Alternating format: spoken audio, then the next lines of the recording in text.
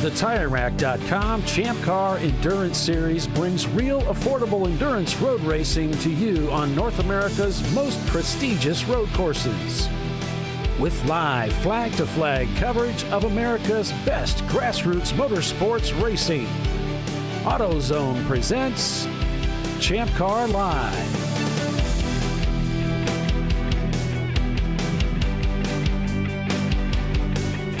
Hello, everyone, and welcome to ChampCar.Live, presented by AutoZone. It's the TireRack.com Champ Car Endurance Series. This weekend's race, it's the Sebring New Year's Double at Sebring International Raceway. I'm Paul Veltum, along with Bill Strong and Tiffany Alexander, bringing you full-length race coverage again this weekend. So let's take a lap here at Sebring International Raceway in Sebring, Florida, about 85 miles south of Orlando. We head out onto the front straightaway here. You can see the pits just off to the right. As we head down under the first of the two bridges on the front straightaway, it's into turn one, a very wide opening that gets very narrow at track out. And then it's into turn three, a very slow corner, but then it's back on the power momentarily as it head through turn five. And then it's around Big Bend, one of the popular passing zones here at Sebring, all the way up into fourth gear into the slowest part of the racetrack. That's the hairpin. Once negotiated, it's back on the power without lifting, winding up through Fangio. And his teams will now arrive at turn 10 already. A turn that is banked slightly to give the cars a little bit more grip. And they're back on the power again without lifting through Collier as they negotiate down to the tower, which is turn 13.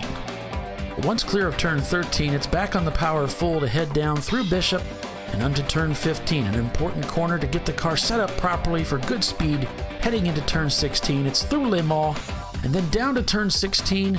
Corner all important to get great exit speed. You're going to want that because you're heading on to the longest straightaway here at Sebring, Almond Straight. Gathering speed now up through fourth gear as drivers begin to think about the most challenging corner on the road course. It's turn 17. It's very high entry speed, braking and downshift as they head underneath that bridge. The pavement very rough, very bumpy, the car being thrown all about as they head towards the exit. And then it's back out onto the front straightaway for another lap, and that's what our teams will be facing for the next 14 hours. Now it's actually going to be 7 hours, but welcome everybody to Champ Car Live, presented by AutoZone. We're getting ready to start this final race of the year here at Sebring International Raceway, a 3.7-mile road circuit. Team Salem taking the win yesterday. Pinky's out second, Danger Racing in third.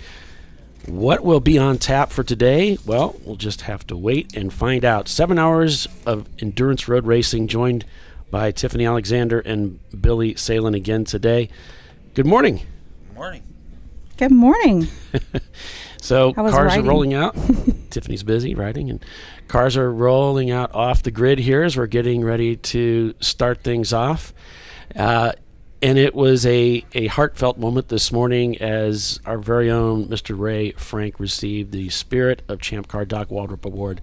So congratulations, Ray, a well-deserved award. He's been certainly a fixture of Champ Car here for some time, working very hard not only as tech director but also on the board of directors. So a well-deserved award. JB Bugs got their camera up and running today. They did get go for a little bit of a spin yesterday, but they said that everything's all right, and they're going to be back at it again today. The Salem's cars, well, Bill, you want to give us an update on from the team on that? One of the cars had a little incident yesterday and is being substituted out for chili because Mustard is feeling under the weather. So it will be chili and ketchup today.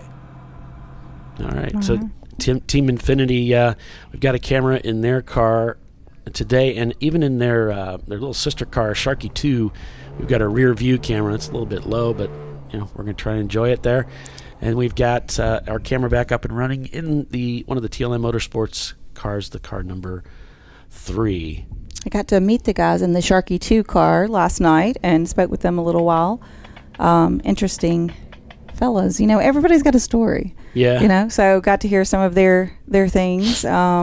One of the drivers was originally from Watkins Glen area, and then ended up moving to Daytona to work at that track.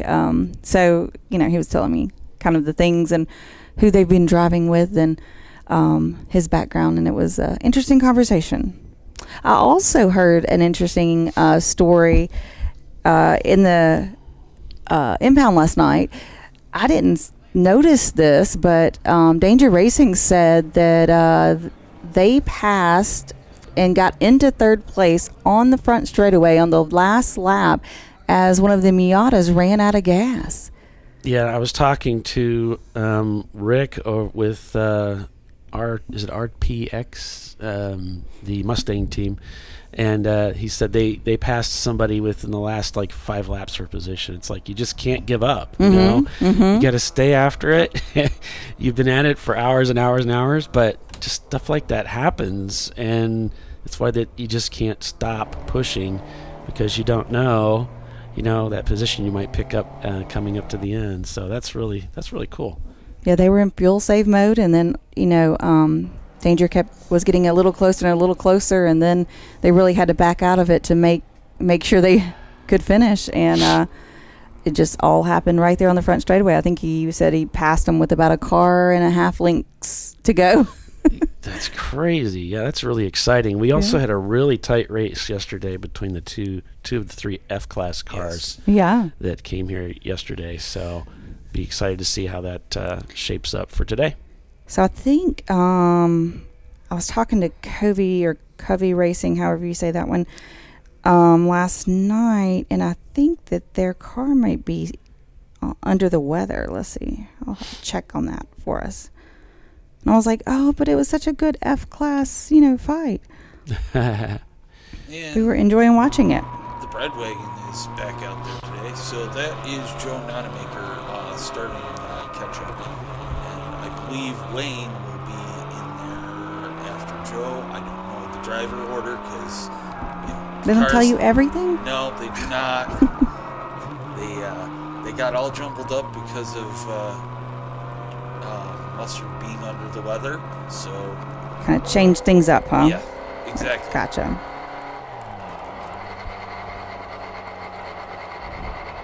All the cars starting the race. Had several cars be finished up yesterday. My car being one of them. Unfixable for today's race. So trophy wife is out. Need a bigger hammer. Right.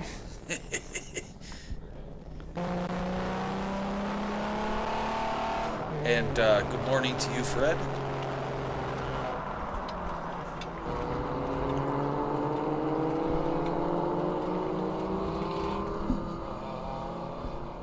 So the cars are out on a reconnaissance lap. They'll come by the start-finish line here in order to check the transponders, make sure everything's working correctly, and then the next lap by, they should get the green flag to start this race. Yesterday's winner, of course, Team Salins in their Porsche Boxster, the number 942. They'll start a lap down. However, as Billy indicated when we were before we went on air, they're at the back of the field, right, or in front of the field. We're at the front of the field. You're at the front of the field, so it's not too bad of a disadvantage for them to be able to get back around. We'll see how that works out for them. I'll look at turn 7 here. Billy's knocking on wood, hoping that it works out. We've got a few of the live streams already queued up from our friends that have given us that information, and we'll have some more as the day wears on. Wait, we have friends? Friends of the broadcast. not personally friends, Probably wouldn't. Most people wouldn't admit to that, even if they were. Right. It's a defamation of character. I've had many cease and desist letters sent my way. So please don't call us your friends. Your friend on the broadcast, Paul.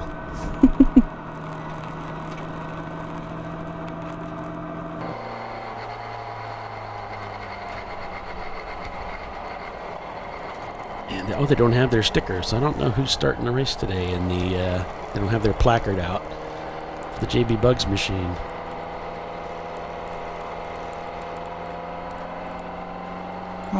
run through some starting position, drivers. Lance is starting the number 207 in the sled bowl.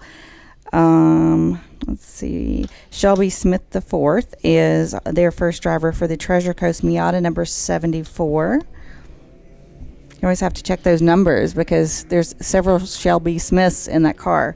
Oh, okay. There's a third and a fourth. Let's see who else I have. Level 1 is telling me that they had a driver soil themselves, Mark Dana. Lovely. Right? Thanks. Thanks, buddy. Thanks for calling me out.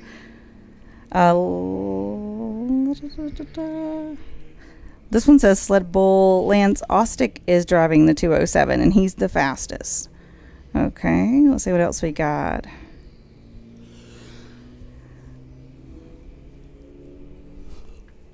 In the Rossmar Racing 473, Alex Mariano is starting. And in the 129 of Rossmar, we have Sean with all the letters N-O-A-O-A-N. Noah None. I'm not even going to... Yeah, I don't know. We're not going to attempt that. We're going to need some pronunciations on that. Too many vowels in a row. It confuses me every time. But Alex and Sean are starting with the Rossmar racing cars. The Urge racing car number 289. It's going to be Mark Q in the car. Quivelli, maybe. That's my best attempt. In the 219, the Sharky 2 car, the driver lineup is going to start with Jim this morning. Then it's going to go Chris, Dan, and Rusty. But Jim's first out. In the Madwag, the red Miata number 251, Brandon Brilliant is starting this morning. Brilliant. I mean, there are a few last names that are better than that, and they matched with the B's. Yes. I like that. It's got to be made up, right? I have to quote the former beer commercial on that one. Brilliant. Is he the one with a shiny helmet? Because that would go way too great together. I don't know. I would be playing that up day and night, yeah. There's a guy at the driver's meeting and at registration who had a helmet that looks kind of like a disco ball. Yes, it's got little helmet tech yesterday. Yeah, just shoots light off everywhere he's at. I asked my mother if she wanted one. She's like,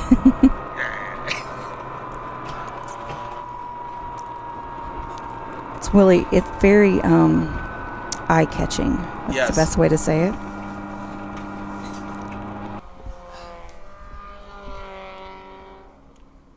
Rotary Rocketeers sent me their driving order, and then they sent me a message that says, check that starting order. Management made a reversal of orders.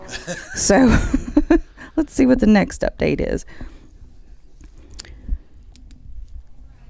So the Floridians think they sorted out a few issues last night, and Charlie Brown is starting for them this morning in that 944. I was going through the process of updating the national points as from the results of yesterday's race, and what I discovered was I got down to position, I think it was like 42, and there were no more cars left because the rest were all EC. We had a huge number of EC cars that came out yesterday and raced with us, so made my job a little bit easier. Oh yeah. In the number 392 of Collectively Worse Motorsports, they're going to be back on track today. They broke a clutch yesterday. He said they sheared the spline section off the disc. This place is abusive, and maybe some of their drivers too. Their first driver out this morning is going to be Tyler Smith for Collectively Worse Motorsports. Oh, you took the camera out of the hitbox in 10? Yeah, the track contacted us about that. They didn't really want it there. And batteries go through windshields and stuff like that. And our cameras have large batteries in them.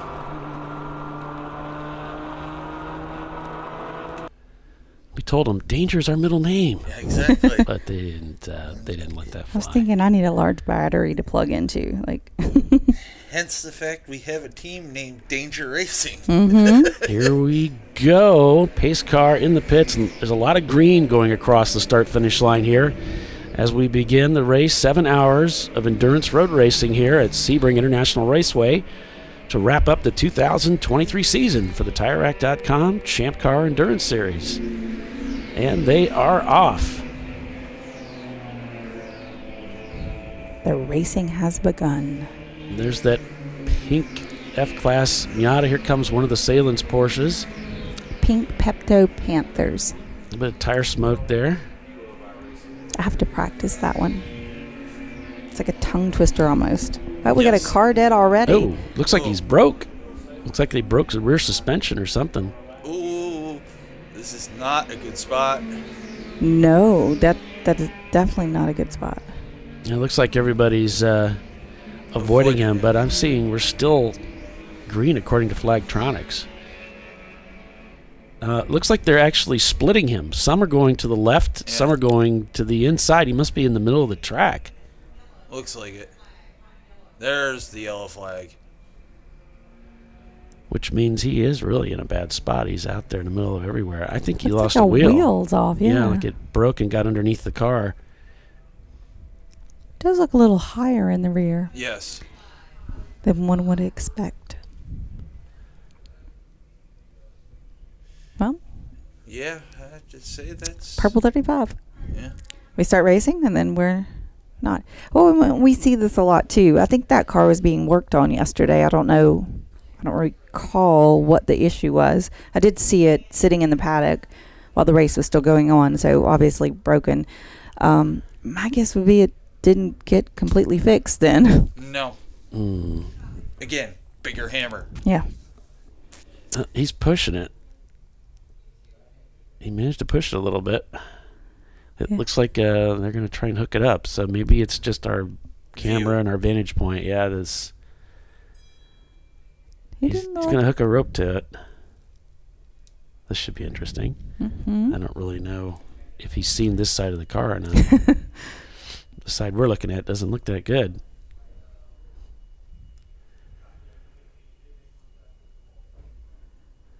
Well, if Yeah, I think Oh, it's there. oh, it is. yeah, it's just a reflection, I guess. Okay. She done just plumb broke down. Gave up quite quickly. Yeah. She was very unmotivated. Unmotivated. Okay. All right. So there you have it. That was quick. In, out, done. I mean, here at Sebring, they seem to clean up problems super quick. So we'll just do some other drivers then. Chris Pashley is in the Fing Dog, that Boxster. He's going to start out this morning. And his boys, George and Lorenzo, have gotten their first iPads this Christmas. And so now they can watch on their own. Oh, okay. All right. And so they're out on the West Coast visiting some family, and hopefully they're watching right now. Hopefully they're watching while Dad's driving, right? Yes, and hopefully they send us a picture of their dog because... We still want to see the Fing Dog. Yes. No, the Fing Dog belongs to Jason, the car owner. Right. So I guess those kids wouldn't have a copy of the dog. They may have a picture, though. Yeah, they may be able to prod somebody to send it to us. So good morning to George and Lorenzo and Mrs. Pashley. Yes. We've got new live streams for Section 8. They're hoping it's higher quality. No guarantees.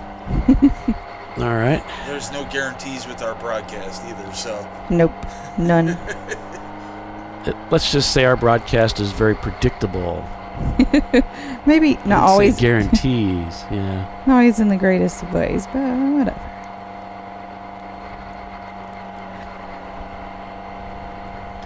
Let's see what else we've got here for updates.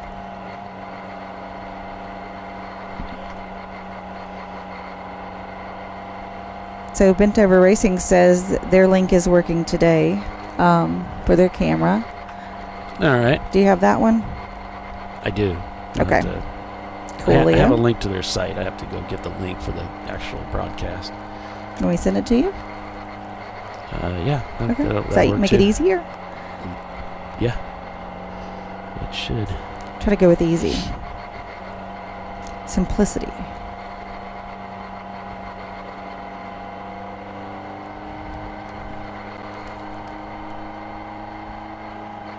There we go. They are headed to your messenger. Sent both of those last two. Alrighty.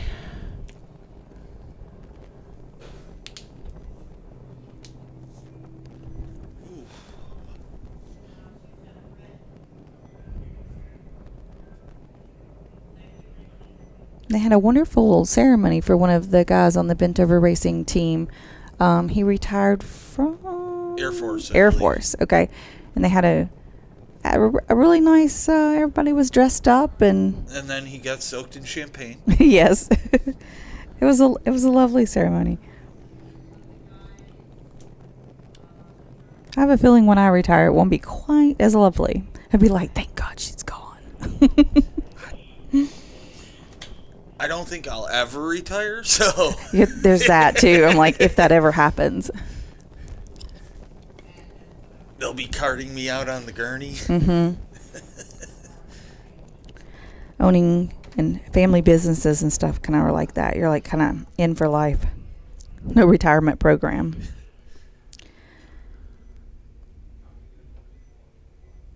So you said it was Avenue who said they had fixed their camera? Bent over. I think it was Billy. Oh. Because I know he had bent over, and then Billy, you were saying someone had fixed their camera, or am I wrong? Was it Avenue? Section 8, I think. Section 8. Yeah. Section 8, okay. I'll have to go dig that one out, too. I sent that one to you on Messenger, too. All right. Sounds good. So, looks like one of the open throttle cars. We saw all those open throttle cars come across the start-finish line to begin the race. Looks like one of them still leading, unofficially, of course, Madwagon second. So the other two classed open throttle cars, those are 62 and 63. Those are in second and third place. Of course, we've only had like one lap, so... Not even. But the good news is everybody set their fastest lap time of the day, so that's impressive.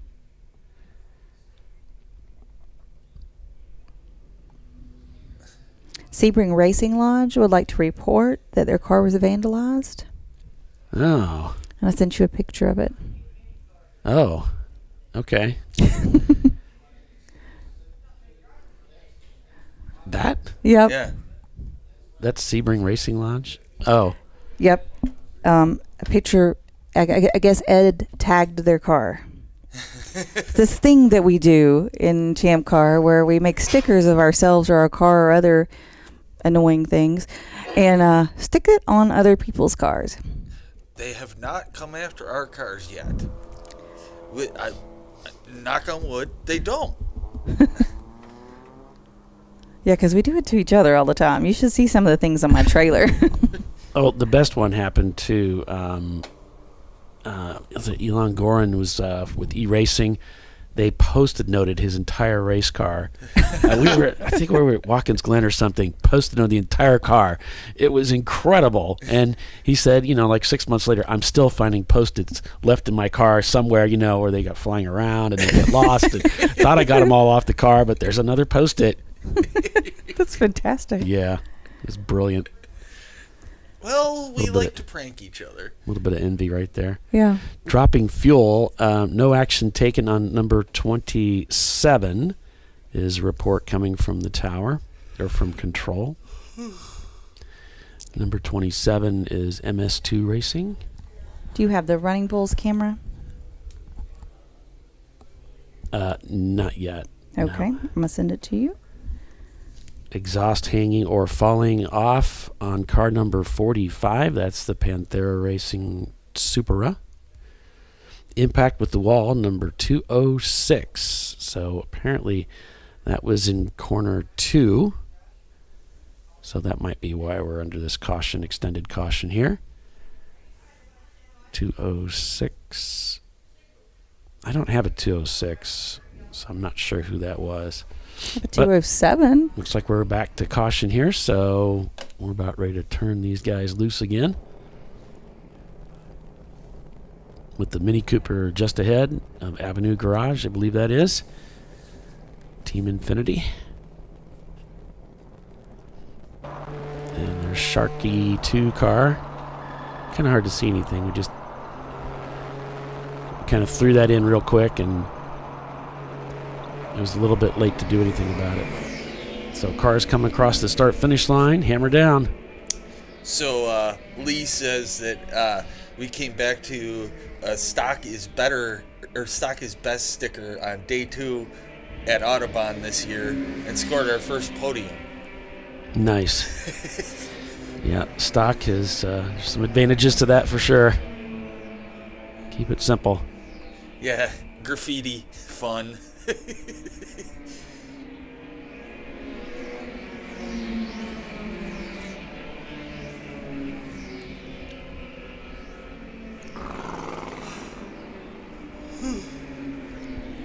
Do you have the Average Joe's live feed? Nope. Sending that one to you. Average Joe's at 121. John Barzy is starting the race, or Barcy, or something like that, this morning. See, and Joe Nonmaker makes it real easy to tell who is in the car because his helmet says Joe. That does make it easy. I guess that's good. He's got a short name. Yeah. Us single syllable name guys. Yeah. We get it a little bit easier than Tiffany over here. Yeah, and I don't really like it when people shorten my name into the half of it. Like, that's just annoying.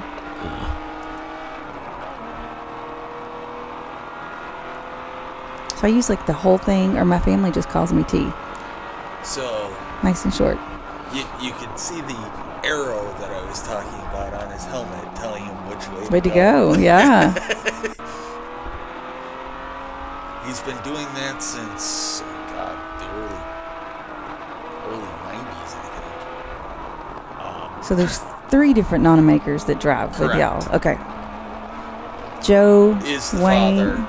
And Oh, okay. then Wayne and Will are the brothers. Gotcha. Actually, Joe's first time here was in 1992 with the Firehawk series. Oh, okay. I had a good friend of mine that used to race in that series, Rick Tier. He's recently passed, but will always be remembered. He was on our original Champ Car team. Until we destroyed the 944. Yeah. Well, we had a lot of help. Didn't Crap just- happens. Yep. Especially while racing. Yep. And the number 13 Jeff Height Racing Civic, Jared Douglas is in the car right now to start the race for them.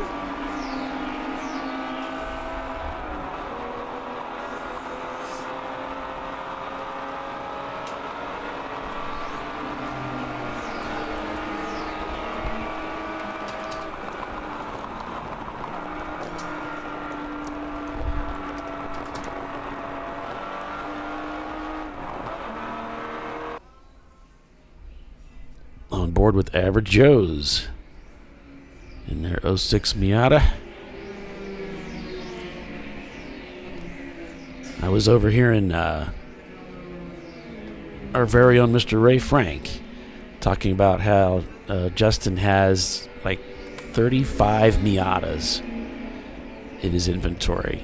Oh, wow. I think he's like flipping parts and things like that. Mm-hmm. And he's got Lexus. It's just an amazing collection of cars that he's amassed. So he's got spare parts. That's what it comes down to. Gotcha. He's got it covered. Okay, so yesterday I didn't announce this team because I wasn't really sure what they were going with. It's team, and it looks like it says Team Murray O and Mike L and Rhett E, but it's actually pronounced Mario and Michael Andretti. That's a team name. Oh, okay. I didn't put that together yesterday. Thank you for helping me. Back to caution here. But Dave Martin Jr. is their starting driver this morning. We got a car that apparently spun and came to a stop. Purple 35, no? And they're saying it's car 206, which that's the one from the previous call, which we don't have. That's not, yeah. So not sure what the cause is of this one right now, but looks like my turn 10 camera just went down. Maybe it'll come back up.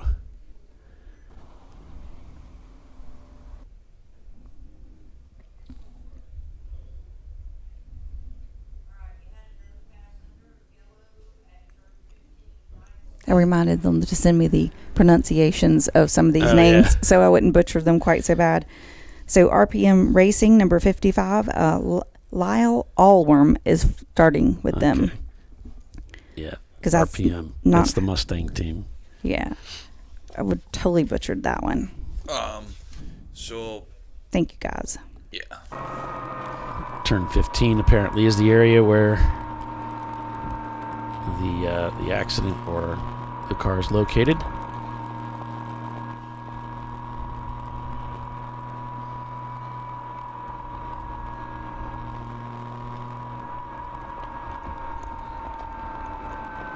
Oh, in the bent-over racing car, the guy we were talking about, Corey Aiken, he's the one who had the retirement ceremony last night. Oh. He's starting out the race this morning.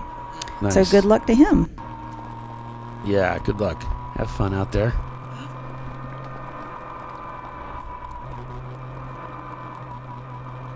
What a cool thing to do for your retirement party. Come to a New Year's Eve race and drive. And then get covered in champagne. Yeah. I try to avoid those because... Have you ever been soaked in champagne? It stinks. It'll ruin a shirt. Yes. I happened to sneak into the winner's circle at Daytona with one of my friends. Actually, my very first coach was there in his rookie year and won the 24.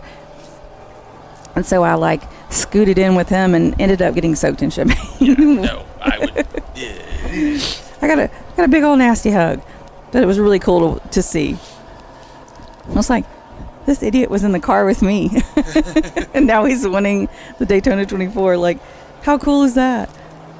Back to yellow. Okay, we'll speed them back up.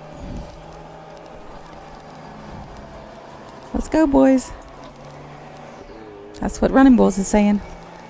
Gas pedal, gas pedal. There you go. It's a Miata. It's trying. He's got his foot through the floor and he's pedaling. Yeah. The gerbil just doesn't want to run yet.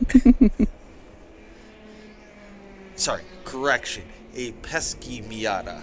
I think of it like the little Flintstones, with their feet through the floor. In the number 864 of Clark Motorsports, we were on board with them a lot yesterday. Their first driver is Harley Scuffle. I'm going with Scuffle. Scuffle? I don't know.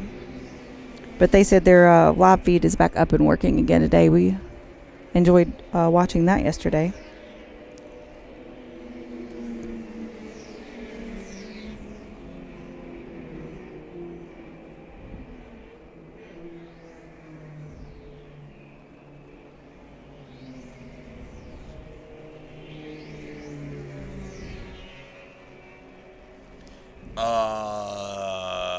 That would be a very difficult thing to answer. Fred asked, any idea how many first-time drivers that are racing today?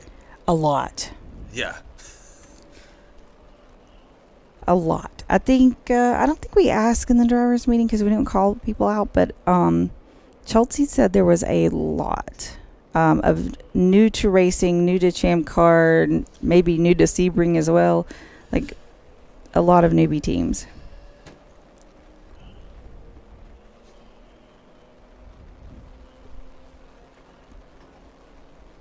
So we were supposed to be nice to them. Or attempt to be nice. Ish. And of course, there was, at least 7 drivers that after she said be nice to them, they're like, all said the same thing, which was what I was about to say, which was like, just as long as they stay out of her way. Yeah, exactly. I don't care what you do. Just stay out of my way. Don't take me out. Right? Don't hit me. Look in your mirrors, Stay out of my way. It's funny how the racing drivers think alike, Uh-huh. Screwed up. And even us broadcasters who aren't in the race car. I was in the race car yesterday. Well. It was a fun start yesterday. There was a lot of cars.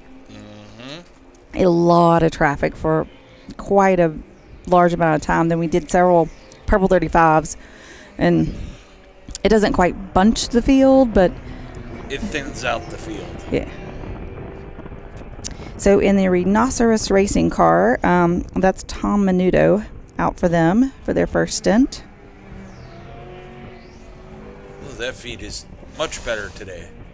Oh, 100% better. That's nice and clear. Let's see what else I got in here. In the Sebring Racing Lodge car that was earlier defiled with an Ed sticker, Michael Farinacci is starting this morning for them. It's their first driver out. Looks like we have a car off at the hairpin way at the back. I thought I saw something down there beyond the camera, maybe. I don't know.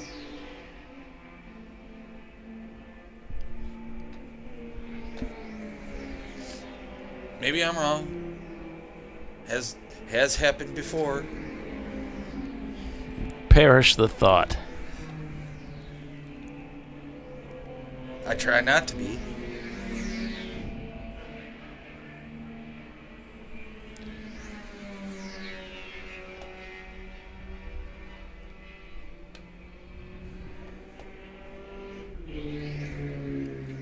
Oh, and then that one we were talking about earlier, the Michael and the Andretti name and everything. So they call their car Ladies' Night. I was like, I don't know what he's talking about. So I just asked him.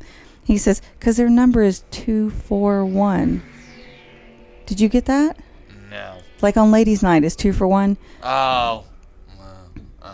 Usually Ladies' Night is like ladies get in free. That's what I think of with Ladies' Night. It's like y'all got to pay a cover, but like not me. But he was thinking 2 for 1. Like drinks on Ladies' Night. That's funny. I don't go to bars, so. It's been a while for me too. Maybe like all the way since like last night. So apparently someone in the 7 Hotel has one of our old flags up from the Grand Am days somewhere. What? Really? Yes. Oh, that's awesome. So I guess there's a Team Salem fan that found out we're here, and that's cool. Resurrected some old what would we call that? Grand Am vintage merch. So some vintage merch, yeah. We appreciate the support.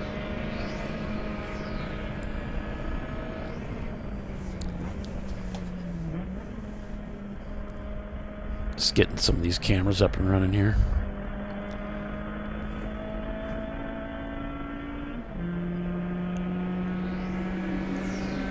And then there's a college football reference in the chat.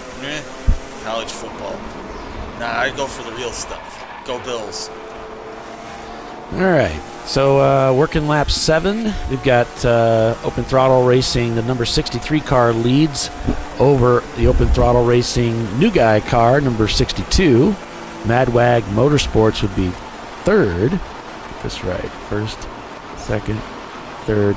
Then it would be Marathon Motorsports in the number 3 car as fourth.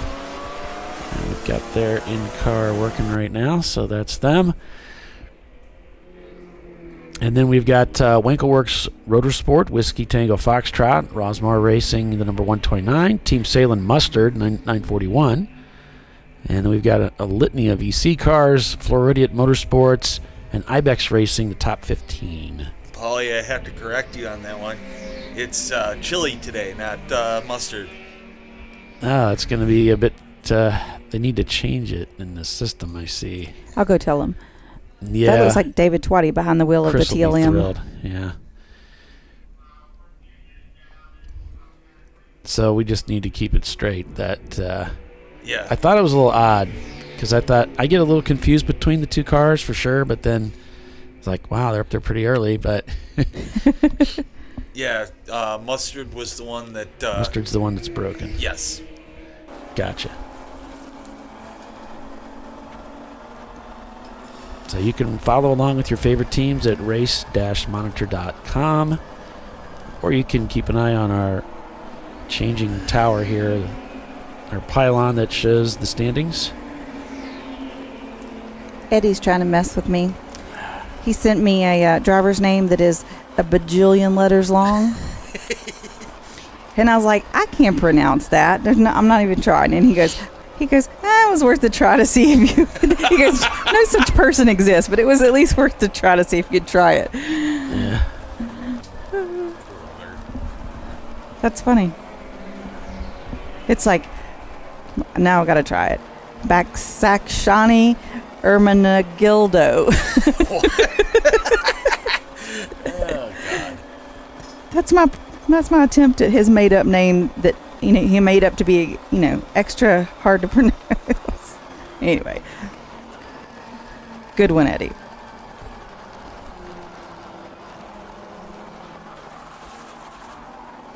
Whoop. A little understeer there. You can hear the tires protesting going through 17.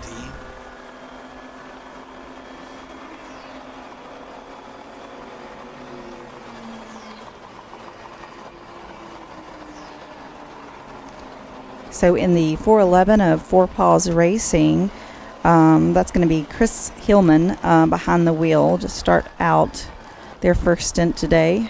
And they're going to try to go a full stint, which today is a 7-hour race, unlike yesterday, which was an 8-hour race. So yesterday was, much more ideal if the cars could go 2 hours and do a full driver's stint and, not have to do a additional, stop during the day. Whereas today, that's not quite as important. So we really see teams kind of switch up their strategies or have a few strategies in their pocket they can go with, depending on how the race plays out. Because at a 7-hour race, it's not as important to fill out those 2-hour slots. Kind of wait for a caution or something like that. Yep.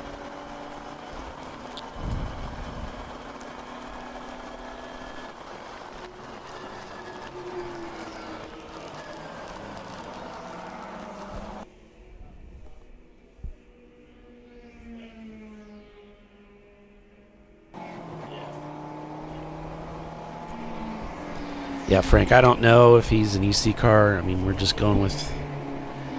We'll just have to go with what they send our way on the feed. It comes off the computer. So you could be right.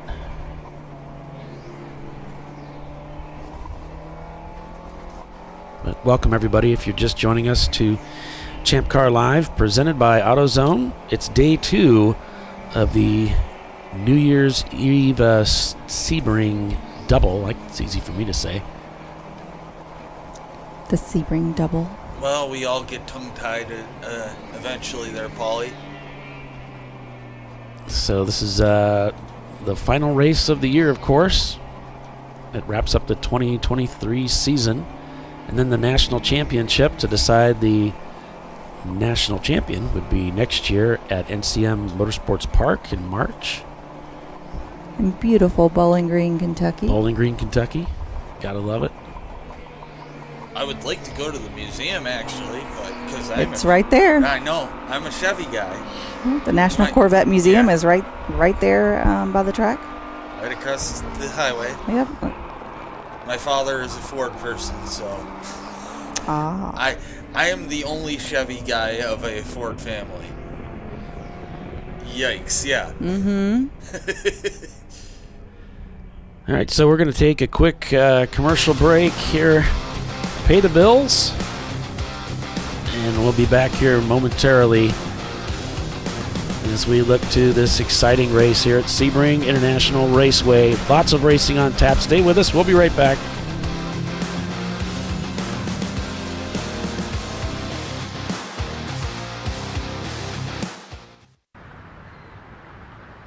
I probably need new tires. You do. What if they sold tires online? We do. We're TireRack.com. They could offer lots of tires We have so many tires. and help you find the right tire. It's called the Tire Decision Guide. Oh, and they could ship them to a nearby mechanic. We shipped over 7,000 independent recommended installers. This is an amazing idea. Sorry. TireRack.com, the way tire buying should be.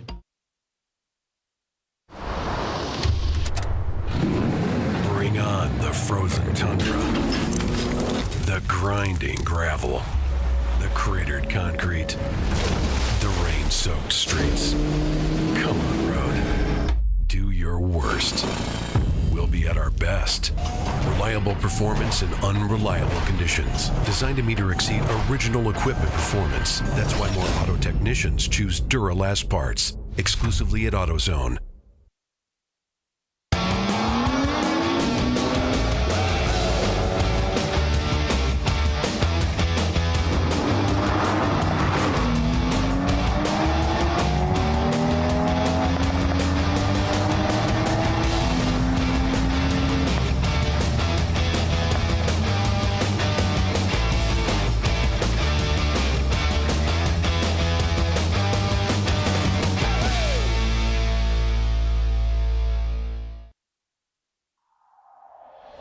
Discovery Parts is a veteran-owned racing and safety equipment company. While we're located inside Atlanta Motorsports Park in Dawsonville, Georgia, Discovery Parts can also be found at the tracks, supporting a number of Champ Car Series events. We take pride in being a reseller of the best of the industry to Champ Car teams and drivers. We know racing, love racing, and look forward to tomorrow to even more racing. Visit us at discoveryparts.com.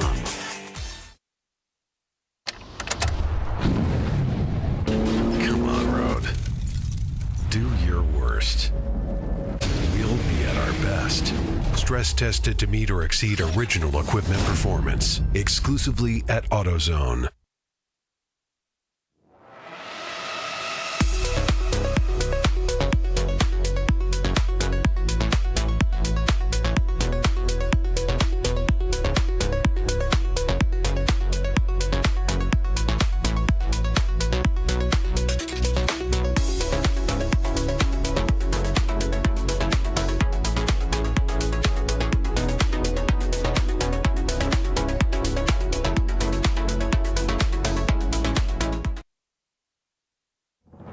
Lifeline's continuous commitment to research and development ensures that we supply the most innovative and cutting-edge products available. Used by the majority of the world's motorsport championship-winning drivers, teams, and constructors, Lifeline has a stringent and proven history of success. Lifeline's continuous commitment to research and development ensures that we supply the most innovative and cutting-edge products available. Lifeline's 0360 systems are the result of over 7 years of intensive research and development using 3M's Novik 1230 environmentally safe gas extinguishant. Lifeline uses only the finest quality components. For more information regarding our fire safety equipment and fire safety systems, please contact us at info@lifeline-fire.com. Located in Northeast Ohio, with 40 years of combined experience, Money Shift Racing knows how to deliver performance and safety, offering everything you need to get your vehicle and drivers ready for race day. From safety equipment to full engine assembly and repair, in-house fabrication, 3D design, and rapid prototyping. Money Shift Racing. Performance done right. Frozen rotors from Diversified Cryogenics deliver increased performance and a higher level of safety while significantly reducing braking system costs. So to tell you a little bit about the durability of this product, So we have seen an incredible extension of the life of our brake rotors using frozen rotors. We've gone from brake rotors every other weekend to 6 weekends on one set of brake rotors, and I think they can go farther. The durability has been amazing, and it's been a fantastic season, and man, a lot of that is due to the way our car can brake on those frozen rotors. For more information, go to frozenrotors.com. I did it. You see how it's... That's it.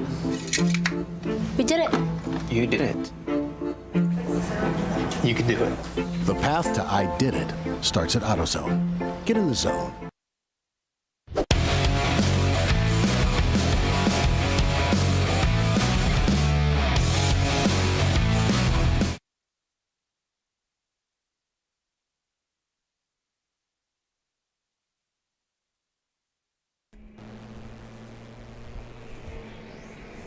And we're back. Polly's getting... All right, There welcome he is. back. Champ Car Live, presented by AutoZone. It's the TireRack.com Champ Car Endurance Series race, the final race of the season at Sebring International Raceway. I'm Paul Velton with Tiffany Alexander and Billy Salen calling the race for you. Or attempting to. We're hanging out and running our mouth. I mean, you know, Yeah. whatever you want to call it. We'll hang out with you. Yeah, might as well. Open Throttle Racing shown in the lead over Whiskey Tango Foxtrot, Marathon Motorsports in third, Madwag in fourth, and Team Salem Chile been updated there. Following them, then we've got Wankelworks Rotorsport, Average Joe's. I They're got in the that mix fixed there. for you, Polly. Yeah, well done. Please Thanks I'm for useful. going over there and talking to him. Oh, you're more than useful. I try to be useful. I just try to be here. We're going to caution. Don't know what the story is just yet, but we'll keep an eye on the race logs and let you know what we see. Frank said the 63 is an EC car, but they registered as a C-Class car. It's a 2005 BMW E46. It's kind of, I think, the car. It's a little confusing because they do have EC cars in their stable. They do. The Cherry car is supposedly, the E92 is EC. They brought 5 cars, so it's hard to keep up with all of them. Yeah.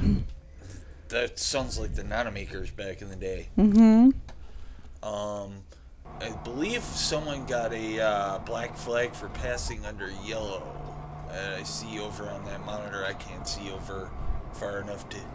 Yeah, there was a car that was it was reported at 9:35 just a couple of minutes ago for passing under caution, and I'll have to pull that up here for you. Looks like car 983. 983, excuse me. Yeah, that's Whiskey Tango Foxtrot. So it looks like they will be brought in for that infraction. Also, car 65 was flagged for passing under caution. Open Throttle Racing, one of the, I guess it's Zippy? I'm not sure how they pronounce that. Zippy. They just try to mess with us sometimes, I think. Ziffy? Not sure. That'll be 2 minutes in the box and they will feel ashamed. To quote Slapshot. Z hippie.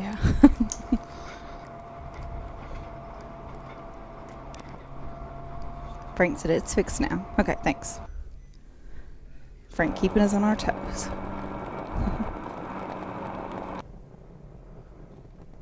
There's Ed at the wheel. That vandal.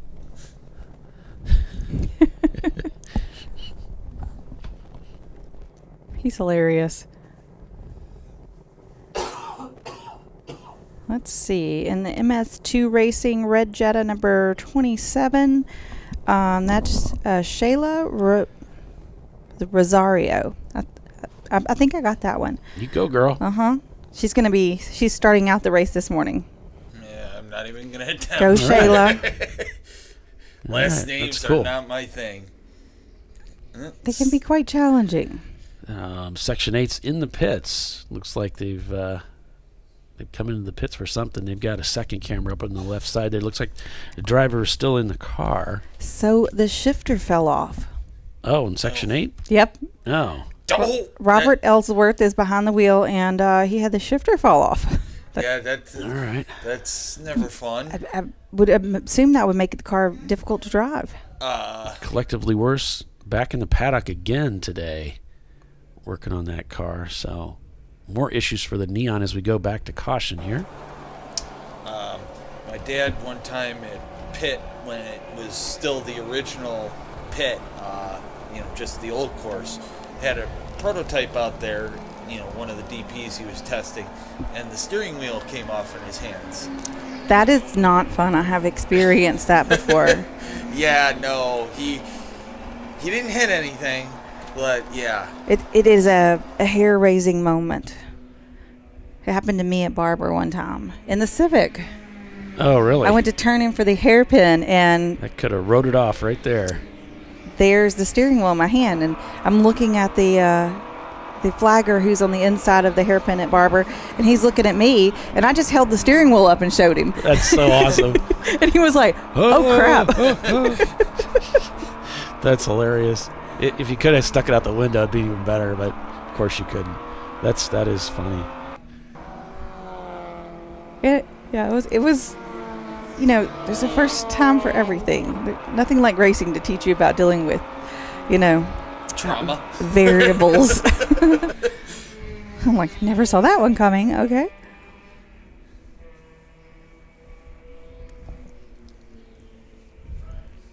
Yeah, that was entertaining. I actually managed to bring the car in. Ooh, wide there from the one of the open throttle cars. That's some awesome grip strength you got there, Tiffany. Well, I just hold that pushed the steering wheel in and against my seat. I just shoved my shoulders in the seat and just held it there and kind of drove it back in the pits.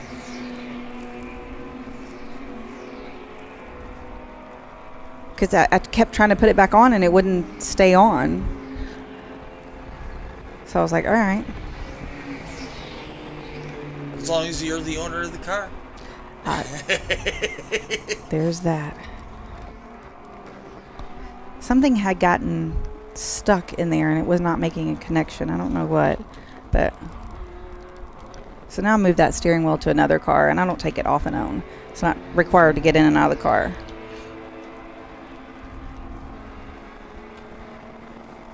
So, I'm still showing open throttle not as an EC car. Leading the race, Marathon Motorsports in second, with WTF having to come in and serve that penalty. Madwag Motorsports behind them, followed by Team Salem Chile. And then we got Average Joe's, Wankel Works Motorsport. It's Rotorsport.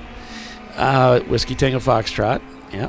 And Rosmar Racing, number 129. Clark Motorsports, 3.5 Men, MBM Performance in the number 669. Then we have Gorilla Sticker, Floridian Motorsports, DVM, your top 20. I think that's David at the wheel. Yep. He's got that wild suit. He likes his orange. Yeah, it's fun. I like orange too. Do you? My wife shakes her head.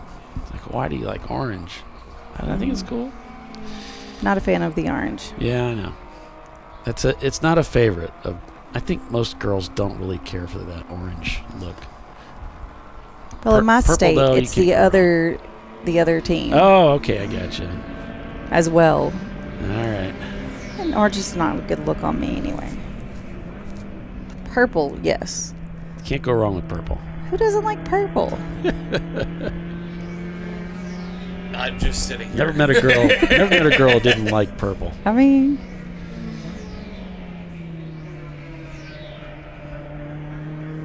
you could do so much with purple. Kissing the curbs here. Clark Motorsports, that very fast Miata. They were so awesome yesterday with this car. They're so quick. Getting a real good finish up here. It's busy. Yep. Looks like they're kind of moving out of the way for him, but he's going to be on the outside going into 7, which is not where anybody wants to be. Looks like he's going to mid-track it here on the way in. A lot of Miatas out here this weekend. There's the F-Class car. The pink Pepto Panther.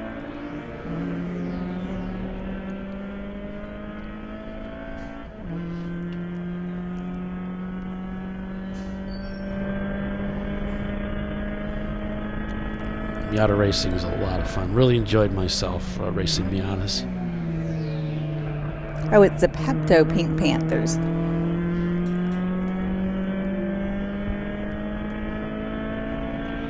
I reversed the adjectives there.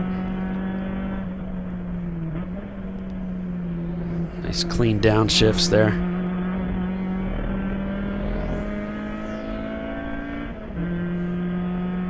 It's like a little beatle of the Miatas.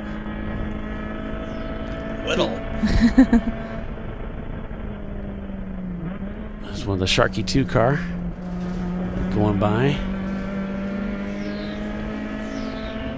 Setting up for 16. Everybody's swinging out. Yeah. Mamma mia. Thanks for chopping off my nose. You have to kind of be careful passing that car. It tendency to do that. It's just quick enough to, get in the way. Here we go. 3 wide up ahead of us, too. Jeez. Lots of hopping. Everybody wants to get to the gas. It's just really difficult. All the cars step over to the right to line up for one. He actually has to lift to keep from smacking a slower competitor. Here comes turn 1. You can see the fight that he has with the steering wheel. It's hard to even hold on. It's very bumpy. It's not just the car fighting it, it's the track fighting you too. Hear the tires squeal and protest.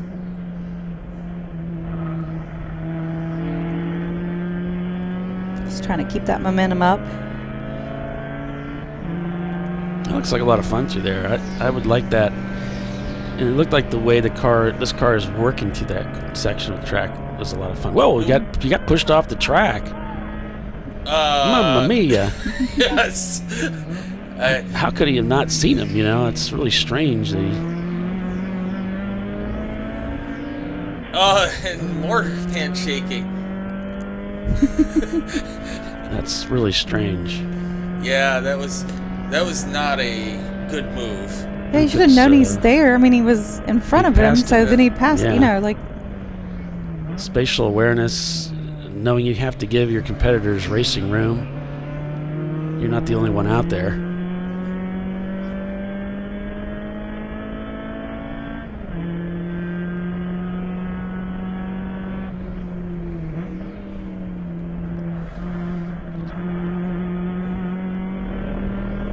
I can tell why he or she was upset on that one.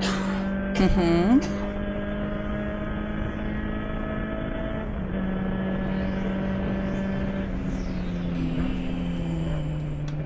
So the number 178 of Missing Link is being driven by Brett Clemenzi. Their original car had a failure on Friday. So this car belongs to Clark Motorsports, and it was only 80% complete at the beginning of the day yesterday. So Missing Link, their crew, and the Clark Motorsports team crew combined their efforts and got the car completed yesterday and on track today. Nice. Impressive. Good job, guys.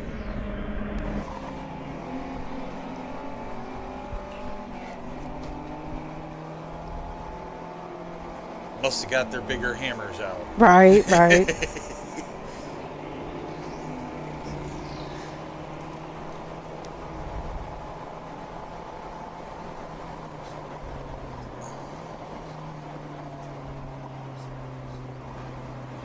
Oh, so Collectively Worse Motorsports, the 392, they suspect a head gasket failure. That was the problem. Ugh.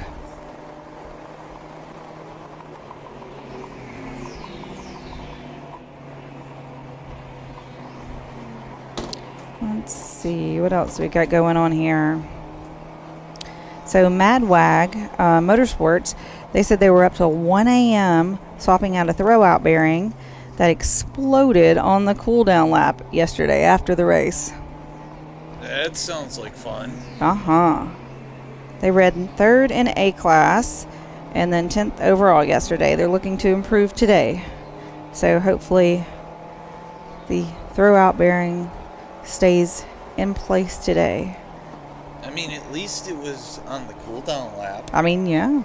I mean, that's luck going in your favor. Yeah. Oh, looks like we're back to yellow. Well, they aren't quite yet because we're a little delayed. As you can see, it's still green on their Flagtronics, but you're probably going to see it turn yellow pretty soon. Eventually. And down to purple 35. There it goes.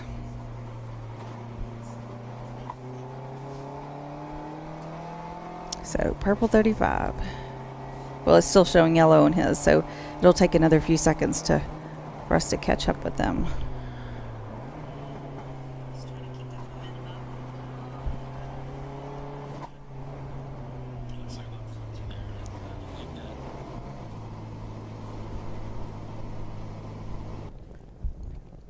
Oh, and they're saying that, Clark still managed to finish second in A class and 10th overall during their downtime while they were racing, doing well, and helping these guys get this car ready.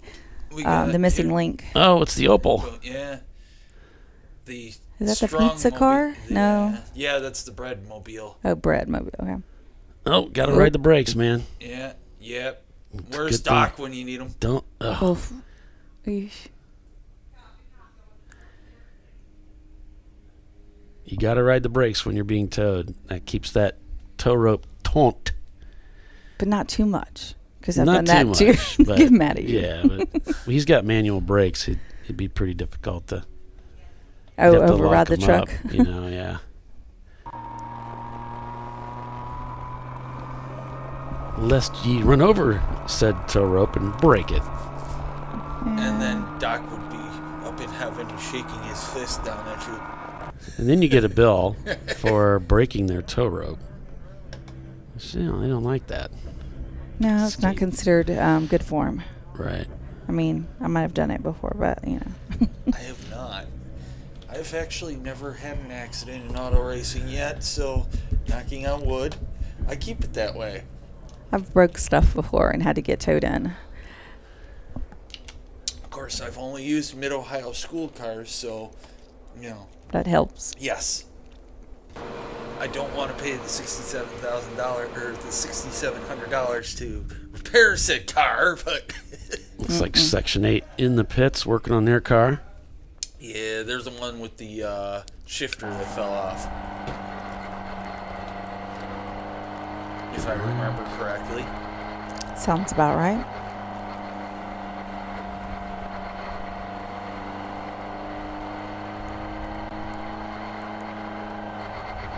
Alright, yellow flag out.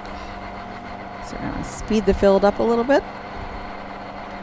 Still no passing until the green comes out, but get the cars back up towards race pace.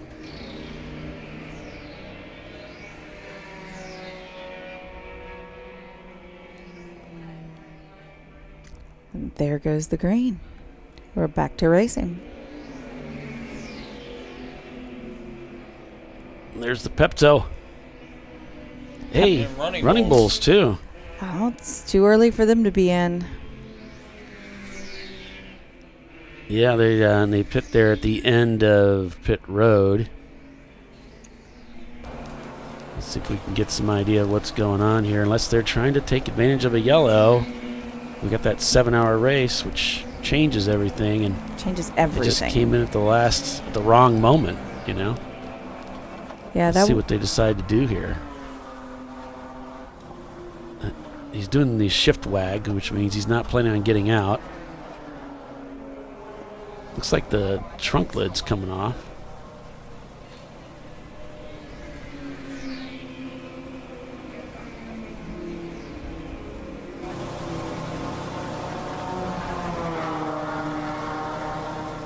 They're looking at the back of the car.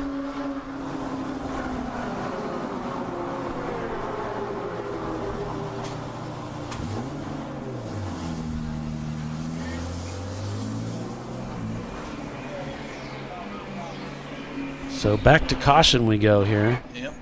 And they are jacking up the back of the car. It's like, and sounds like Andrew's behind the wheel. Andrew Sides. Purple 35. Our infamous pace car driver's husband. Yeah.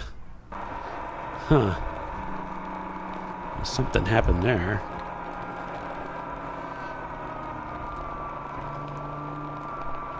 Ketchup is up to 57th after their MOV.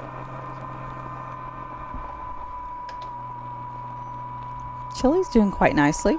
Yep. Sitting in, it's showing 9th, but that's actually, wow, there's 1, 2, 3, 4, 5 EC cars. So that'd be 4th place? Yeah. So we're showing Marathon Motorsport leading the way, followed by Madwag Motorsports, who's also leading A class.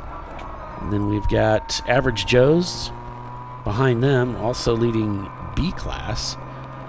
And then we've got Team Salem Chili in 9th, but there's so many EC cars. You've got 4 EC cars ahead of them, so that really bumps them up. 5, 3.5 Men, MBM Performance, Winkleworks Motorsport, Clark Motorsports moving up.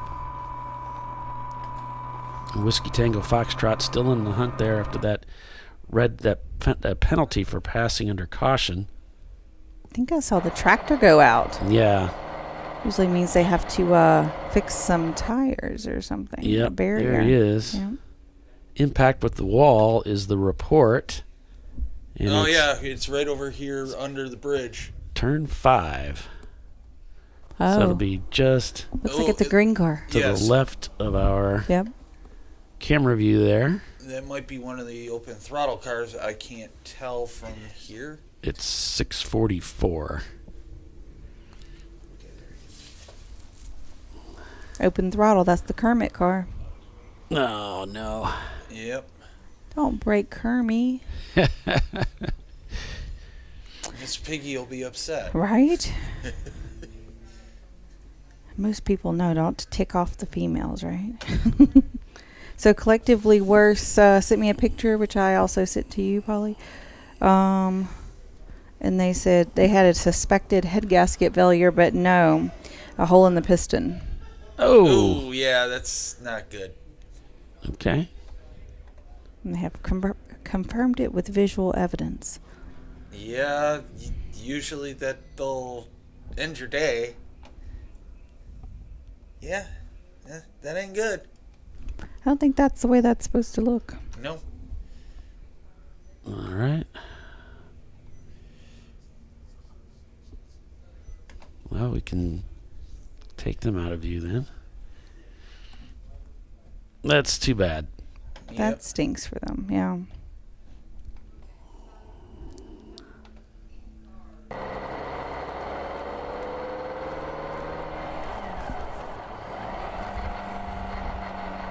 All right, so since we're under caution, they got to work on that barrier there. We'll take another commercial break and be back in a few. You're watching Champ Car Live, presented by AutoZone. We are at Sebring International Raceway. This beautiful Sunday afternoon. Stay with us. We'll be right back. An important decision is afoot. This man is about to buy tires on TireRack.com. Tire Rack is the leading online retailer of tires in North America and a repository of advice and expert reviews. And it's done! All that's left is to arrange for safe, easy installation at one of our independent recommended installers. Well, I guess he did that too. TireRack.com, the way tire buying should be. Come on, road. Do your worst. We'll be at our best. Engineered to meet or exceed original equipment performance, exclusively at AutoZone.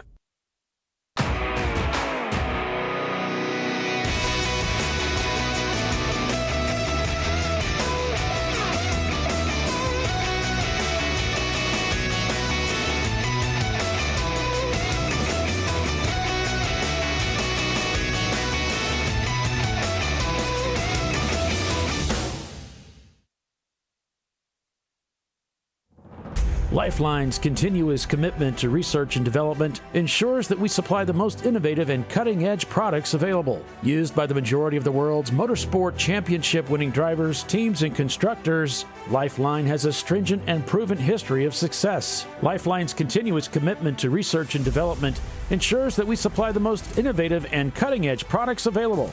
Lifeline's 0360 systems are the result of over 7 years of intensive research and development using 3M's Novik 1230 environmentally safe gas extinguishant. Lifeline uses only the finest quality components. For more information regarding our fire safety equipment and fire safety systems, please contact us at info@lifeline-fire.com. RVA Graphics and Wraps is a full-service design, signage, digital graphics, and wraps company located in Richmond, Virginia. With over 20 years of experience, RVA Graphics and Wraps offers premium signage options for your business. We are dedicated to offering our clients best-in-class service in all aspects of graphic design and application. For more information, visit us on the web at rvagfx.com.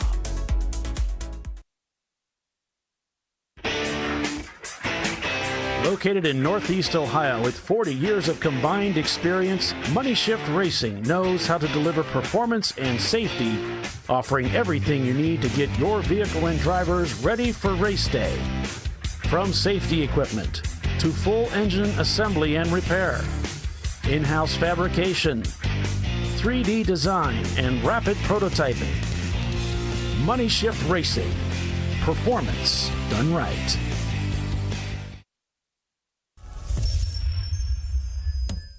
Frozen rotors from Diversified Cryogenics deliver increased performance and a higher level of safety, while significantly reducing braking system costs. So to tell you a little bit about the durability of this product. So we have seen an incredible extension of the life of our brake rotors using frozen rotors. We've gone from brake rotors every other weekend to 6 weekends on one set of brake rotors, and I think they can go farther. The durability has been amazing. And it's been a fantastic season, and man, a lot of that is due to the way our car can brake on those frozen rotors. For more information, go to frozenrotors.com. Nice. Yeah, I heard about this. So I would actually go with the full synthetic. Ceramic pads, or the Duralast rotors. I did it. You see how it's... I did it. That's it. We did it. You did it. You can do it. The path to I did it starts at AutoZone. Get in the zone.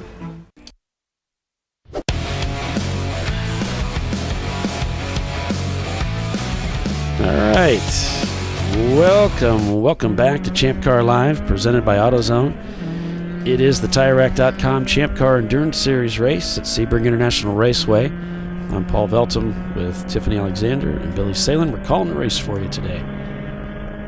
Woohoo! At Sebring. It's gorgeous outside. Yeah, it's gorgeous. It really is. Gorgeous. Perfect day for a moto race. Yes, it is. Marathon Motorsports TLM leads the race over Madwag Motorsports. Average Joe's is in third. Team Salen Chili is in fourth. They could just cross the start-finish line as we're just coming off that caution there a little bit earlier.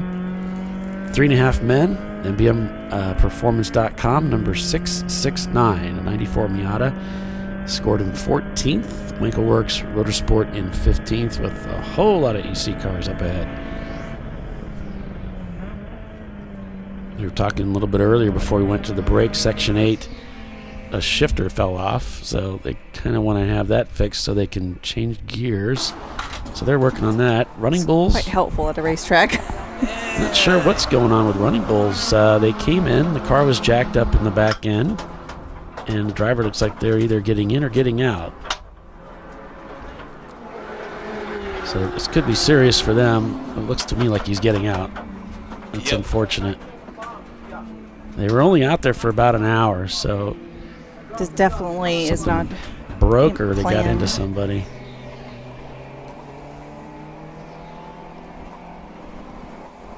No, it's terrible. Danger Racing Group, the Lexus that did so well yesterday, is scored in 32nd place in that C-Class car. And the weather for today, mid-60s and sunny all day. Florida does not disappoint. No. Until it does. Quite beautiful outside. So the 289 of Urge Racing, they have that 1994 BMW. The next driver up is going to be Doug Yonda.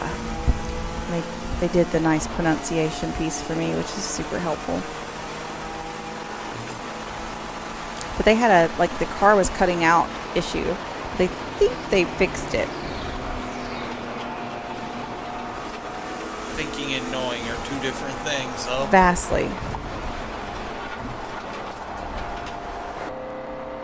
On board with JB Bugs in their 1973 VW Super Beetle. So looks like Godspeed is out at the moment. They're having a shifter issue too. They think they're going to be able to fix it and get it back out really quickly though. So, but something's wrong with their shifter as well. You guys remember Rotary Rocketeers had that engine trouble yesterday on their RX-7. Yep. Replaced the engine. They've got 14 laps turned so far today. They replaced the engine in 1 hour and 29 minutes. Show-offs. Nobody likes a show-off. Yeah, that's pretty impressive. Terribly impressive.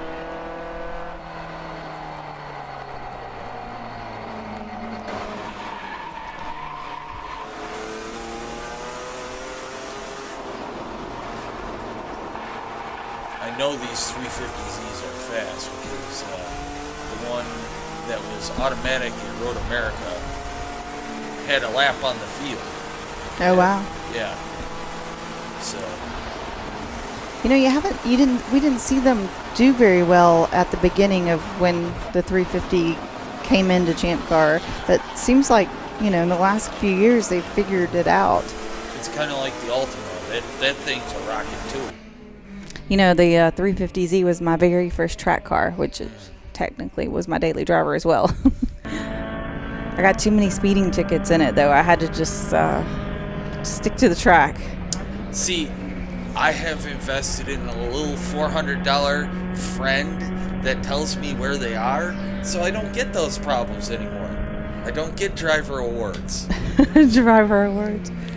So you remember Ethan Racing? We had them, the Ethan Ranger. We had them up here yesterday. Tiffany, you brought up the driver who was in that accident yesterday. They've got 2 laps in so far today. So apparently they took the truck out, got some laps in, and then they've pulled it back behind the wall. So hopefully they can get back out today. We got a black flag for the car number 718. It's a Porsche Boxster of Atlanta Speedworks. I guess the car has been smoking, so it's been meatballed. They're going to bring that car in and talk to them. And we're not talking about a little, but a lot. Heavy smoking coming from that car. Also heavy smoke reported from the left front tire of the Mazda RX-7 Rotary Rocketeers. Now, no action was taken on that, but it's something they're keeping an eye on.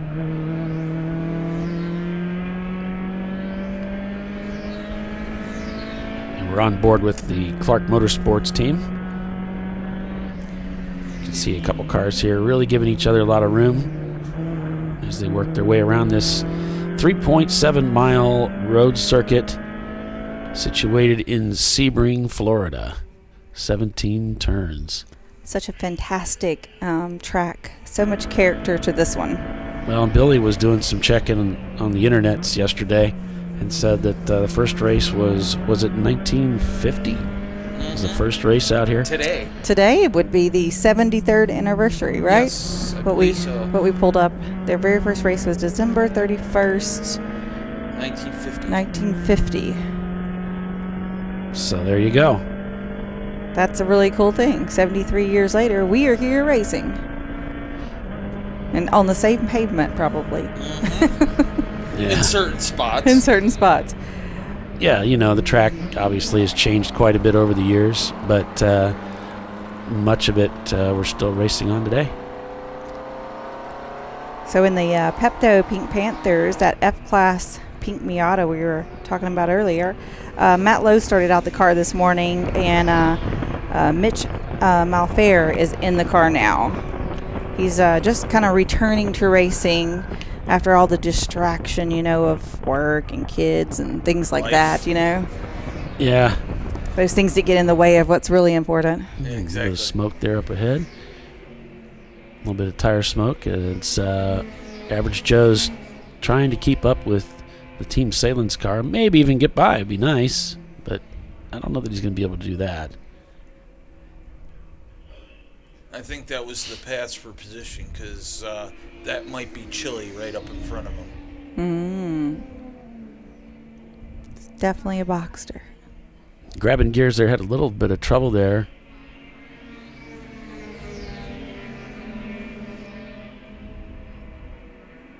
You can see one of the cars swinging very wide to pick up that late apex, decides to just ride the rim to let Average Joe's have some room as they come through too.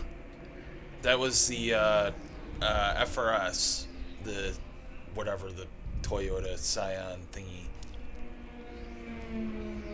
Now into the brakes for 17. And we're expecting to see a change of position here for Team Salen. Should. Don't know if it will. Oh, here comes Average Joe's. Wow, got a great run. Oh, that's ketchup. That's why it didn't change. Oop. Oh. There goes Chili. Okay, that makes more sense. So Team Infinity, the number 19, the Shark car, they should be pitting any moment, and Matt Gent is going in the car.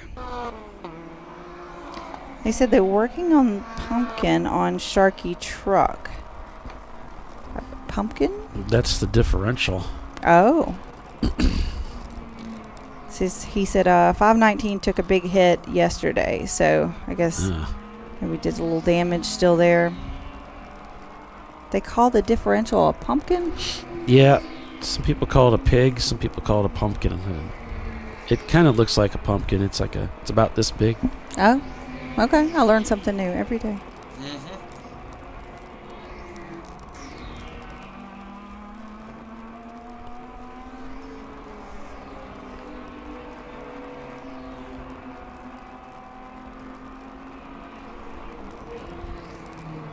A lot of smoke up ahead in front of JB Bugs.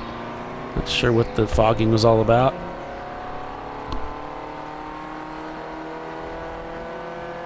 Somebody's just trying to be James Bond.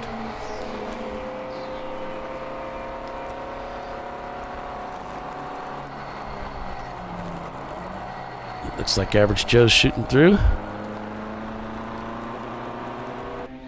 There he is going by JB Bugs.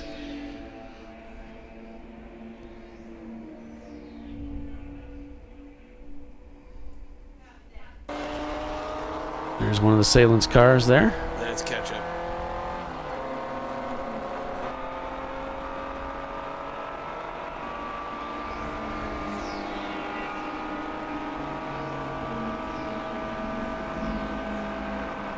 It's wound all the way out.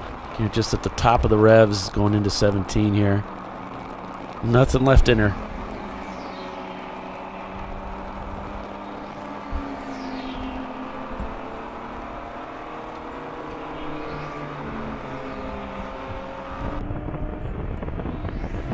And Section 8's back out there. Got their shifter fixed. Yep. Looking for that turn-in point there. Looks like the car's a little loose. Yeah. Having some fun with it out there. Little wiggly. Loose is fast. Whoa. Oh. Uh-oh. The camera doesn't like all this going on. Oh, now he's off the track.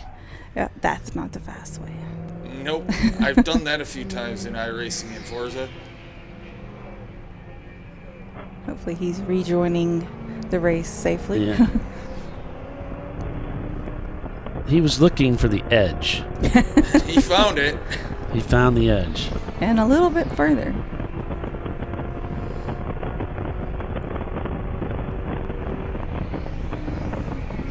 He might have found some brown, too. Code brown. Yes. Looks like he's really taking it easy into 17 here. Might be It takes a little bit of time to get your heart back in your stomach, but yeah, he is coming back in here. So might have been having some problems with brakes. No telling. Or the downshift. Bring her in. Yeah. There's Jimmy. I was just about to say, hello, Jimmy.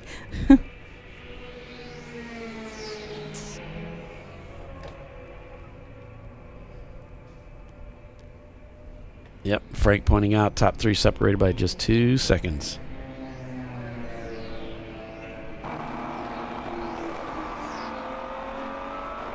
Madwag has moved into the lead by 0.4 seconds over Marathon Motorsports TLM. Average Joe's just set their fastest time of the day so far with a 2:33.3. So they're trying to get it done. Average Joe's is actually in third place, too. They're just killing it out there, and they just set their fastest lap time of the day, that 2:33. The gap, 0.84 seconds for Average Joe's. These guys are really battling. There's TLM just off his fender as he's trying to get by. We get that slower competitor ahead.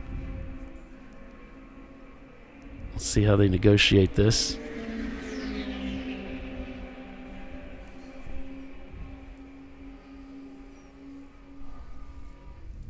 So he's got one on his left and one on his right. Yeah, Madwag has fallen behind to third, so now it's Average Joe's behind Marathon Motorsports in second place. And I think he just got by him, so or is that him up ahead? No, that's Marathon up ahead. Yep. Okay.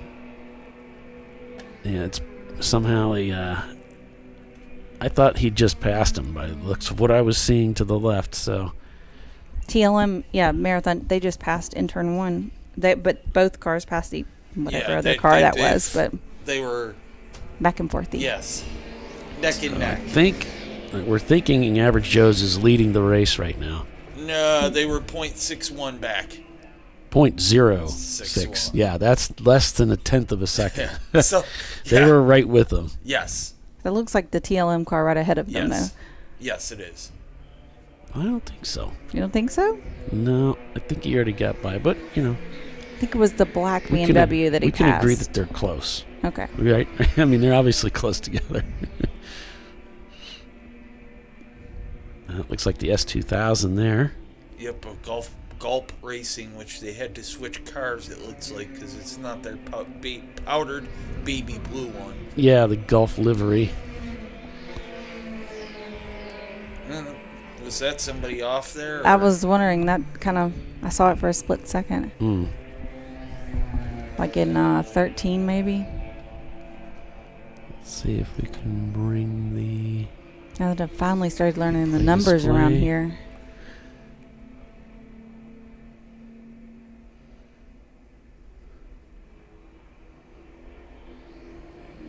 Yeah, there's somebody off spun.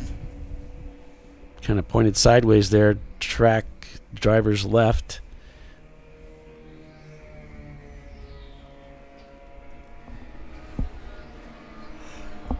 Coming down the Altman Straight here towards 17.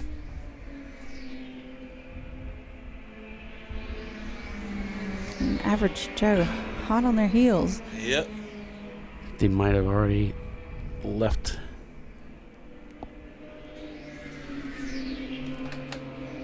Get rid of that.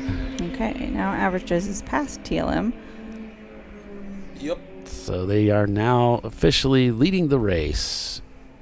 Is Average Joe's over Marathon Motorsports TLM. Get next up over there. There we go. Madwag in third. Team Salem Chili now up to fourth.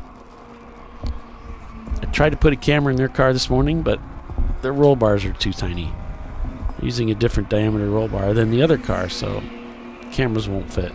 Well, that was originally not our car, so it was set up as a spec Boxster, and then we bought it and made it a Champ car, so. Gotcha. So you guys didn't cage it? No. Or have it caged, yeah.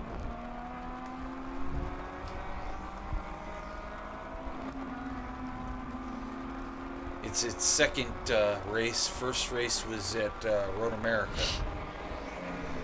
Oh, at Chile? Yep. Okay. Section 8. Oh, lumbering out of the pits again. Are they having more problems? No, he's kind of steering to the right, to the left, to the right. Okay, so got a report on the Running Bulls car. Looks like they're coming behind the wall here. Yeah. Yep. That doesn't look good. Yeah, he's pointing to the right. They're going to take it behind the wall. Section 8, number 606. The car that had some shifter issues earlier.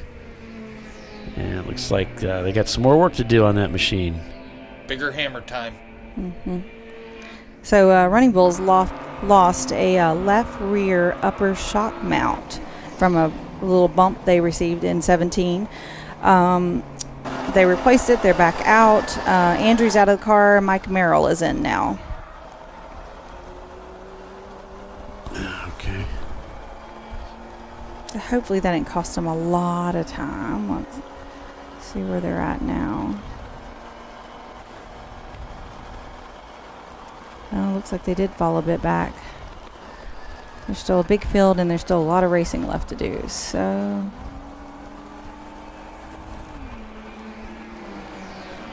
yeah, they fell back to 65th place. Obviously minus the EC cars, but yeah. Good luck with that. I'm not doing that one. Not yet. Maybe later.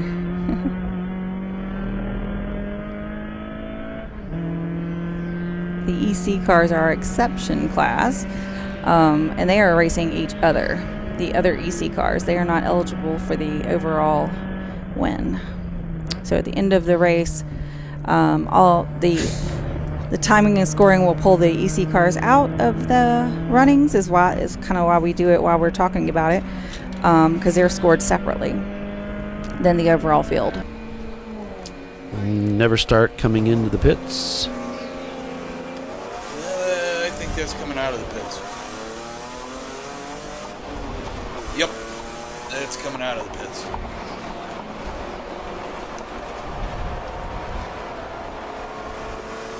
Into this kind of fairly blind entrance to the track.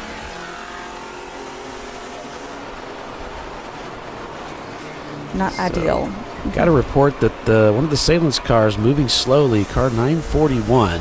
That's Chile. Which would be the Chile car. Yep, that's not good. Car was doing really well. Yep. Now we'll see. It's definitely no actions were taken.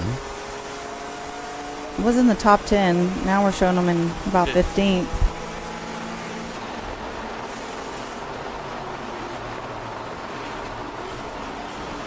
Yeah, they turned in a 346 on that last lap. So quite a ways off the pace, about 10 seconds off the pace.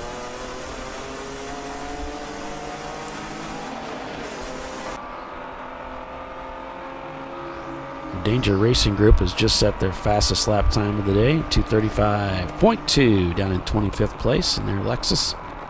Ketchup seems to be moving along quite nicely. Yeah.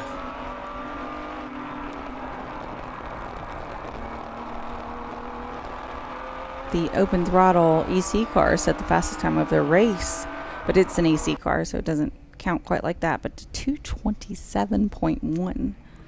Holy smokes. That's getting down there. That's scaring yourself good. Trying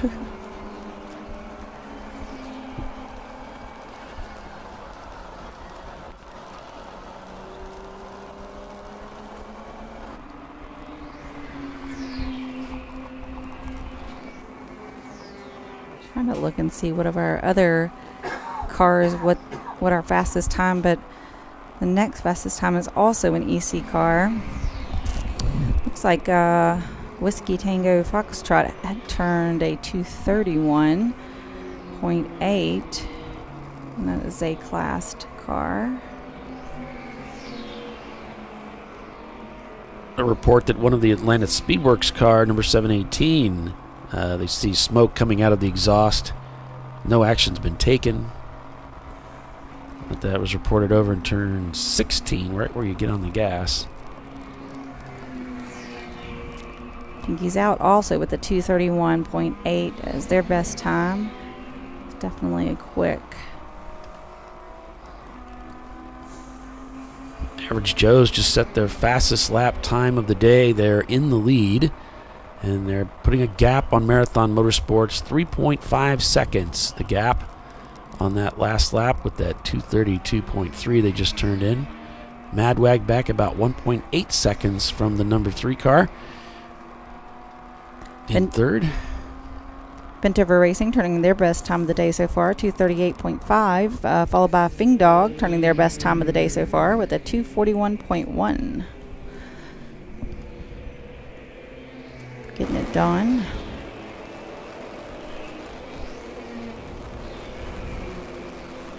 Yeah, Fing Dog also did really well yesterday. Yeah, they did. I was trying to remember where they finished. Up towards the pointy end of the field. So it looks like they're fueling Chile right now, so... Think you ran out of gas that quickly? It's only been an hour and a half? I don't know. Uh-huh. We'll find out. Oh, Bernie says, Happy New Year's to the ChampCar.Live crew. Thank you very much. Thank you. Thanks. Happy New Year's to you, Bernie. Yep.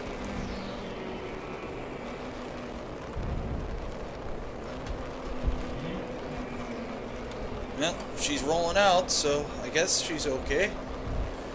Knock on wood. Maybe she was just thirsty. More thirsty than the other car. Mm-hmm. So Fing Dog finished 5th yesterday. Okay. So it was Team Salem Ketchup, Pinky's Out, Arrow, Danger Racing, Whiskey Tango Foxtrot, Fing Dog Racing, Running Bulls in 6th, Clark Motorsports, Team Infinity, Gorilla Sticker, and Madwag Motorsports in 10th. And the Madwag is number 251.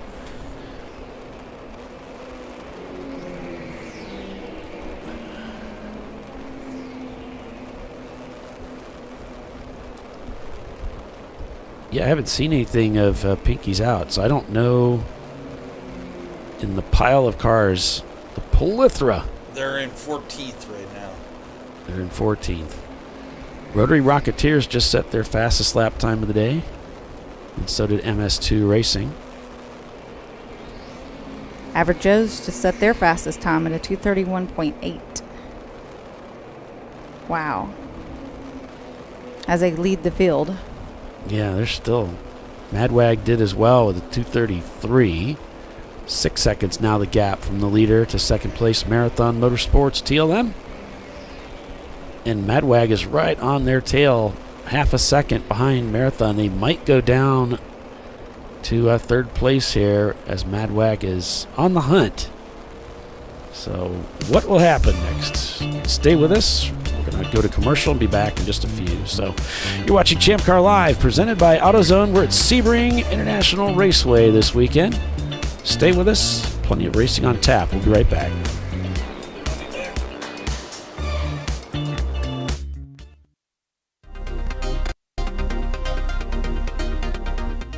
Welcome to TireRack.com, revolutionizing tire buying since 1979.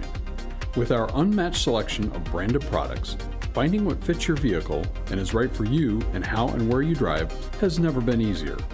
Through helpful online shopping tools that include our professional hands-on reviews done at the introduction of a tire and consumer reviews that give real-world feedback over the life of the tire, you can make the right tire choice and find exactly what you need. And if you prefer to talk to someone, our tire testers, our sales team, are available on the phone. And that's how we get you the right tire for you and your vehicle for where and how you drive.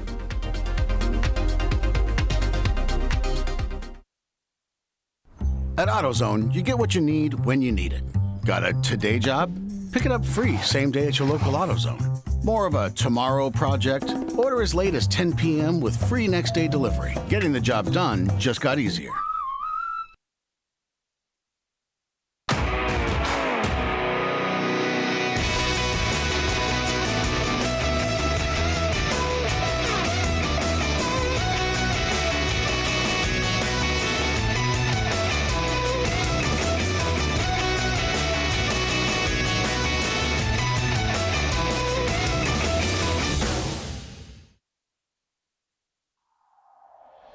Discovery Parts is a veteran-owned racing and safety equipment company.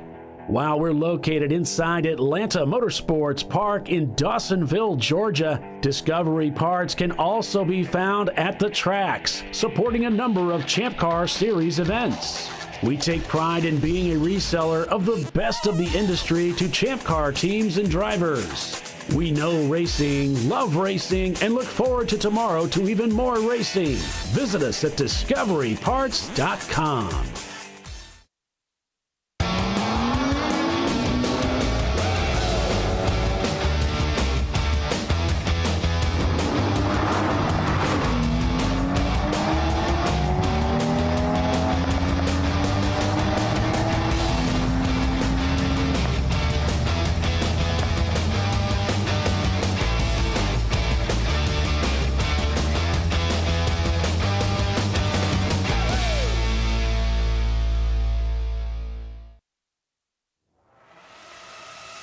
RVA Graphics and Wraps is a full-service design, signage, digital graphics, and wraps company located in Richmond, Virginia. With over 20 years of experience, RVA Graphics and Wraps offers premium signage options for your business. We are dedicated to offering our clients best-in-class service in all aspects of graphic design and application. For more information, visit us on the web at rvagfx.com. Lifeline's continuous commitment to research and development ensures that we supply the most innovative and cutting-edge products available. Used by the majority of the world's motorsport championship-winning drivers, teams, and constructors, Lifeline has a stringent and proven history of success. Lifeline's continuous commitment to research and development ensures that we supply the most innovative and cutting-edge products available. Lifeline's 0360 systems are the result of over 7 years of intensive research and development using 3M's Novik 1230 environmentally safe gas extinguishant. Lifeline uses only the finest quality components. For more information regarding our fire safety equipment and fire safety systems, please contact us at info@lifeline-fire.com. Located in Northeast Ohio, with 40 years of combined experience, Money Shift Racing knows how to deliver performance and safety, offering everything you need to get your vehicle and drivers ready for race day. From safety equipment to full engine assembly and repair, in-house fabrication, 3D design, and rapid prototyping. Money Shift Racing. Performance done right. Frozen rotors from Diversified Cryogenics deliver increased performance and a higher level of safety while significantly reducing braking system costs. So to tell you a little bit about the durability of this product. So we have seen an incredible extension of the life of our brake rotors using frozen rotors. We've gone from brake rotors every other weekend to 6 weekends on one set of brake rotors, and I think they can go farther. The durability has been amazing. And it's been a fantastic season, and man, a lot of that is due to the way our car can brake on those frozen rotors. For more information, go to frozenrotors.com.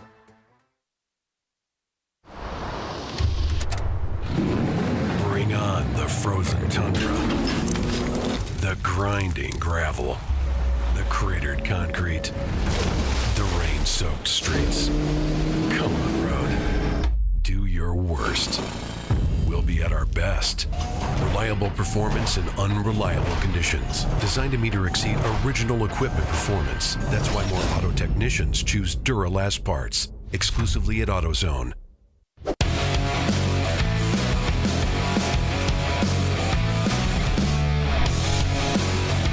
Welcome back to ChampCar.Live, presented by AutoZone.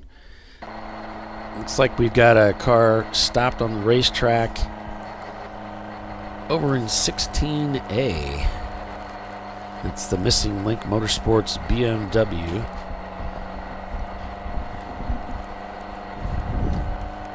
So crew's going out to pick them up, and we should be back to racing here pretty quickly.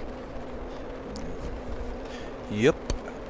So Chili had a shift linkage issue, which is why they were slow. He was stuck in third gear, and, well, they got it fixed and hopefully are back out there, I believe. I don't see them down there. Look, Avicino, thank you. Appreciate you for watching from Greece. Hope you're having a great day.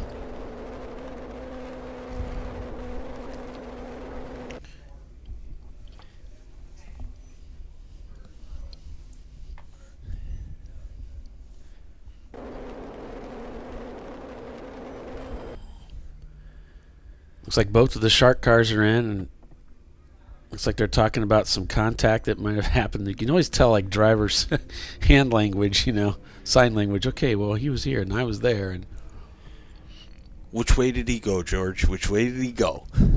Both cars in the pits under this purple 35.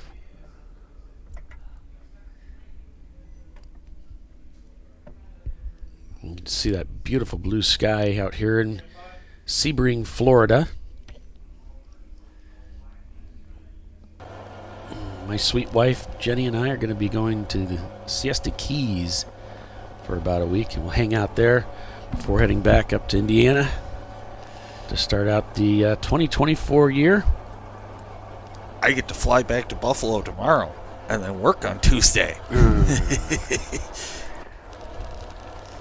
And some good news, Bob Varsha is going to be joining us again on the broadcast in February for the season opener for the TireRack.com Champ Car Endurance Series at Road Atlanta. So it'll be a lot of fun having Bob back in the booth. And back to Yellow Flag Racing. Yep.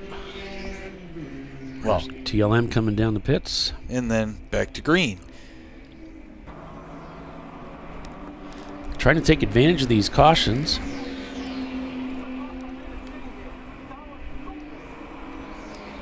He's not happy. Well, he's Italian. He's never happy. No, he's just animated. The speed limit's 20 miles an hour. When you're going under the speed limit in the pits, you're holding up the other competitors.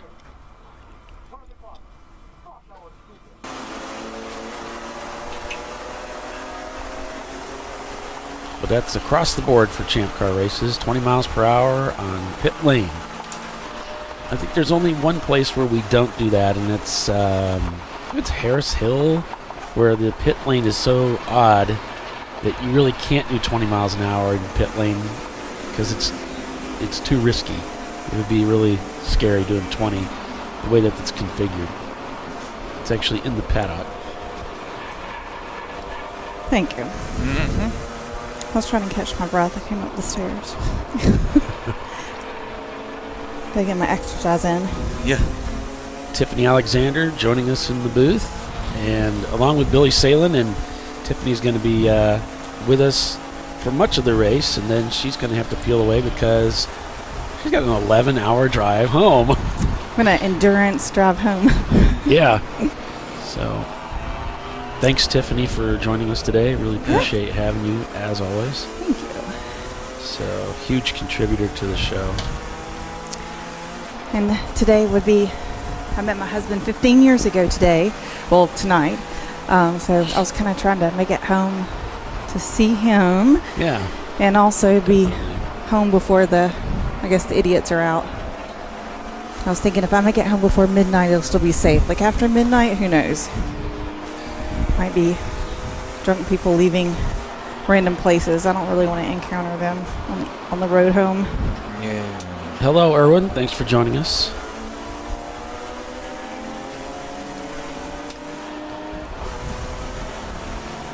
So as we come back from that caution, the standings looks like Average Joe's still leading the race over Madwag Motorsports. Then it's Marathon Motorsports TLM, the number 3 car. Then it's MBM Performance in the number 669. Gorilla Sticker, Clark Motorsports, DVM Racing, Valerian Steel, Blue Steel, Start Racing, and Floridian Motorsports behind them. The Treasure Coast Clan is right there behind them, both of their cars. Pinky's Out Arrow now inside the top 20. The Bent Over Racing just passed them, so Bent Over could be that Pinky's Out is in the pits. Some close racing here for Clark Motorsports. We're approaching the 11 o'clock, right? Or does my phone... Oh, it actually did update. Okay. Make sure I wasn't on Central Time still. So, we're approaching that 2-hour mark.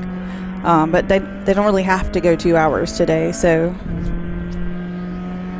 you really think teams would be strategizing to get their pit stops done under caution? Those that are strategizing, in an attempt to win versus, some teams are here and just trying to break up the drive time and make sure everybody gets, in the car and everybody gets some time. Yeah. Some teams are just, more here to have fun and get everybody some racing time. Well, Chile just did a 2:34.4, which is their fastest lap of the day. They've tumbled down to 41st, but, Sounds like the car is healthy. Yes. So they figured out that it was the shift linkage, and it was a quick fix, apparently, so they're back out there and... That was the reason for the early stop? Yes. Okay. And the number 241. No, I forgot the team name again. It's right up here. Oh, that's the Mario and Michael Andretti car. Dave Martin II is behind the wheel, and they are third in B class. Good job, guys.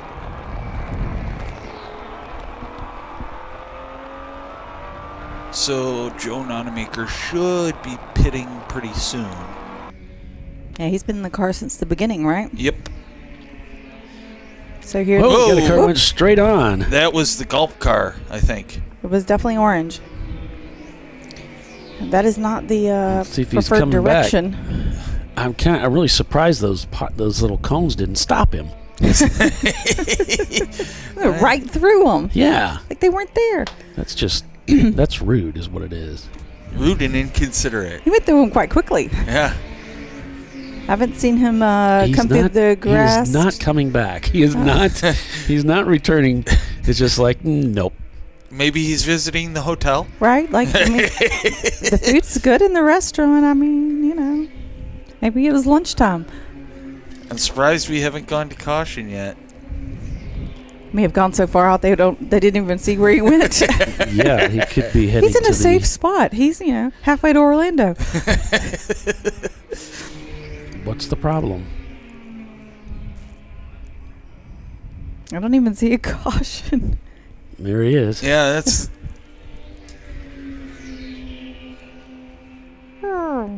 Yep, that's the Gulp car.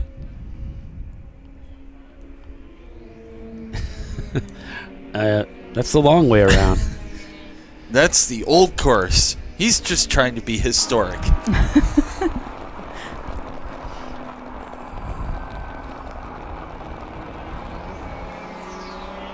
Well, I didn't see anything when Joe went through there, so maybe he figured out how to get the car remotivated and on the correct course. Happy New Year's, Kimberly. Thank you for that. Yeah, Happy New Year's. In the Urge Racing number 289, they are back on track, and Doug Yonda is behind the wheel.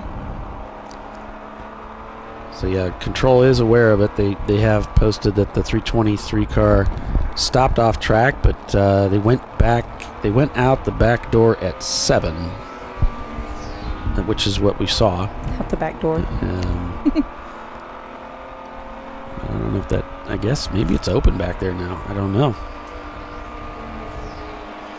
Seems like there's a gate. There was a gate. There was a gate. There was a gate in the video. And then it got he mowed over. He broke through it. And I just thought, okay, they'll fix that. Then there was another gate and then apparently at WRL, they broke through that. So. That gate takes a lot of abuse. Apparently. Well, what they do at Road America for Turn 5 is they just put up some barriers, but there's some gaps there. So you can maneuver through, and the emergency vehicles use it to get back to the pits more easily. Mm-hmm. So maybe they just decided, we might just leave that open for a while. I don't know. Because you wouldn't want any wayward travelers just driving onto the racetrack. That's right out there where the road is, the roadway. Right. Oh, somebody's watching from Greece. Yeah. Yeah. Isn't that awesome? Yeah, I'm so sorry. I want to come to Greece. Do you? It's still on my bucket list. You know what's strange though about Iceland and Greenland? There's no ice in Iceland, and there's no greenery in Greenland. Has nothing to do with what we're talking about. But I thought I'd bring it up. I was wondering where you're going from that. Nowhere. My mom went to Greece earlier this year. She's going to South Africa on a safari in a few weeks, something like that. So. Yeah? Yeah. Oh, that sounds awesome. Does she need a +1? She's already got that. Oh, okay. Dang. I took a vitamin D last night, Tiffany, so you'll be proud. Excellent. I said to my wife, who's always prepared, and what's cool is she's always prepared because she brings vitamins and she uses them all the time.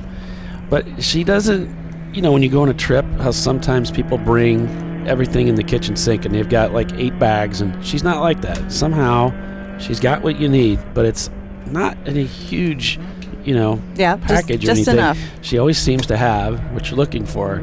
So as long as it's not too ridiculous, she's probably got it. That's awesome. She's a lady that stays prepared. Yeah. She's awesome in a lot of ways. Yeah, you're going to have to keep her. She is definitely a keeper. She's so awesome. So, Chile has moved up to 35th. So, I think all our problems have been fixed. Knock on wood. You better knock on some wood. For now. You're like tempting the racing gods. Yeah. Well, they aren't flashing lightning right now, so, Yeah. There's actually not a cloud in the sky. Although there has been blue sky lightning before. So you remember we were looking in on Team Infinity, and we could see that Ed was giving some motions with his hands, like maybe there was 2 cars trying to get through a tight area. It's been reported there was car-to-car contact between Team Infinity and one of the Rosmar cars. Oh, no. Back in turn 17. So it looks like the Rosmar car was overtaking Team Infinity, got loose, and then bumped into him. So there was a lot of bumping going on back there. They added a lap to the number 129 for that avoidable contact, whatever you call it. Mm-hmm. So the Floridians are getting ready for their next pit stop, and they're going to put Brian Moody in the car for the stint number 2.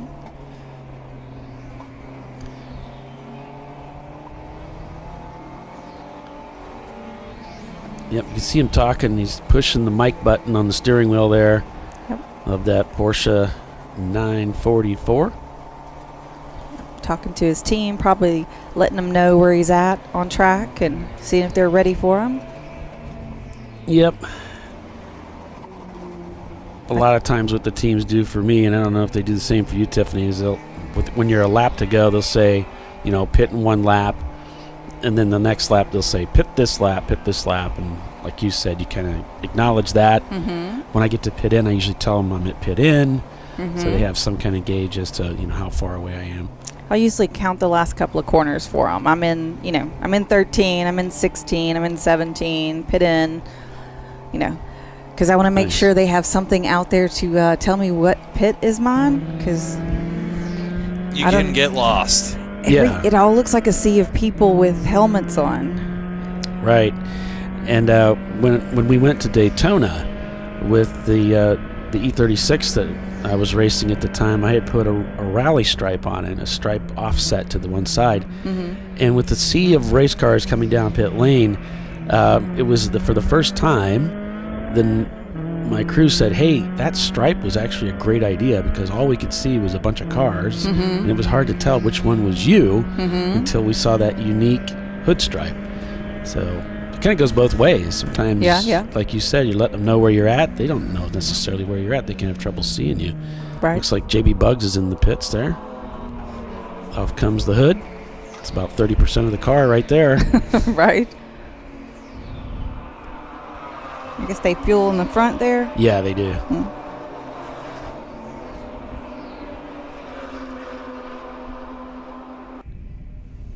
There's Floridian going by again as we're waiting for them to come in.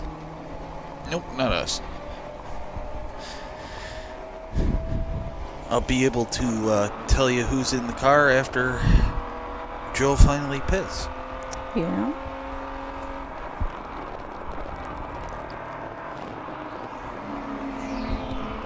I heard a black flag, yeah. More contact, this time between Danger Racing Group, number 64, and number 27, MS2 Racing, their Volkswagen Jetta. I wouldn't want to get into a battle like that with a Jetta. I'm going to end up on the losing end of that.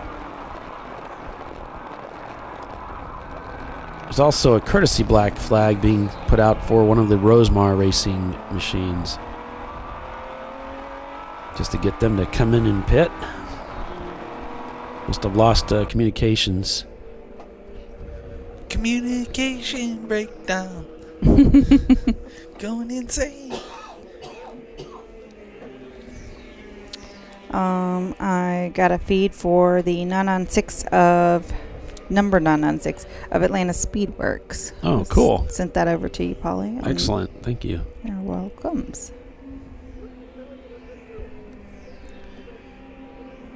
Been over racing, changing drivers. Yeah. Looks like Clark doing the same. They've brought that car in.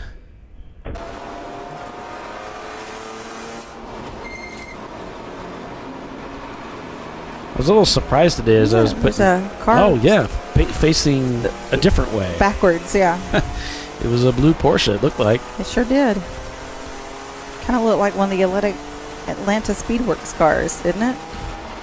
Yeah. Number 718 Atlanta Speedworks.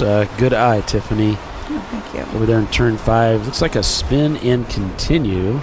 So it looks like they've cleared that area. Yeah. Whoops. Wrong way. It's very easy to do in that section. Well, and they're driving a Boxster, so a little bit of the Boxster bite. I spun there last year in the E36 and went off course and ate a bunch of sand. Oh, yeah. Nasty. It's just such a... The turn is... The apex is so late, and it's a little off camber there on 5. It's kind of a deceptive looking turn, and you're really trying to kind of maximize it like you would coming out of 16, because that big bend is... we get top out of 5th gear almost, headed to 7. So it's a good power area and a good place to pass if you get a good run out of there. But a little too good of a run out of there, you run out of track. Right. So Average Joe's still leading the race out here at Sebring International. Now 44 seconds up on the EC car that's behind him. So... the gap back to Madwag continuing to open up. Marathon Motorsports shown in third place. Gorilla Stickers behind them. Then it's DVM, Blue Steel, Valerian Steel, Start Racing, Floridian Motorsports. We know they're going to be pitting soon. Whiskey Tango Foxtrot, and Avenue Garage and their Mini Cooper up there towards the front. Pinky's Out Arrow trying to chase them down.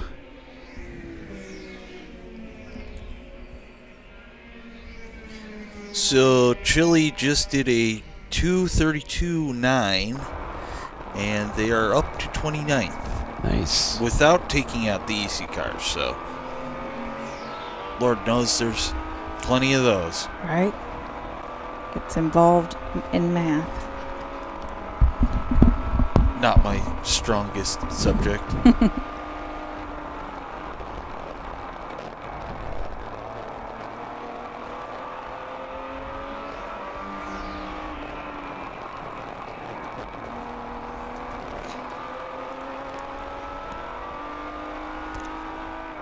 So, the YouTube chat and Google is telling me 3-time NASCAR Cup Series champion Cale Yarborough passed away today. Really? Yep. I'm sorry to hear that. At 84 years of age. Pretty Really long enjoyed life. watching him. He was my favorite NASCAR driver back in the day. Oh, yeah? Oh, yeah.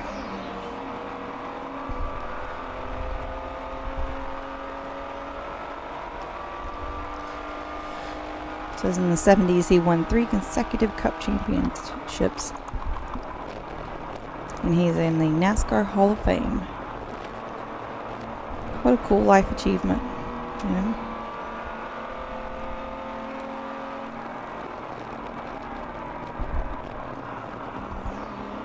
Who did you say they courtesy black flagged? One of the Rosmar cars. Okay.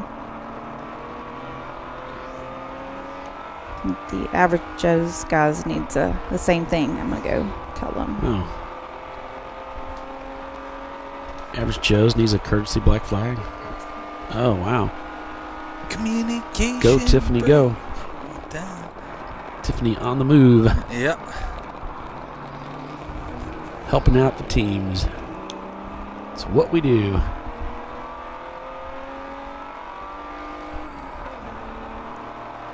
Or attempt.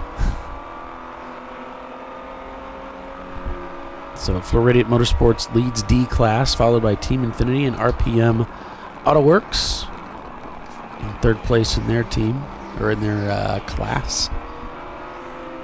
And looking at F class, Open Throttle over Pepto Pink Panthers, 2.59 seconds. And looking at EC, you've got Open Throttle Racing leading over Team Bruce and Unknown Quantity. So Chile is coming up on the Clark Motorsports car. They're 0.1 behind. Oh, wow. Yeah, so. That's pretty close. Yep. Erwin says he's watching, I think, from the Netherlands. I've been to the Netherlands. It's a fantastic place.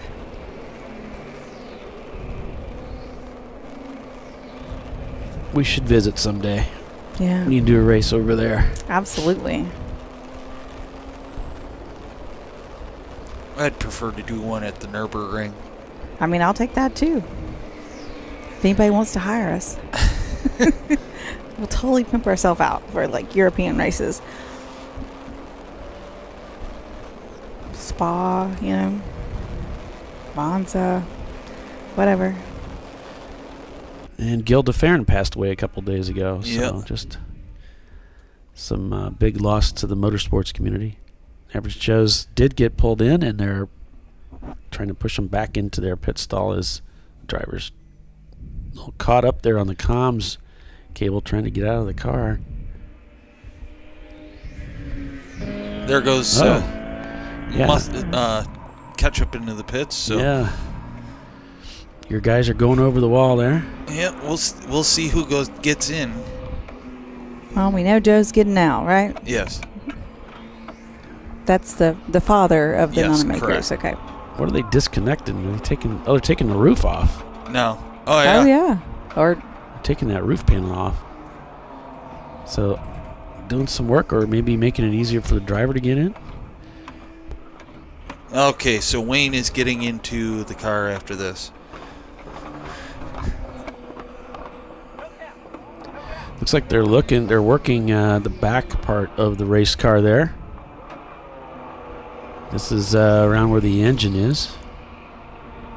It's a mid-engine car. Maybe they're adding the oil. you can do that from the trunk usually. But to get to the top of the engine there, you usually do have to take the top off. I mean, yeah, you definitely have to take the top off. There's not really any other way to access that top. There's a top access point, and then there's another back access point. But you usually have to pull a seat to get to that. Yeah, Porsche didn't make them easy to work on. That was definitely not part of the objective. Well, this car was really the savior for Porsche. You know, they were having a lot of financial problems, and this car really was just a brilliant move on the part of Porsche to make an affordable sports car for the average guy. And it worked.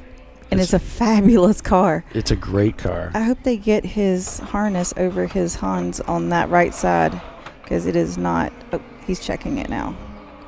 Yeah. It's still not. Come on, we want you safe. Yeah, there we go. working. Yep.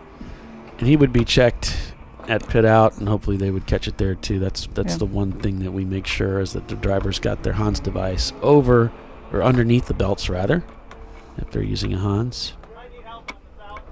Much easier for them to see the other side, though. That side's the kind of blind side. Yeah. So with that, we're going to take another brief commercial break and be back in a few. We're at Sebring International Raceway today. Average Joe's leads the way. Stay with us. We'll be right back.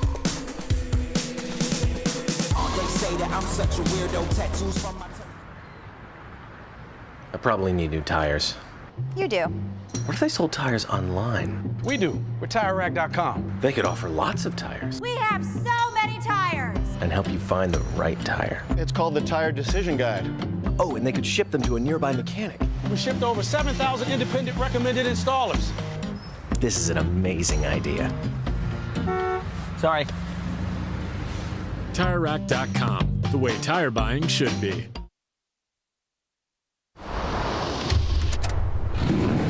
Bring on the frozen tundra, the grinding gravel, the cratered concrete, the rain-soaked streets.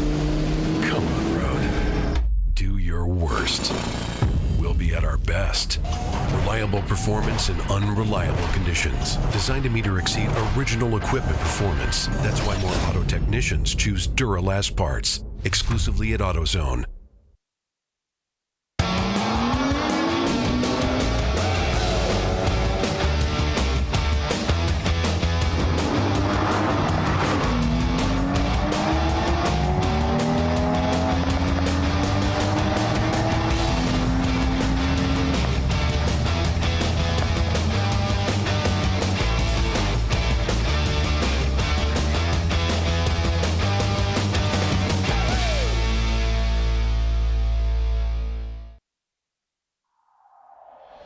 Discovery Parts is a veteran-owned racing and safety equipment company.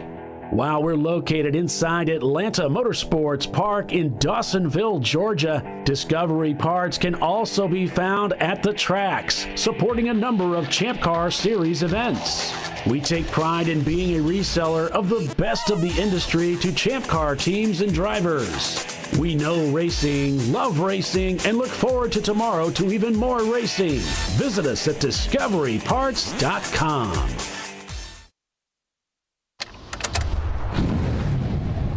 Come on, road. Do your worst. We'll be at our best. Stress tested to meet or exceed original equipment performance. Exclusively at AutoZone.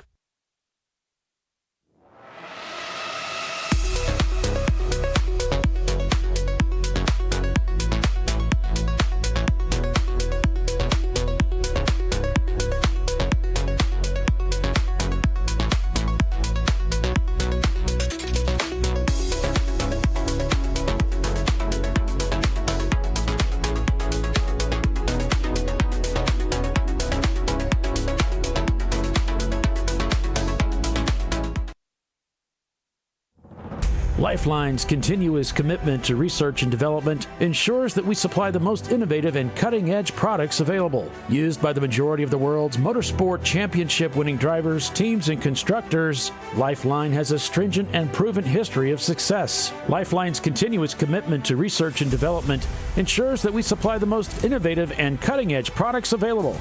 Lifeline's Zero 360 systems are the result of over 7 years of intensive research and development using 3M's Novik 1230 environmentally safe gas extinguishant. Lifeline uses only the finest quality components. For more information regarding our fire safety equipment and fire safety systems, please contact us at info@lifeline-fire.com.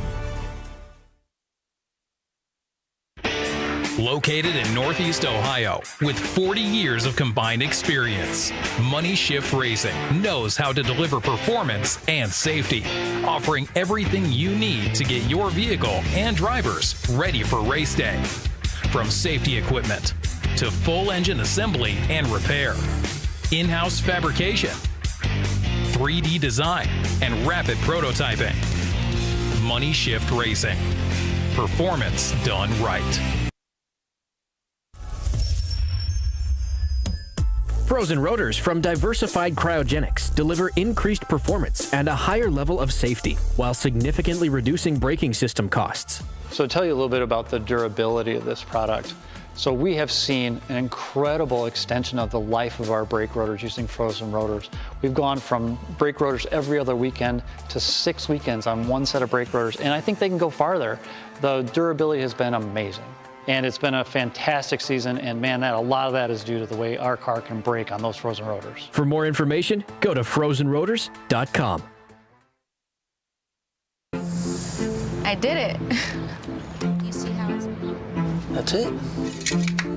We did it. You did it. You can do it. The path to I did it starts at AutoZone. Get in the zone.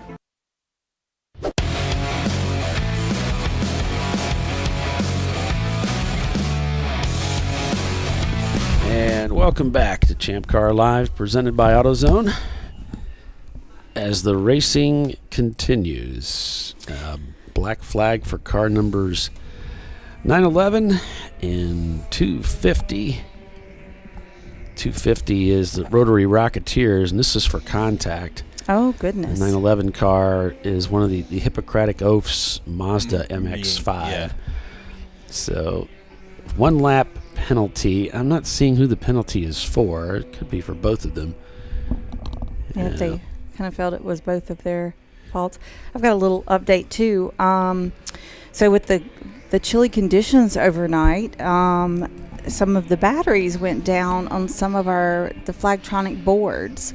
So turn 2, 3, 5, and 13.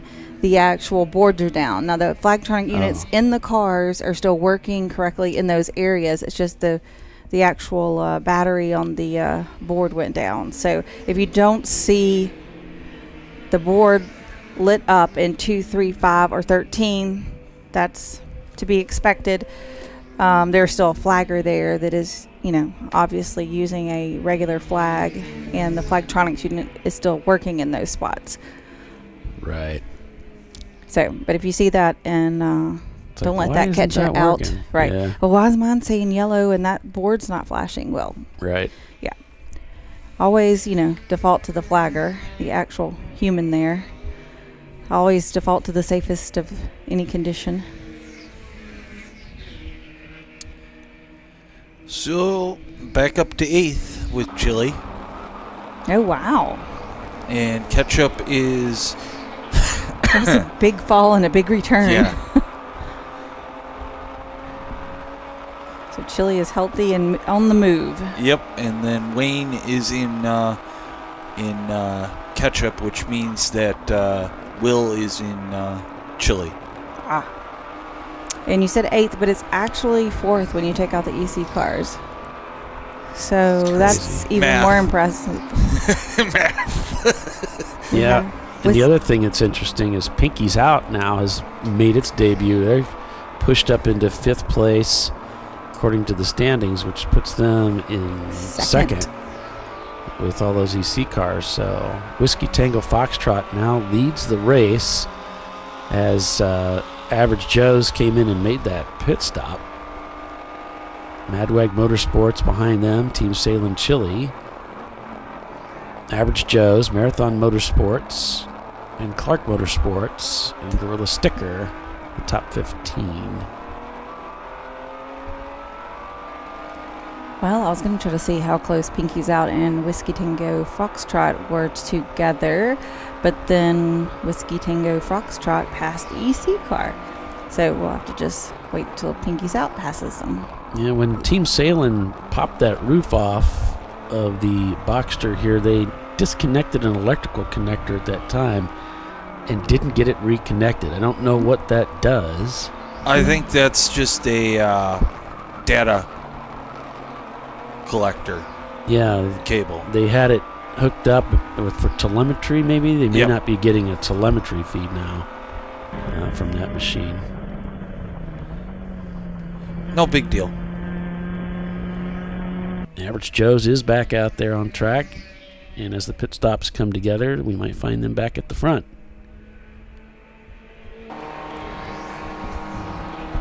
The JB Bug's camera looks like it's doing a little bit better today. It's kind of bizarre. When I went to check on it, it just said the battery was dead on the camera, even though everything was plugged in.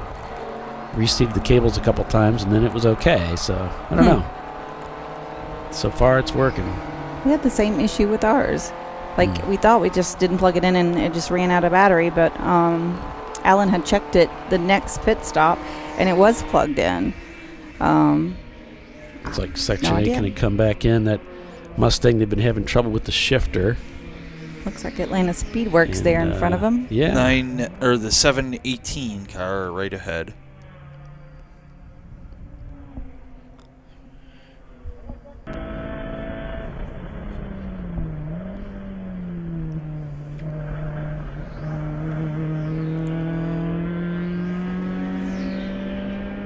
Pinky's Out turned a 2:38 on that last lap, 2:31 their fastest lap time. And Whiskey Tango 2:31 is their fastest lap time, and 2:36 on that last lap. There's a straight cone in the middle of that corner. Uh-oh. Someone must have relocated it. Yes.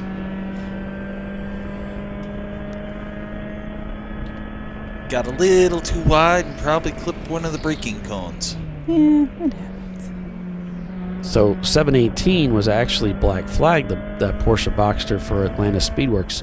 That was a black flag that they were coming in for smoking. It was so bad that they decided to black flag to meatball him to get him to come in. They were just trying to play James Bond, that's all.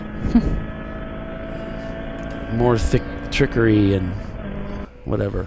Yeah. Smoky mirrors. Smoky. Lies, slander, and delusion. Yes. All of the things. Doc used to say. Baffle them with you.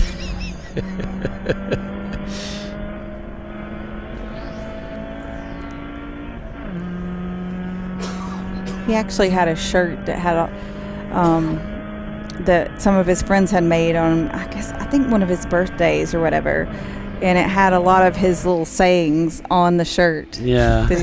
that he said all the time. It was quite cute. I saw it at his what do they call that? The line. The last line. I don't know. What do they call that? Folks listening in. The Cajun form of the kind of a funeral procession. The last line. Thingy. Right? Or just the line. It's something like that.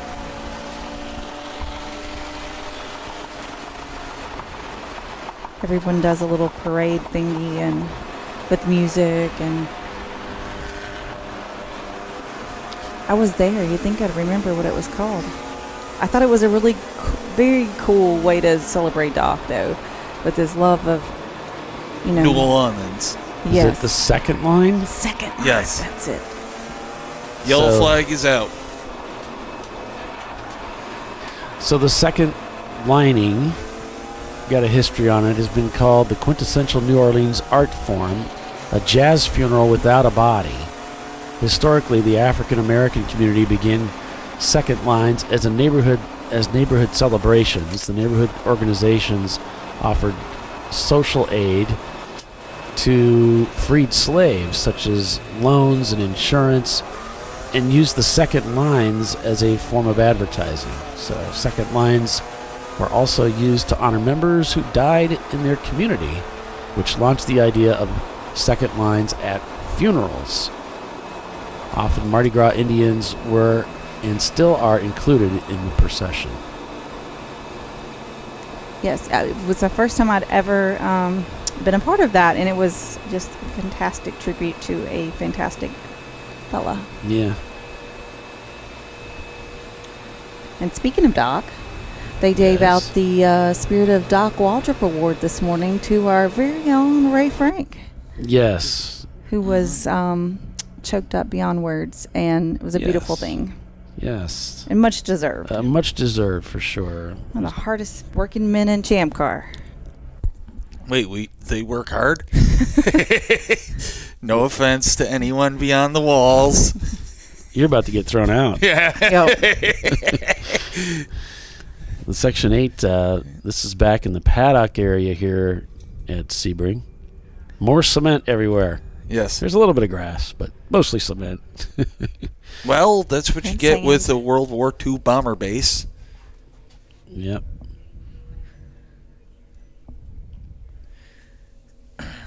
This cool little treasure. Mm-hmm. Bumpy little treasure. Yeah, very bumpy. So, Tiffany, you found out a very interesting fact today from Will. Oh, that Sebring, Florida is actually named for the town in Sebring, Ohio. That in 1910, I don't see if I can get the whole story, but in 1910, a guy from Sebring, Ohio came down to Sebring, what is now Sebring, Florida, and that's what it's named for. Oops, I was going to pull that story up, but... Now, the reason for this caution, while you're going to that, is the Blue Steel car. The 99 Miata Blue Steel has stopped on the racetrack. They've got some front end damage, suspension damage, and they will need to be flatbedded to be brought back. That's never a good day. One of my buddies, Vic, is driving that car. Hope it wasn't him.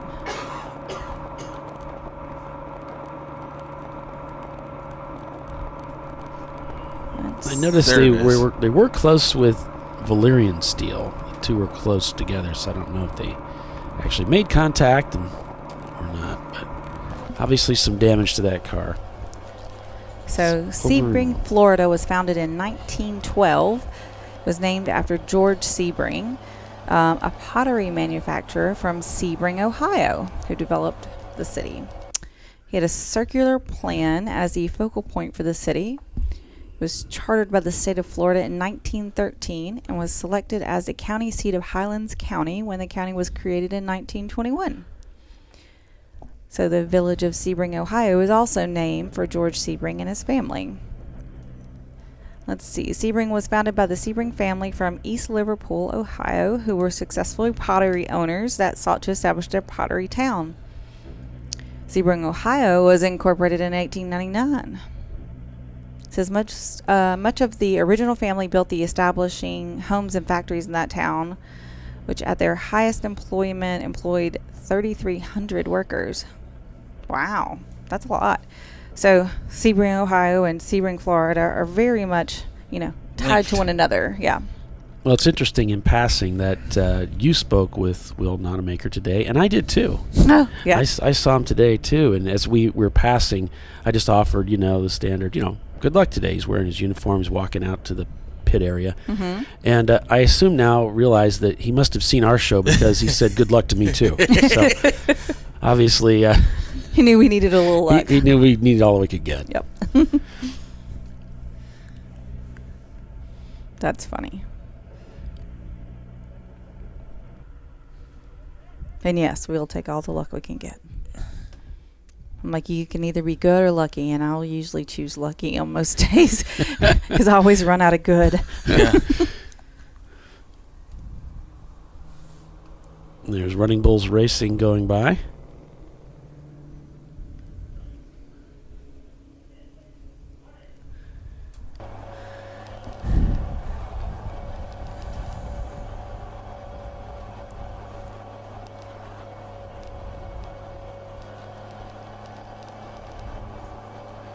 So Whiskey Tango Foxtrot still shown in the lead over Pinky's Out Arrow, followed by Mad Wag Motorsports. And lo and behold, there's Team Salem Chili. Found their way all the way back up.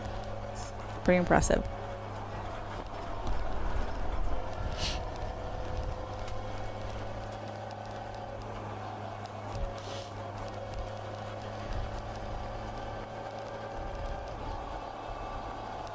No, that's a pretty good ticket there. That's funny, isn't it? Wait, yes. where'd it go? So one of my friends posted, got my tickets for the New Year's Eve event, and the tickets say, stay home and do nothing. Stay home and do nothing. So funny. Cheapest ticket ever. Mm-hmm. It says seating couch. Great. That's fabulous.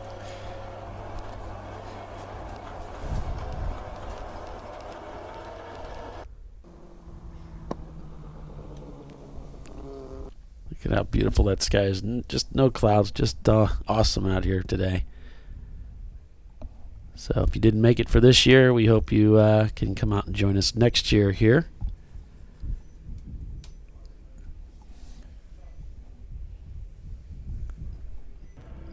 Yeah, I'm sure we would never really make it to Nürburgring, but I never really thought I'd be working with Bob Varsha and it wouldn't be at the Pagoda at Indianapolis. So, you know. You never know. Never know. As Doc would say, think big. You just never know what could happen. Yeah, never know. So what's the thing before the gremlin? Is it Mowgli or no? That's I don't even remember. That's the Jungle Book. Do you remember what that critter's called? The one that turns Gizmo. in Gizmo. Gizmo, yes. Saw another. It says might as well finish off 2023 with a bang, and he's got a Gizmo and ready to put him in the sink. You know, don't feed it after midnight. Don't get it wet. Yeah. There's one other thing that I always forget. Apparently they did too in the movie. It's funny. Speaking of, I think they're coming out with another one. Yeah, that's what you said the other day. Yeah. We lost the feed to Average Joe's. This is not good. I want to try and get that back. Let's see if he kicks off another stream a little bit later.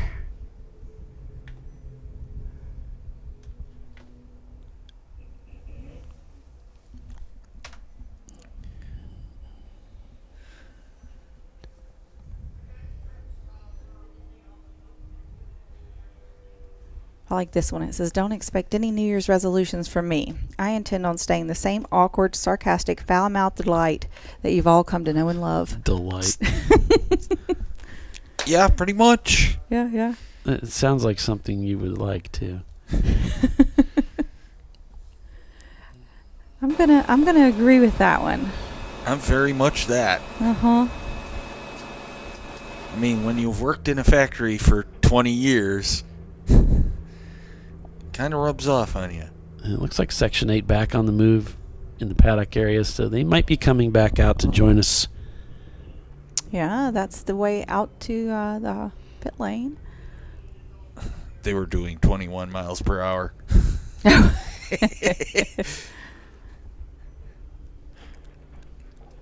And we had somebody got black flagged for speeding in the paddock area yesterday. So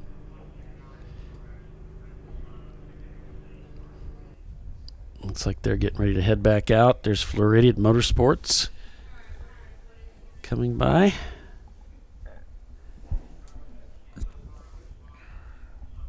As we're still under code 35 here at Sebring International. Checkered flag at 4 o'clock today. Tiffany's going to have to leave here, get started heading home. You're going to be kind of chasing the sun, too. You're going to kind of pick up an hour on the way back, aren't you? Sort of. Not in sleep, but no, in not in theory, yeah. I always say the ride home is much quicker than the ride here, since I lose an hour coming here. It always seems like it takes forever. Whatever time I leave my house AM, that's the time I arrive here in the PM. I mean, it's almost exact, within like 15 or 20 minutes typically. It drives me nuts when I drive to Ohio for Cedar Point, because the ride home just feels like it takes forever. Because you're going against time. Yes. Well, for us, the ride home from Mid-Ohio is always the sun is in your eyes the whole time. So coming right through the windshield at you. And, you know, we live in Ohio and Indiana. It's pretty flat land. There's not a whole lot to look at. And there's not a whole lot to block it either. Yeah, it's kind of boring. There's not much to look at when you live in the flatlands. Well, there's not much to look at going that way either, so you're not missing much. Atlanta to Birmingham, driving that way west is just due west, or due east if you're going the other way, obviously. But in the evening, when the sun is getting near setting, it is so blinding that it blocks traffic. Like, traffic will back up because you can't. I mean, it's just right in the road, you know, and you just can't see. Yeah. That people have to slow down. Like, they slow down a lot sometimes.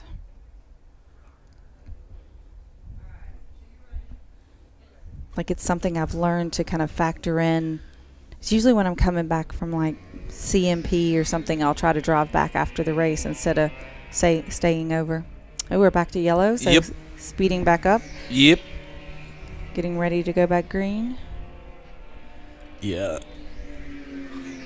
I found out it's actually harder for my wife in that situation, driving the same vehicle, than it is for me. Why's Her that? contact lenses, there's something about wearing contacts, I guess, that kind of magnifies that glare or something. And so she has a really hard time with it. Does she have light colored eyes? No. No? Okay. No. I thought glasses would be harder with the glare, but my glasses are polarized. Though, yeah, you can get the polarized thing. Still annoying. And then there's some of us that don't eat glasses yet. Keyword, yet. Well, it's coming. I know it is. Hopefully you don't have to, but yeah, it's one of those things. It's one of the privileges of getting older. There's so many privileges. Yeah. Great. Just keep tacking them on. There's Floridian Motorsports as we're headed down the back stretch, back to green. Whiskey Tango Foxtrot now leads the race as they did yesterday. There are 5 EC cars in the top 10. So, like, you have to math all the top 10. Like, Average Joe's is shown in 10th, but they're actually 5th. Marathon right behind them in 11th, which is actually 6th place. It looks like Floridian was really slow coming out of that corner. Oh, really? Yeah. The car we were on board with had no trouble passing them.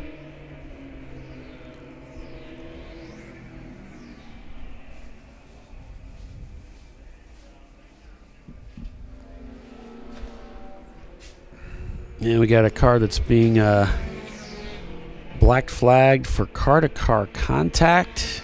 It's the Rosmar car. Car number 129. And so the driver was bumping into a car in front. Bump drafting is a no-no. Especially if you get caught. Yeah. Speeding 77 miles per hour on that purple 35. Ooh. 77. Was his flux capacitor on? That's what it says. I mean, now everybody should have electronics in their car, and if it hits 36 miles an hour, it starts blinking at you pretty efficiently, and then it starts flashing slow. Yeah. Well, you race your way. I'll race mine. Agree to disagree. No, not really. Someone must have missed the purple 35. Yeah. It sounds like it, doesn't it?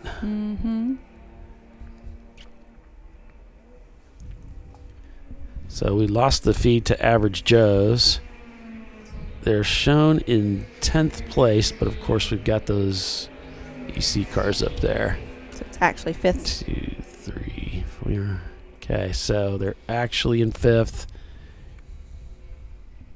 So they are, score-wise, they're behind Team Salem Chile. Which is shown in 8th, which is actually 4th. Yeah, so which is about a 16-second gap right now to the Porsche Boxster. For Average Joe's, they turned a 2:35 on that last lap to Team Salem's 2:37. And the Whiskey Tango Foxtrot turned a 2:37. And Pinky's Out turned a 2:36. And they've got about a 20-second gap to the lead. We'll see if they'll be able to get up there and maybe mix it up with the lead of the race. We'll find out. Stay with us. We'll be right back after this message. You're watching Champ Car Live, presented by AutoZone. We're at Sebring. The Whiskey Tango Foxtrot is your leader. We'll be right back.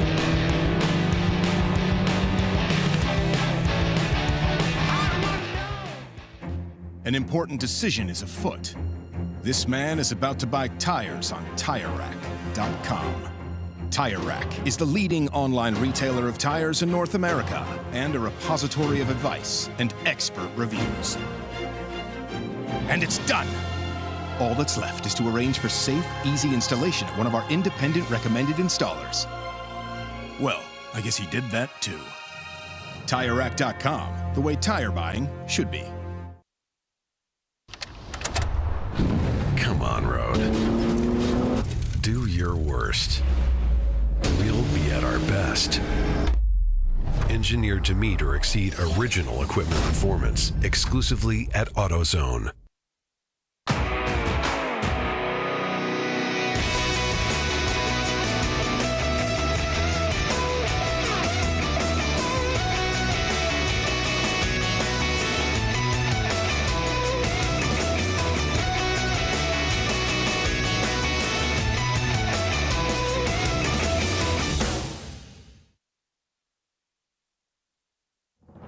Lifeline's continuous commitment to research and development ensures that we supply the most innovative and cutting-edge products available. Used by the majority of the world's motorsport championship-winning drivers, teams, and constructors, Lifeline has a stringent and proven history of success. Lifeline's continuous commitment to research and development ensures that we supply the most innovative and cutting-edge products available.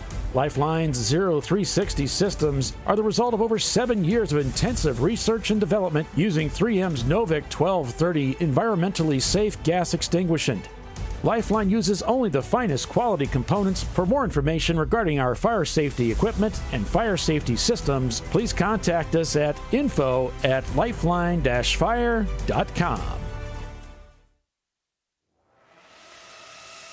RVA Graphics and Wraps is a full-service design, signage, digital graphics, and wraps company located in Richmond, Virginia. With over 20 years of experience, RVA Graphics and Wraps offers premium signage options for your business. We are dedicated to offering our clients best-in-class service in all aspects of graphic design and application. For more information, visit us on the web at rvagfx.com.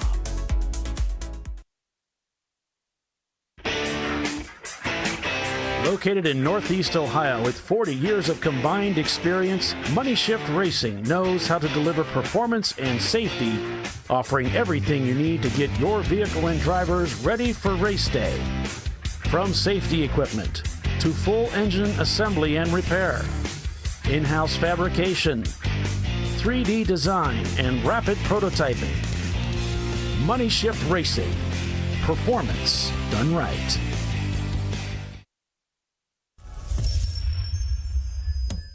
Frozen rotors from Diversified Cryogenics deliver increased performance and a higher level of safety while significantly reducing braking system costs.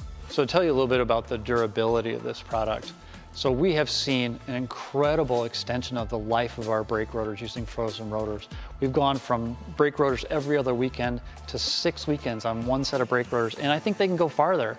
The durability has been amazing. And it's been a fantastic season, and man, a lot of that is due to the way our car can brake on those frozen rotors. For more information, go to frozenrotors.com. Nice. You haven't heard about this. So I would actually go with the full synthetic. Ceramic pads. So, for the Duralast rotors. I did it. You see how it's... You did it. That's it. We did it. You did it. You can do it. The path to I did it starts at AutoZone. Get in the zone.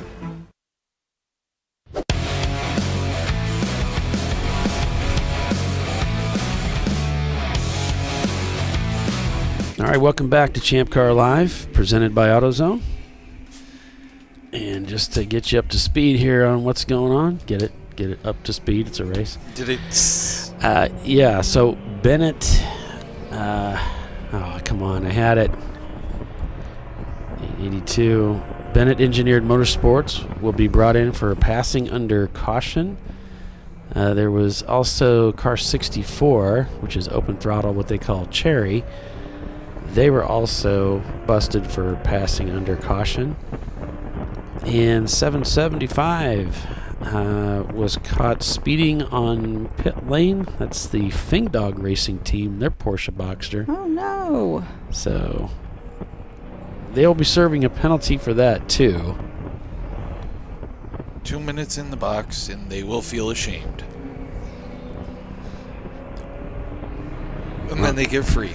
We're on board with Section 8 Racing in their 06 Ford Mustang. I've had a number of problems with the car this weekend, but yeah, looks like it's up to speed now.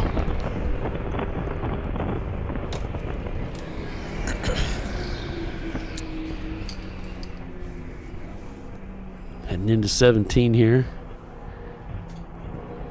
Gets way off the pace there. It gets a little squirrely there trying to get on the power too. Driver's trying to figure out how to get through that corner. It's pretty tricky. There's multiple apexes in there too. Alright, headed down into turn 1 here. Lets the car go out really wide here. Now he's on the power. Really needs to get the car straight for these higher horsepower cars so they can get that power down. So their driving line may be a little different from the way that you drive your car. Maybe. Maybe. So the 178 of Missing Link is done for the day. Oh. They lost their second engine of the weekend. Oh, wow. That's unfortunate. Yeah, I think I was talking to one of those drivers in the hotel on the Friday. Lost an engine. And they Said, rebuilt no problem. the car. We got it. Yeah. We can fix it. We'll be out for at least, if not Saturday, we'll be out Sunday. And looks like they lost another engine. Yep. They put a whole car together yesterday with the help of the Clark Motorsport team. Oh, wow. And then brought it back out today, and nope. That's too bad. This is what makes those wins so good, those so glorious. You think about all the hardship you suffered. Yep. Spent the weekend basically working on your race car instead of racing it. That's what happened a few times to us. Trust me. He's getting freight trained right now, this Mustang. Yeah. He looks like when he's rolling through the corners, he's going through pretty carefully. And of course, these Miatas are dialed in for this racetrack. They're so good in the corners. So Bent Over Racing says they had an incredible NASCAR style stop and then had to wait for 4.5 minutes. But up until then, it was fantastic. Right. And they put Matt Lane in the car. So Matt Lane is behind the wheel of the Bent Over machine. All right. Let's see, in the Jeff Height Racing Civic, Bill Satterfield is in the car after that last pit stop.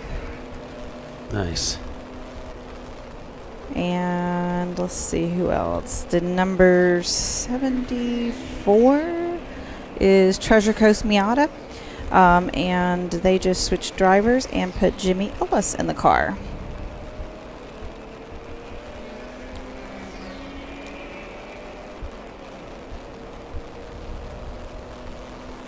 Let's see what else we got. RPM Racing, the number 55 car. Bill Harrington is now in the car. I was letting my phone charge. I got a little behind on my updates. Let's see what else we got. In the MS2 Racing Red Jetta, Rob Gallant is now in the car.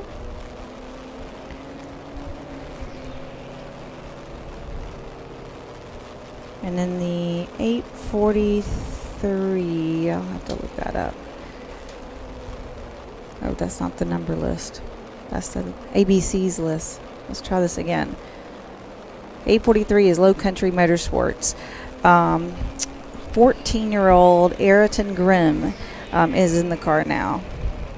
Wow. And just clicked off a 235. Nicely done, young man. Yep. Nicely done. He's a former kart racer. Okay. Baby child. So what's that team again? The Low Country Motorsports. Okay. They have a 14-year-old and a 15-year-old karters in the car. Jeez. Hearing that makes me feel even older than I actually am. That's why I called him a baby child. Too many chrome crunchers out there.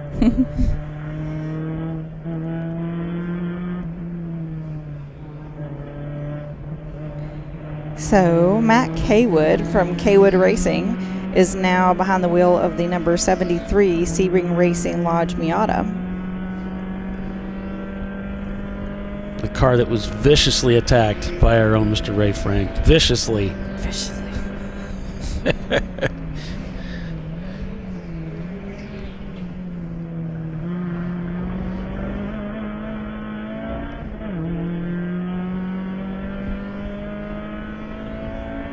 Someone fired up their car right beneath us. Felt the floor shake.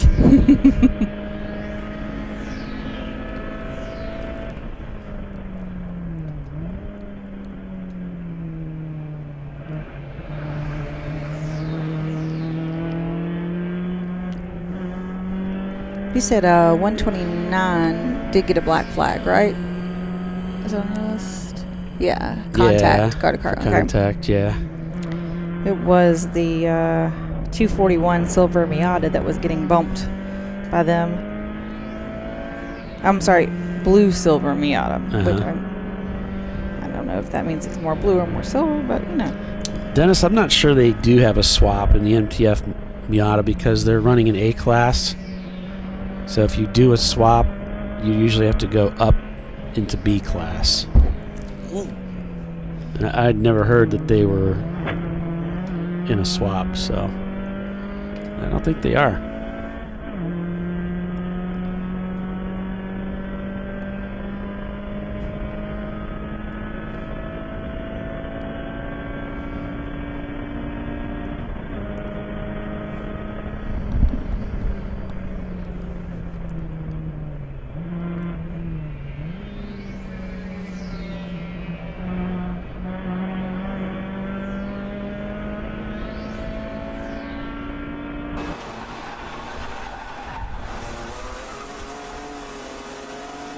The Never Start Racing 2008 Nissan 350Z.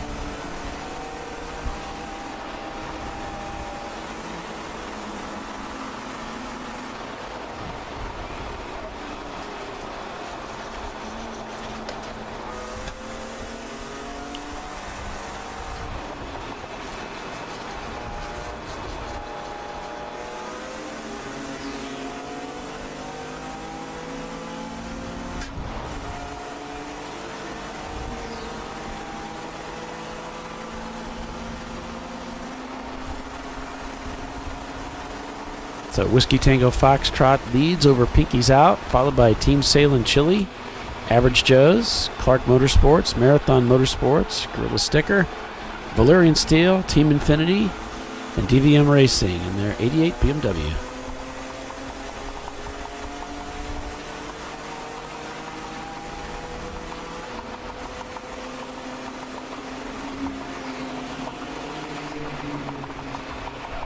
Being in this car always makes me think of my old 350Z.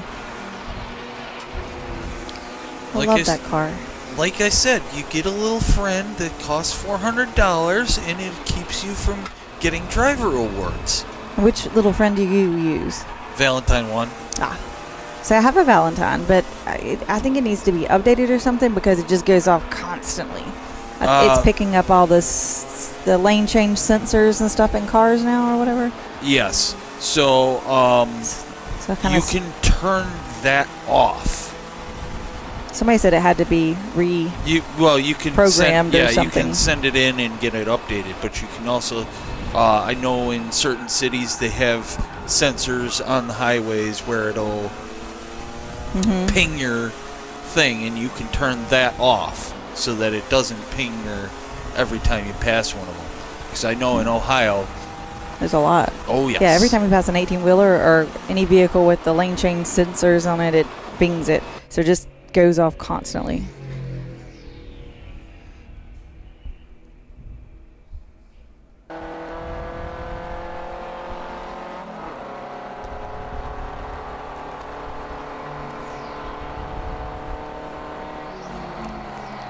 So the number 251 of Madwag is out with a broken header.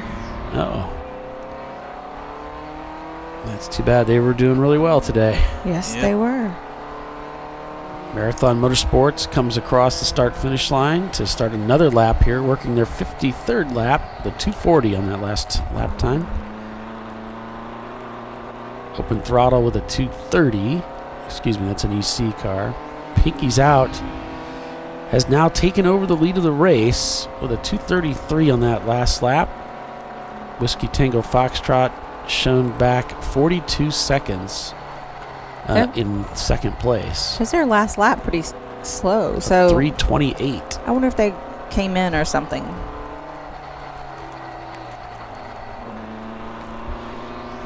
If somebody knows what's going on there with Whiskey Tango Foxtrot. It's kind of a tongue twister. Just message me. They're just trying to swear without swearing. Right. That's all. WTF. I like that one. That one's clever. I did an interview with them. Yeah? Yeah, it's been a few years. But the car, they have a garage, and the car was built there, and it was an extremely clean and beautifully built car. It just went by. Yep. It's a fast Miata, too. I can attest Extremely to that. Fast, yeah. We had to chase it down at Pittsburgh one time, and Wayne got him on like the second last lap or the last lap or something like that. The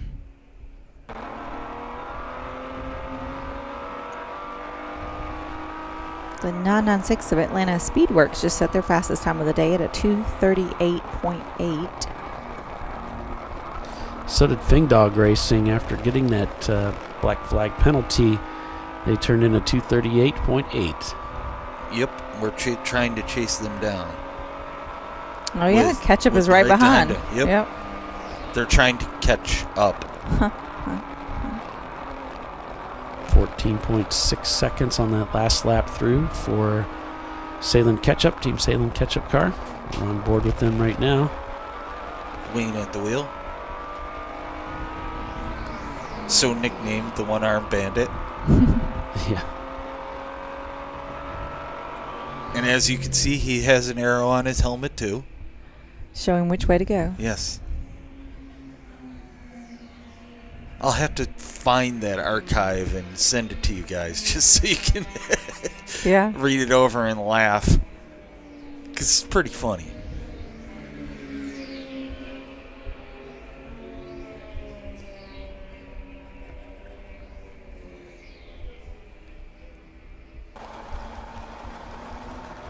Ooh, some of those cars caught on the outside of one. That just looks a little scary.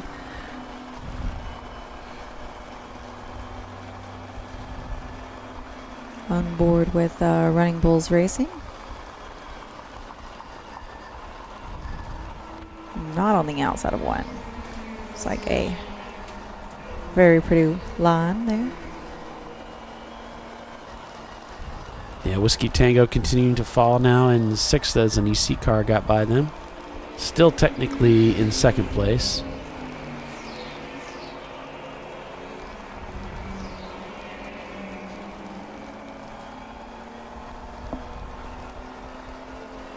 The gap between Fing Dog and Ketchup has gone down to 8 seconds. Oh, catching them. They're catching up with the Ketchup car. Vice versa. Vice versa? Yes. Well, they are catching up with the Ketchup car. Yes. But you could also say they're catching up with... They're catching up to Fing Dog. To Fing Dog, too. Yes. But they're using the Ketchup car to catch up. Okay. You got it. You got it. No further explanation necessary. And Fing Dog is trying not to get caught up too. Yes, exactly. We're still going on this, guys. And they still haven't sent us a picture of the dog, so... No, but Tiffany, you did send me a picture of the piston that had a hole in it. Yeah. So I'll show that to you guys. So this is a hand scanner taking a look inside the bore, and what you can see is the wrist pin of the piston. The top of the piston is gone. It's really... This is from the 392 of Collectively Worse Motorsports. Dodge Neon. Cooked it. Yep. If you're going to do it right. Exactly.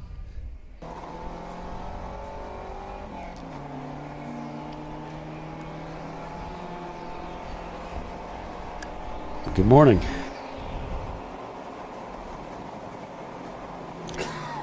So, GMW, that's the, it's an EC BMW. The team owner, Jeff Cohen, is in the car, a.k.a. the disco ball. I'm assuming that is the helmet with the ball, the disco. Yeah. All the mirrors on it. All the little bitty mirrors. That's so brilliantly lit up the driver's meeting. Yeah, and Tech last night, too. Oh, yeah. Well, you can't quite miss him. No.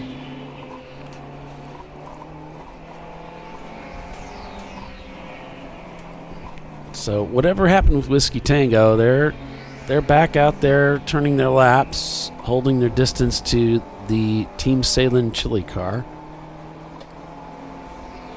So if they did come in, it was brief and they got back out there.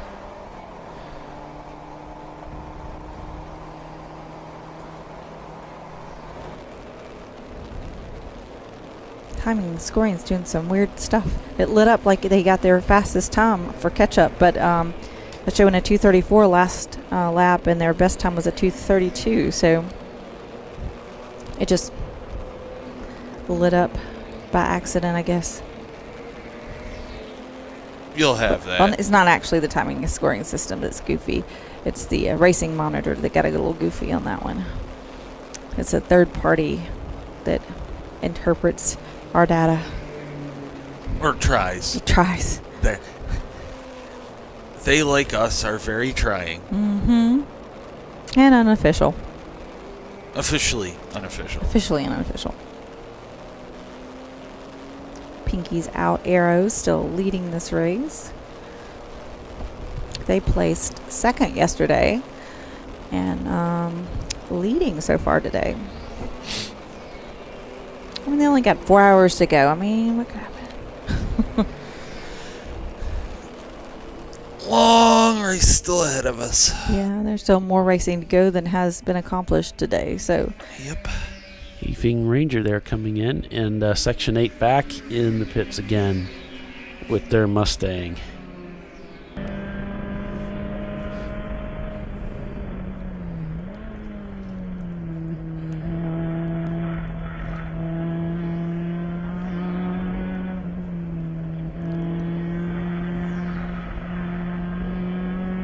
beautiful. Yeah. Yeah, Clark Motorsports car getting it done. GPS model is accurate today, too. Maybe it works better without the cloud cover that we had yesterday. I don't know if that affects those things. Surely. I don't know. And don't call me Shirley. Sorry, I had to get that one out there.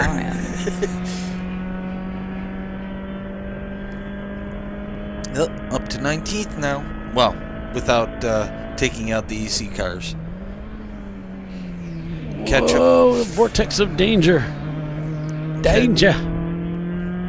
Ketchup is slowly getting up there.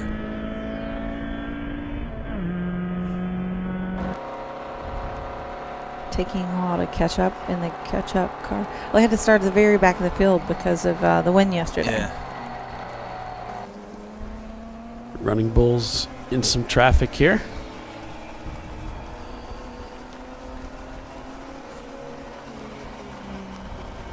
Pinky's out, crosses the start-finish line with a 2:37 on that last lap, leading the way.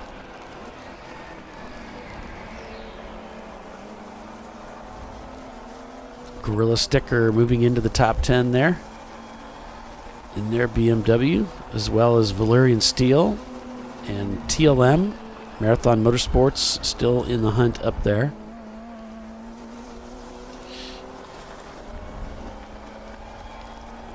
As Team Salem Ketchup has gotten past Fing Dog Racing. Now solidly in the top 20.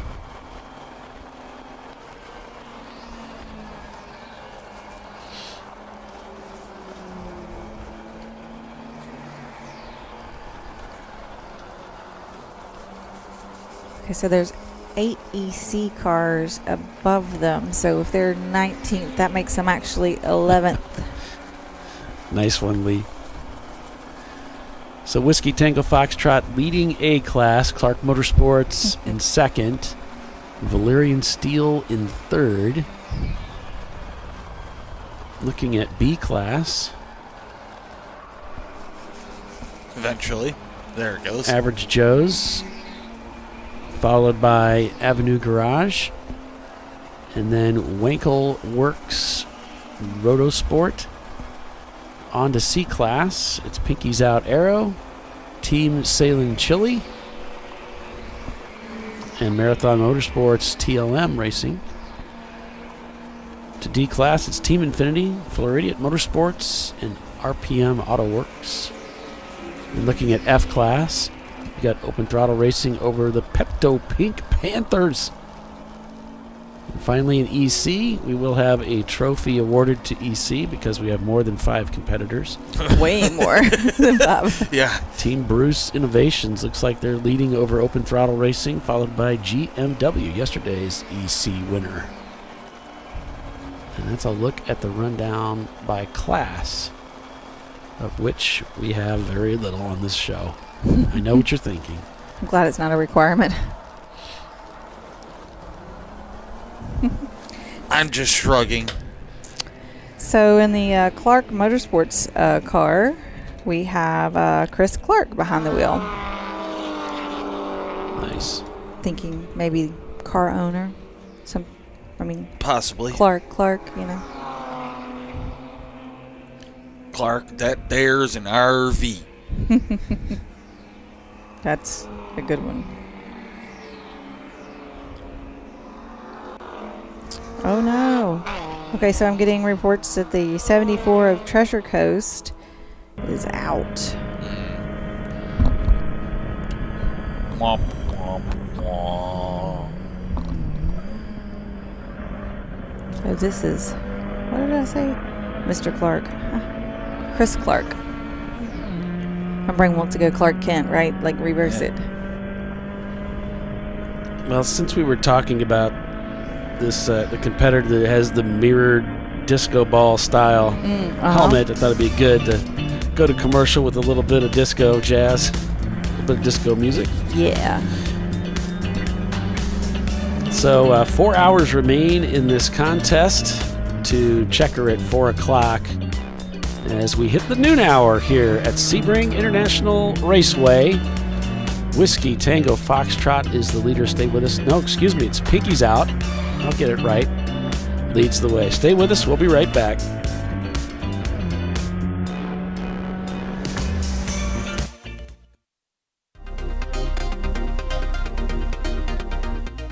Welcome to TireRack.com, revolutionizing tire buying since 1979. With our unmatched selection of branded products, finding what fits your vehicle and is right for you and how and where you drive has never been easier. Through helpful online shopping tools that include our professional hands-on reviews done at the introduction of a tire and consumer reviews that give real-world feedback over the life of the tire, you can make the right tire choice and find exactly what you need.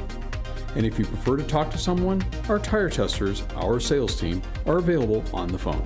And that's how we get you the right tire for you and your vehicle for where and how you drive.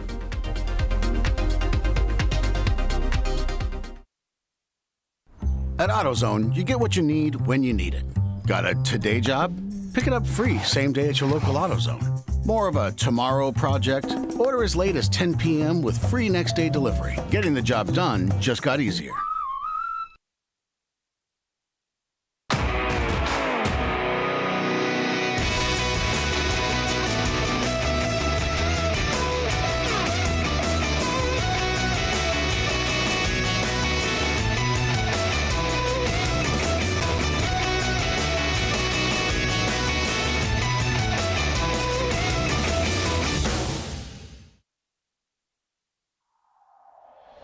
Discovery Parts is a veteran-owned racing and safety equipment company.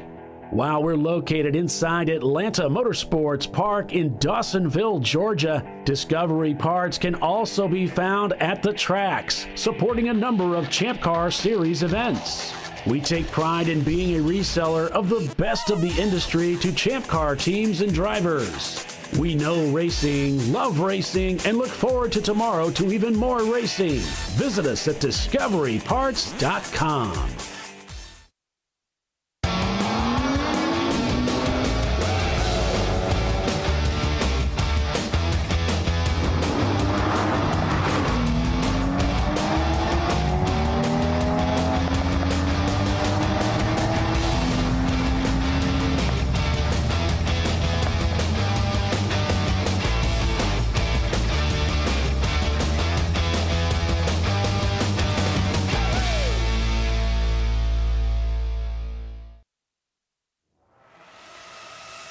RVA Graphics and Wraps is a full-service design, signage, digital graphics, and wraps company located in Richmond, Virginia.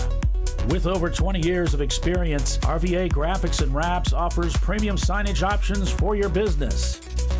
We are dedicated to offering our clients best-in-class service in all aspects of graphic design and application. For more information, visit us on the web at rvagfx.com. Lifeline's continuous commitment to research and development ensures that we supply the most innovative and cutting-edge products available. Used by the majority of the world's motorsport championship-winning drivers, teams, and constructors, Lifeline has a stringent and proven history of success. Lifeline's continuous commitment to research and development ensures that we supply the most innovative and cutting-edge products available. Lifeline's 0360 systems are the result of over 7 years of intensive research and development using 3M's Novik 1230 environmentally safe gas extinguishant. Lifeline uses only the finest quality components. For more information regarding our fire safety equipment and fire safety systems, please contact us at info@lifeline-fire.com. Located in Northeast Ohio, with 40 years of combined experience, Money Shift Racing knows how to deliver performance and safety, offering everything you need to get your vehicle and drivers ready for race day. From safety equipment to full engine assembly and repair, in-house fabrication, 3D design, and rapid prototyping. Money Shift Racing. Performance done right. Frozen rotors from Diversified Cryogenics deliver increased performance and a higher level of safety while significantly reducing braking system costs. So to tell you a little bit about the durability of this product. So we have seen an incredible extension of the life of our brake rotors using frozen rotors. We've gone from brake rotors every other weekend to 6 weekends on one set of brake rotors, and I think they can go farther. The durability has been amazing, and it's been a fantastic season, and man, a lot of that is due to the way our car can brake on those frozen rotors. For more information, go to frozenrotors.com.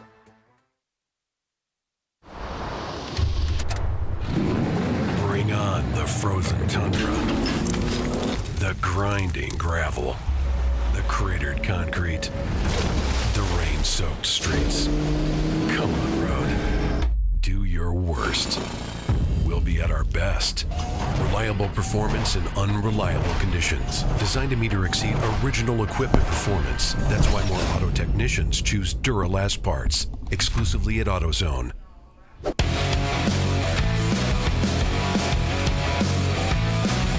Well, we're back to caution here at Sebring. Apparently, I believe someone lost a drive shaft. Parts falling off. Drive shaft fell out of the car. That's generally a part that you don't want to lose. And back to green. Yeah, that was the Opel, actually. Team Godspeed. Drive shaft failure. And it's kind of a needed part. Is that your professional opinion? Yes. My professionally unprofessional opinion. Hog Dog said they got shafted. Yeah. Yuck, yuck, yuck. Section 8 back out with the number 606 Ford Mustang. As the green flag flies here at Sebring International once again. Now just under 4 hours of racing remain here at Sebring to wrap up the 2023 season for the TireRack.com Champ Car Endurance Series.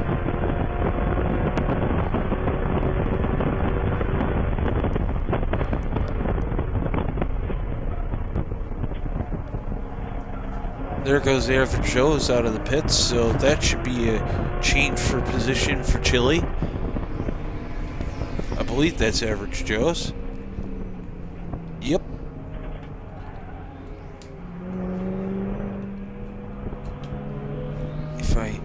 If my colors and paint scheme is correct, I can't tell. Well, their car is yellow and it's got some red on it, like a reddish orange color. So, we'll find out. Car number is 121. Yeah, we'll find out with Flightronix real soon. So yeah, we can look here. They're going around 7. Let's see, where is the car numbers at? 121. 121's over here. Oh, then right behind him is... Oh, no, that's the 918. And coming down the front straightaway. So 519, which is not on my list. Let's see if I find it in here. It's getting a black flag for speeding. A considerable amount of speeding under the purple 35. Who is that? He will get 2 minutes in the box and he will feel ashamed. That's the Ethan Ranger, the one we were talking to yesterday, one of the drivers. And then also the 5.9, which is, I think, Never Start Racing.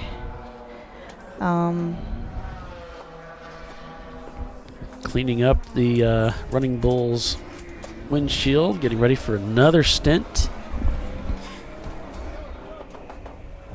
Looks like might be WTF at pit out. Yes.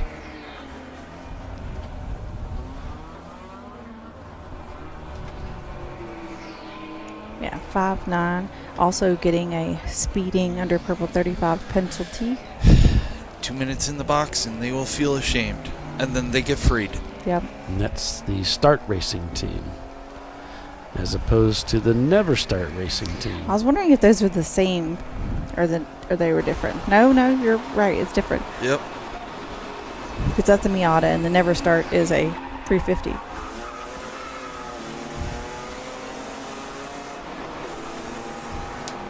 Up to 16th for charcoal, or that. Oh, God. Catch up without taking the EC cars out. Just don't like that math stuff, do you? No, I do not. Math is hard. Especially when I'm in Florida and not supposed to be thinking about it. You're like, I'm off duty. Yeah.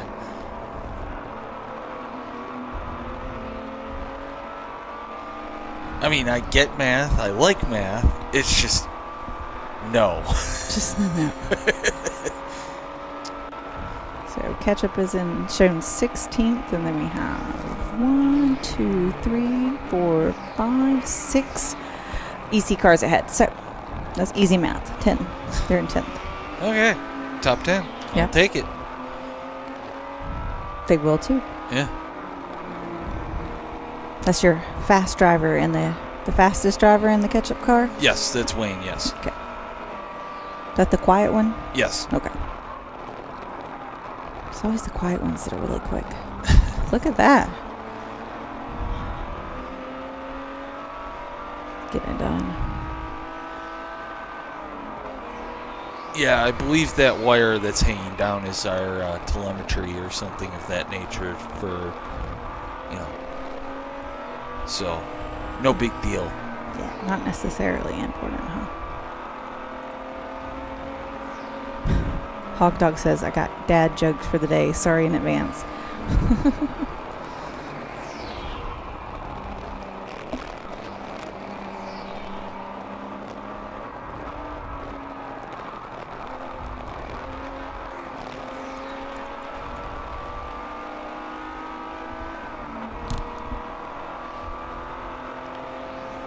That's right, I gotta remember to get onto Southwest to check in for my flight for tomorrow. Yay. Flying out tomorrow then? Yep. Alright. Tomorrow at 12:25. Yay. Yay.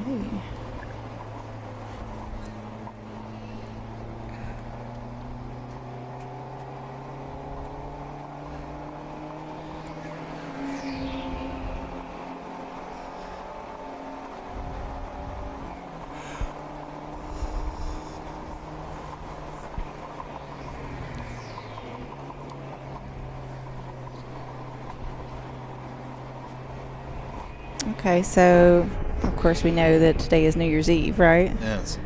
But it's also National Champagne Day, which kind of makes sense. But it's also National Make Up Your Mind Day. Who comes up with this crap? Because your New Year's resolution. Right? I guess. I am not going to get political on that one. I'm just going to let it go. There's also Leap Second Time Adjustment Day. What in the crap is that? Probably to adjust for leap year, because technically leap year is an adjustment to get because the Earth is slowing down as it's spinning. I mean, we have a leap year on the way in, right? Every 4 years. Okay. So that is to technically get us back to the right time? Yes. So that is, but it's 24, right? It has a leap year in it? Yes. Okay, so I was thinking, I thought I'd look at my calendar further enough ahead. I was like, ooh, February's long. Yes. So, yeah, every 4 years we add an extra day to make the equivalent of. Because I've always thought it's really unfair for those people who have a birthday on the leap day thingy. Yeah. Like, that's rude. Well, they only get a birthday every 4 years? Sucks to be them. I know, right?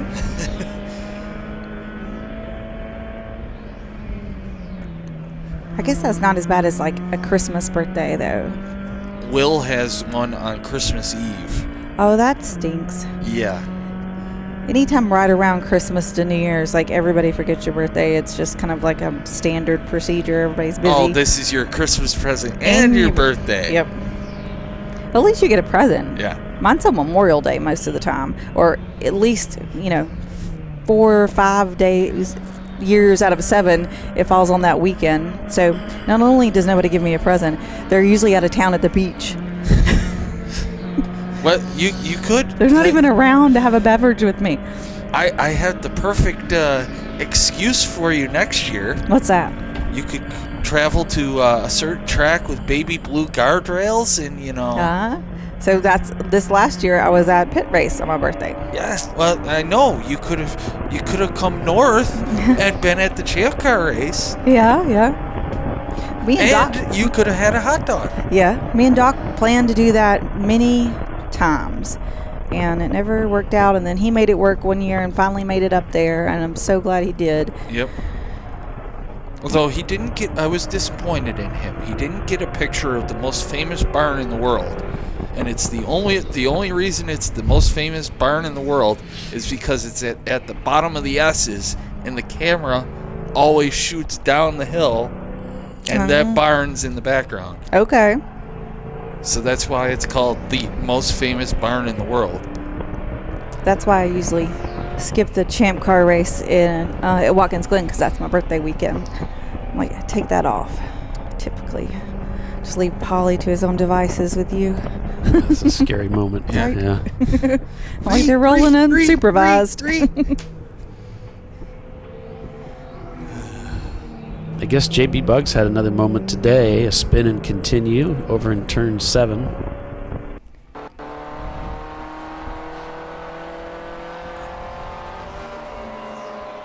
Let's see if we have any updates then. Any other ones? Yeah. Okay. Godspeed. The car has been retired due to drive shaft failure. Back to Michigan we go. Oh, that was the car that dropped. They thought it was a exhaust back in 17, and it turns out that it was a drive shaft fell out. Yeah. That was, I believe that is the bread van. The Opal. Yes, the Opal. Excuse me. It's pizza. An Opal. It says pizza on it, right, or something? Yeah, bread van, yes.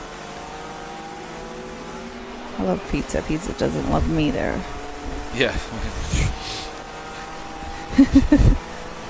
And I can't do red sauce. It just does not agree with me whatsoever. It's all pesto pizza. Which, I mean, I can't really say that's a bad deal, because pesto pizza is like awesome. I'm a red pizza guy.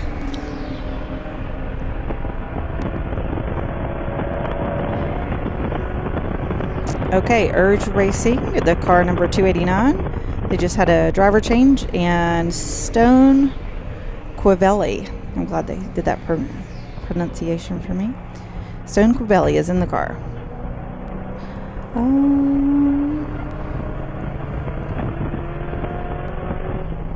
So it was a transmission issue in the Treasure Coast Miata car.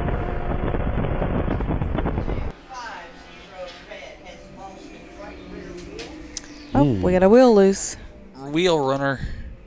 250. It's Rotary Rocketeers. Oh. More trouble for that RX-7 for Rotary Rocketeers. Man. They've had a very difficult weekend. Caution is out. Very difficult. Well, they said it was even difficult just getting here to the race. And then it's been a rough weekend, too. You'd hope that, it would be rewarded. All your effort would be rewarded with a fun race weekend, not chasing wheels and engines and stuff, right? Couldn't be just a regular fun weekend. Had to be difficult. And Purple 35 is out. Which will probably mean we'll go back to green just as we're getting ready to go to commercial again. Darn it. Oh, I think somebody passed under yellow by a large margin there. It's almost like the Mustang has come to a stop. There's the car that the victim.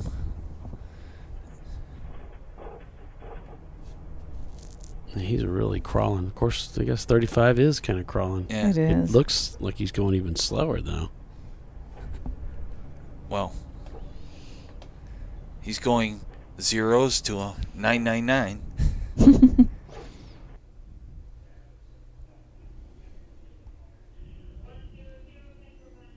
Oh yeah, definitely. That was Well, we're on a little bit of a delay. Do we know if it had already changed over? Well, we saw him slowing down, but there you can see that car that's stranded out there. Oh, well, he shouldn't have passed right there. That should have Yeah. been under yellow anyway. Yes. Because that was where the incident was. So that is the 843. So I will not be surprised if they get It's called low in. country. It's one of the teenagers, maybe. Ah, impulsive teenagers. Impetuous boy. Oh, we're going to turn into boomers. I'm not going to say anything. I don't think I'm I not can going to get- say anything. I don't think that's possible for me to go pretty solidly in the Gen X league.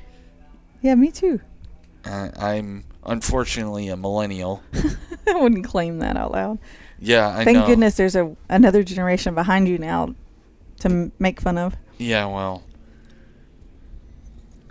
Unfortunately. What is it? Is Gen Y that's after? Yep, they jump around with their names sometimes. Yeah. Don't know. Yeah, Y is after? the millennials, like my kids, and then now we're Gen Z is what's out there now.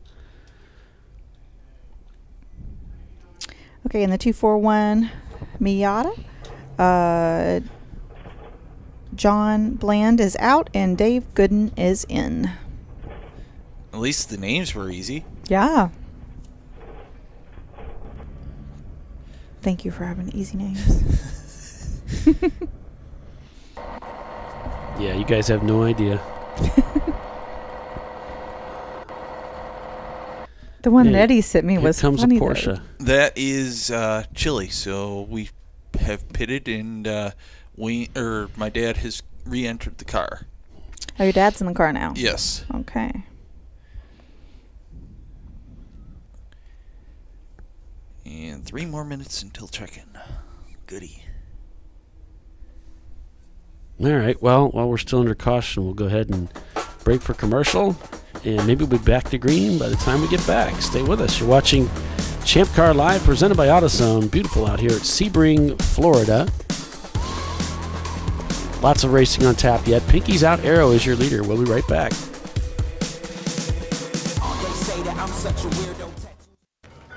You know, I'd buy tires online, but then what? We've thought about it. We're TireRack.com. They should let you ship directly to a mechanic. Actually, we call them independent recommended installers. They should have like 1,000 mechanics. Try over 7,000 installers. Then you just make an appointment. At a time that's convenient for you.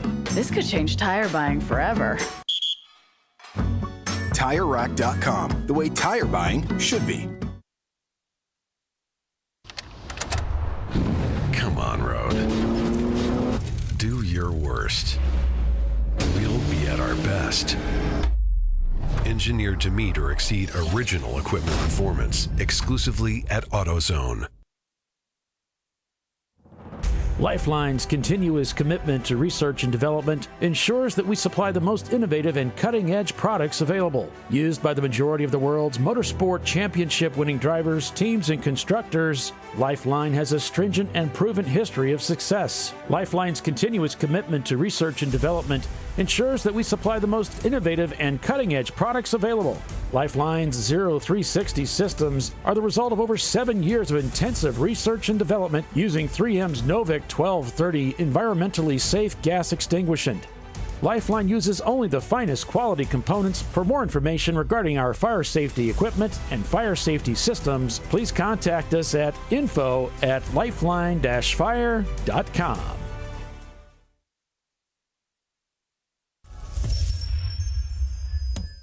Frozen rotors from Diversified Cryogenics deliver increased performance and a higher level of safety while significantly reducing braking system costs. So to tell you a little bit about the durability of this product.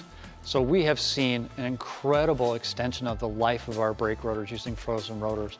We've gone from brake rotors every other weekend to 6 weekends on one set of brake rotors, and I think they can go farther.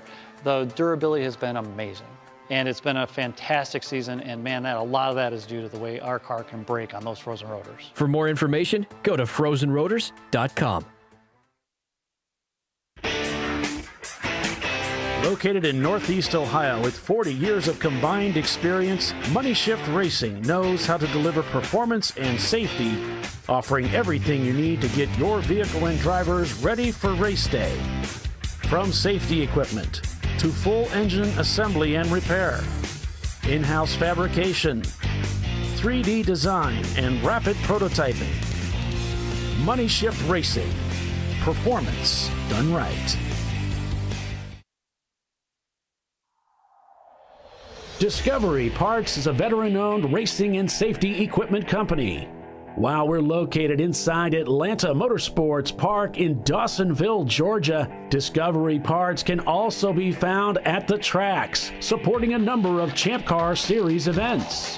We take pride in being a reseller of the best of the industry to Champ Car teams and drivers. We know racing, love racing, and look forward to tomorrow to even more racing. Visit us at discoveryparts.com.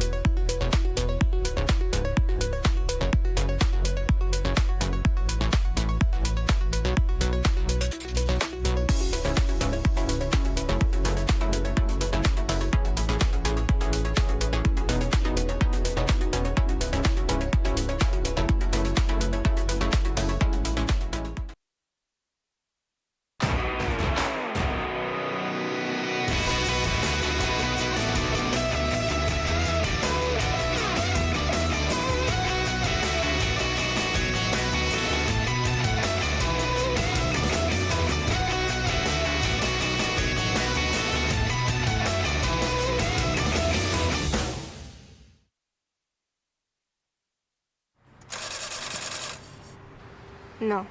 Seriously?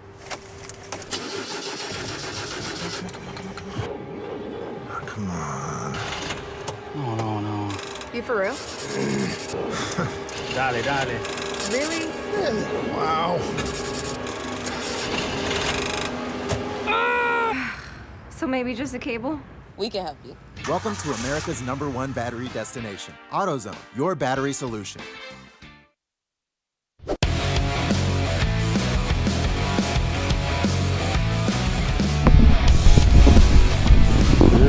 We are back, folks, and we're back to green. Yes, surprisingly. And the Salins team continuing to climb through the field. Things looking good for them. Looks like Average Joe's has retaken the lead of the race as Pinky's out. Must have stopped for a pit stop. Yep. Clark Motorsports in third. Valerian Steel fourth. Gorilla Stickers behind them, followed by Whiskey Tango Foxtrot and Team Salin Chili.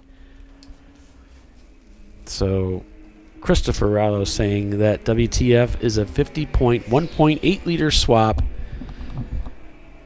VVT or 99. Both would fit. Variable valve timing.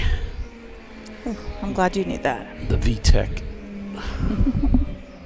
which is what we're running. The B18C. So VVT is the same thing as VTEC? No. Variable valve timing is advancing the cam technically, and then what we're running VTEC actually changes. There's a change in the cam lobes. Okay. So it is different. So I apologize for my technical misstep. That's all above my head. I'm just, engine go kind of guy. Go pedal, yeah. Stop pedal. Exactly. And kind of stop pedal. Mm-hmm. Need another gear pedal? Yes, exactly.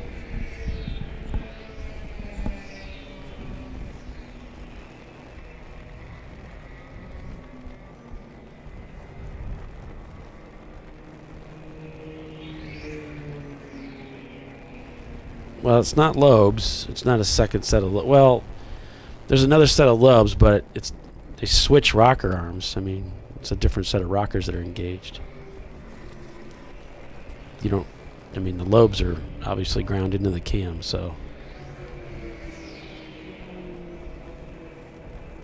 it's hard to talk across messaging. You know, we both know what we're talking about. We just can't articulate easily over text. Right. We can speak for them. We know what's going on. Maybe. If Yeah. not, we'll just make it out. Where did all this confidence come from all of a sudden?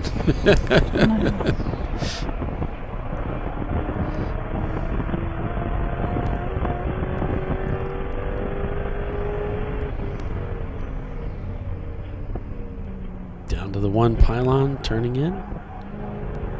Tires squealing in protest. You can kind of see the car leaning, the body roll. Quite a bit. Yeah, Lee, like, it's science. Yes, it is. It's all very sciencey. Science. Great song. Mm-hmm. 4, 3, 2, 1. Lift off. Mm-hmm. Rocket launch. Well, we are in a Mustang, so they Right. take off like a rocket. It's just getting to the slow position that they struggle with. Yeah, get in trouble with the go paddle. Yeah.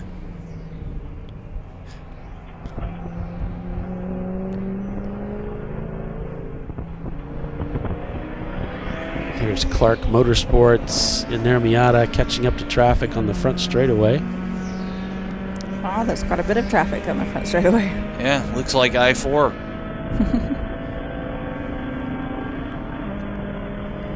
Which is why I avoid that highway like the plague. Now that's bent over racing in front right there.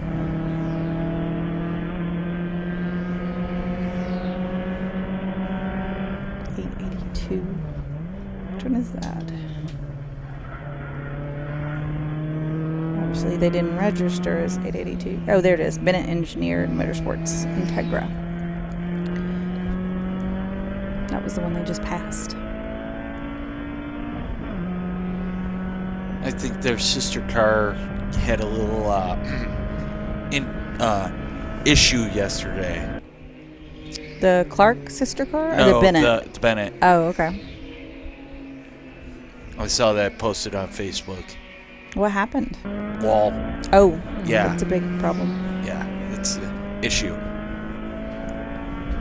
Or at least it looked like their paint job was smeared on the a little bit. Oh, that makes me think of one of the sayings that Doc likes so much. It's not the speed that'll get you so much. It's the abrupt stopping that gets you. Yes, that's a Jeremy Clarkson saying too. Speed never killed anybody. It's the rapid deceleration. We got a car. Oh, it's not on the front straight. I thought we had a car going really slow in the front straightaway. It's like, nope, it's in the pits. Actually, that car was going really straight. I mean, really slow on the track, and they were calling it in. Oh, okay. So now it's going really slow on the pit lane.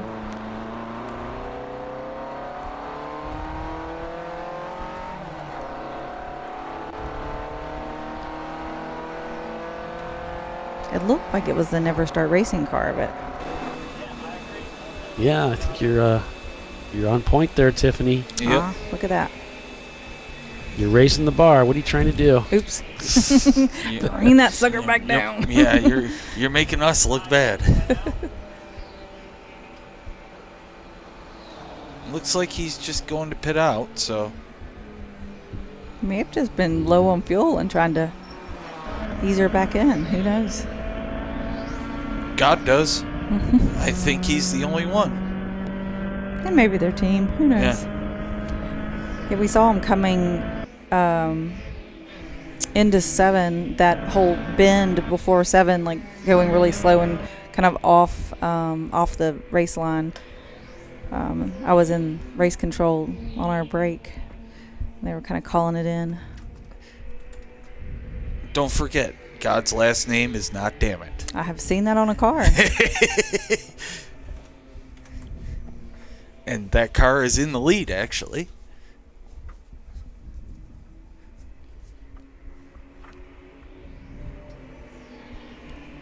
So you're saying it's on the Bruce Innovations car? No, it's on the Average Joe's car.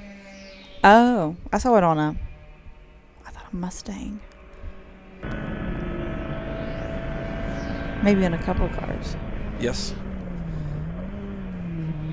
The BMW, the Vanos system, is a variable valve timing system. It comes on around 4,100 RPM, somewhere around there. It might be different for different cars, and then it got a couple flavors of it because they have, I think the early version was just on the exhaust side, if you guys remember, and then the later versions they were working with both the cams, both intake and exhaust. But you wouldn't want it to, dip in too soon. You need it to come in later in the RPM range.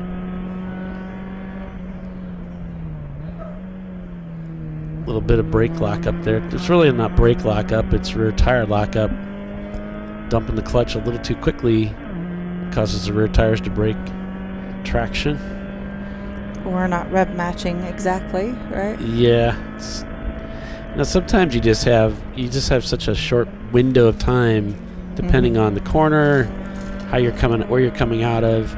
It can be difficult to get all that stuff done, and so guys can struggle with it.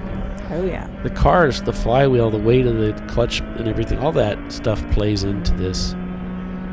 It's a lot going on with your feet, timing wise. Fancy feet. Which is why I'm up here and not down there. Still trying to figure all that fun stuff out. I remember fighting with rev matching, trying to learn that. Woof. Really bounce when you get close to the wall over there to try to clip that apex. Clark Motorsports coming down to start another lap here at Sebring International. That's Chili right in front of him. Average Joe's leads over Pinky's Out, followed by Clark Motorsports in third place right now. Valerian Steel's fourth, and WTF is in fifth. Then it's Gorilla Sticker, Team Salem Chili, and DVM Racing.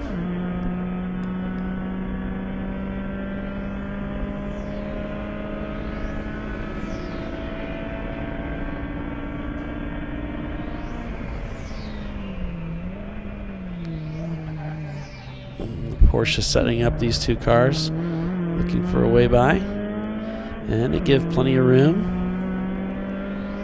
to let both of these competitors through. Yep. Clark is like, I'm with him. I'm just gonna follow him through. Make this easy on me. Yep. Let me make the hole and let me follow through. And this was their backup car for Team Salins after yesterday's crash of the mustard car. Yep. So this is their backup car in force, along with the catch-up car that's also running yesterday's winner.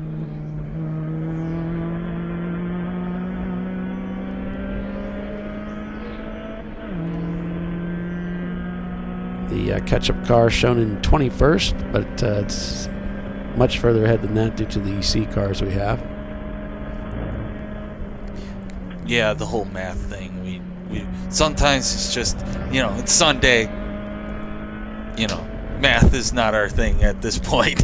I'm going with 14th. Swinging wide for turn 16. I think there's 7 EC cars between them in the front. Wow. Yeah, it's so many EC cars here. It's yeah, because I think we started the race with around 95 or so, 94 cars.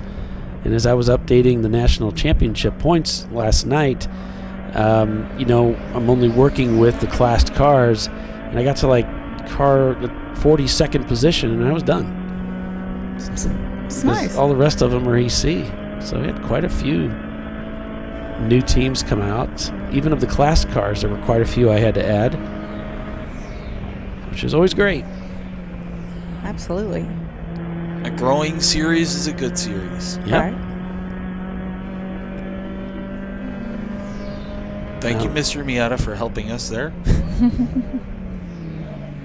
Now tonight, I'm packing up all this gear, and after I get done with all of that, the wife and I are going to be going to Siesta Keys tonight, and then I'll update the national points the following day. And then it's just a matter of our web guy updating it on the website, and then you'll have the official results for 2023 for the national championship. So you're not doing the points New Year's Eve at the 7 this year? I haven't heard of anything going Okay. on. And we've got our place already reserved out there. So we did that last year, and we stayed at the hotel, and it was like 2 a.m. before we could get to sleep for all the pounding going on beneath us in the whatever that conference room is down there. They have the party. With the big party in it. Yep. Yeah, no. Yeah, I will be well on my way to the condo by then. Or in bed. Hopefully I'll be home by 2. I'm old, so you know. You're an old soul. Staying out till past midnight is, you know, no longer in the vocabulary.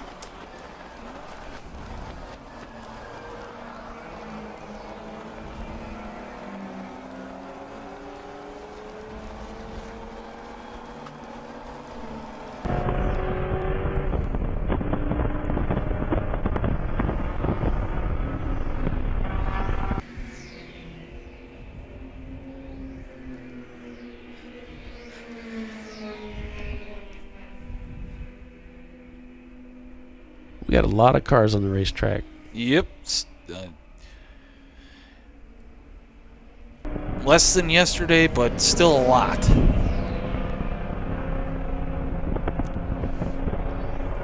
Kimberly says she was hoping to take the kids in the pool for the ball drop. I guess it's warmer where she is, or maybe their pool's heated. I don't know. Maybe it's indoors. I mean, it's warm outside right now, but not quite pool weather, I wouldn't call it. No, definitely not. Pool, they got a pool heater, yep. That comes in handy.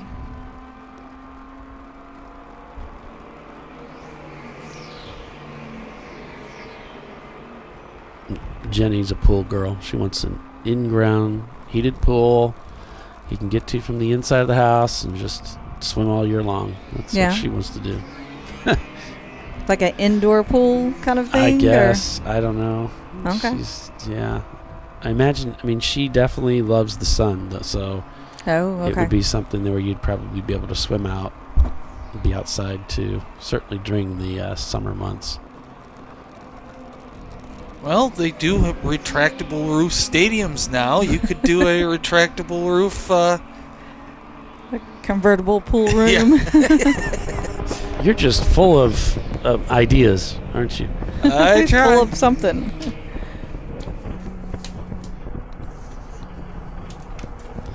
Is that for next year? I already sent one in for this year. Yeah, she's got mine. Pretty sure. I already did one. Yeah, I was the one that told her it needed to be done. It was my idea. But thank you. All right. Yep.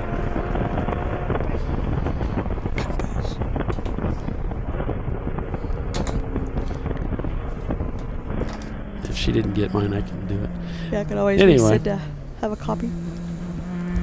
It's all screened in. Yeah, there's a lot of pools here in Florida like that, all screened in. That would keep the bugs away. That's nice. Did she not get it? Okay. I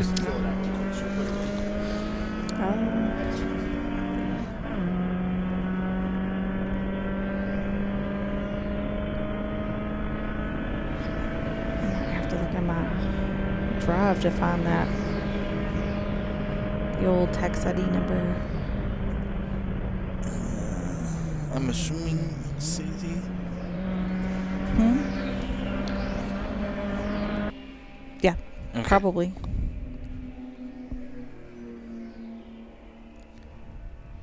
Got to go back on board with JB Bugs.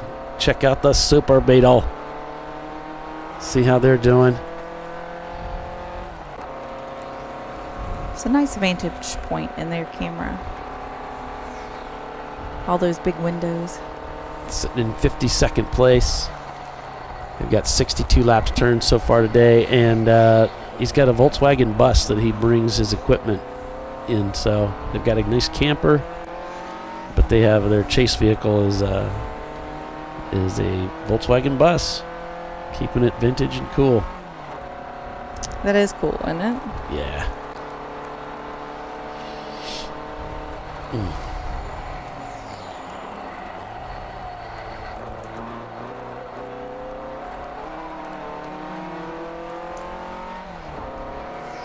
We'll take a look at the cars' positions by class here.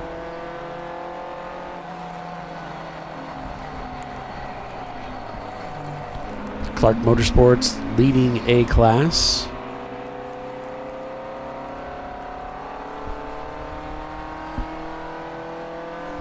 B class being led by Average Joe's. C class by Pinky's Out Arrow. D class by Team Infinity. F class by Open Throttle Racing. And EC is being led by Team Bruce Innovations. And then back to all the classes. You've got Pinky's Out, the overall leader, over Average Joe's, who's moved to second place now. Clark Motorsports is in third.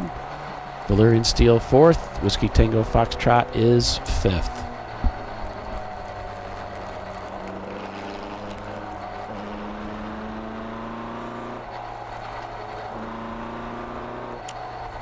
Looks like he's going to bring her into the pits.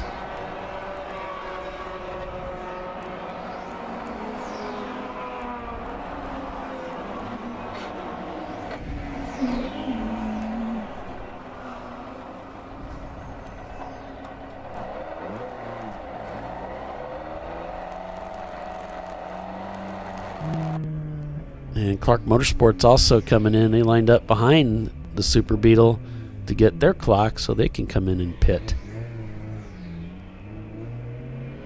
And they come in third place overall for this pit stop.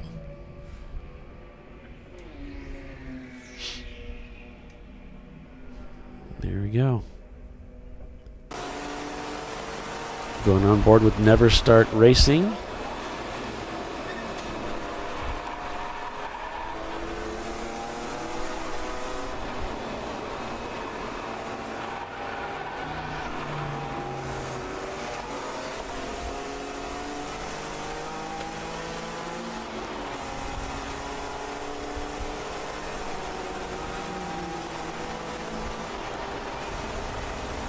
Average Joe's looks like they were observed doing a spin and continue. No action was taken against them. It was over in turn 17 that they did a loop. They were just testing Homer's Donuts.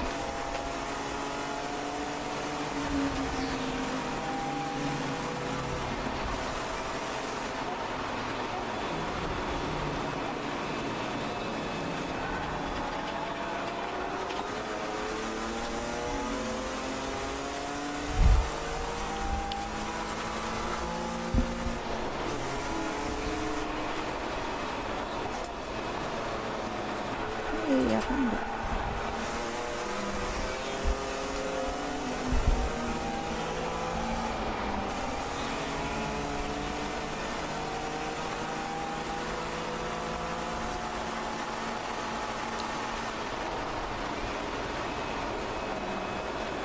That would actually be a very good viewing berm, that pile of sand or whatever it is.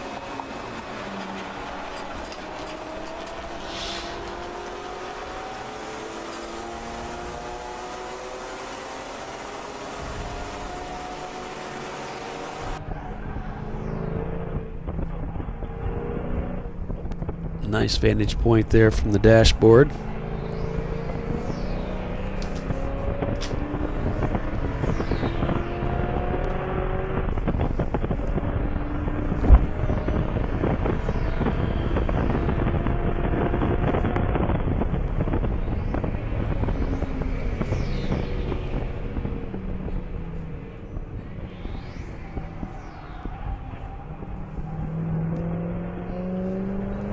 There's RPM. Looks like they're going slow.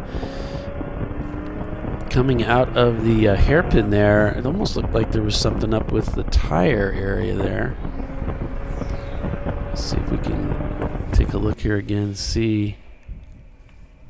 Yeah, they were getting passed by a bunch of people. It was really slow, just kind of loping along the inside there. And it looked like the left front. Yep. Something was going on there. Yeah, it's wobbling. So they might have had contact with something out there, messed up the car.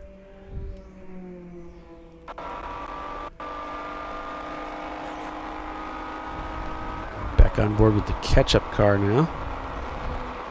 Joe Nonamaker back in.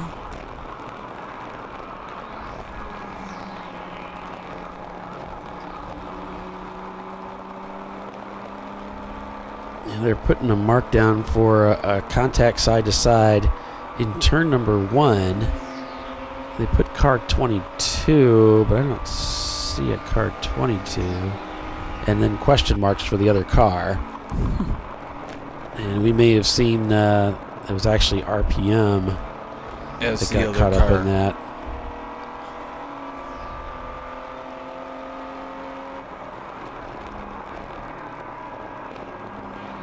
RPM's car number 55.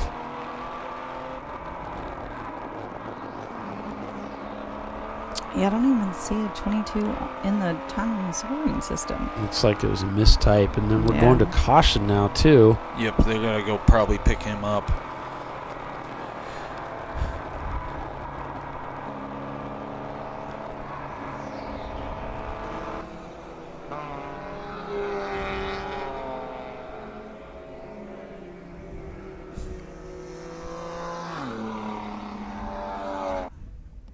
Code 35.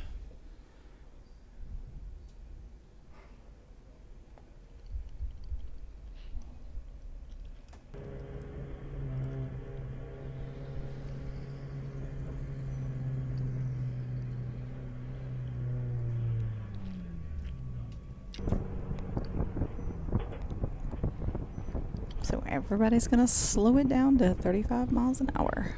Except for those that want to speed, and then they will be brought into the sin bin. Mm-hmm. To serve a nice little black flag penalty.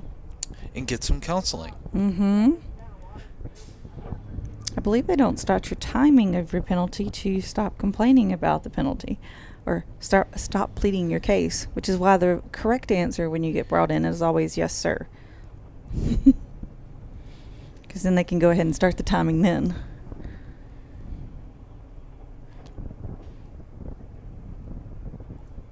Otherwise, the penalty time doesn't start till after you're through pleading your case.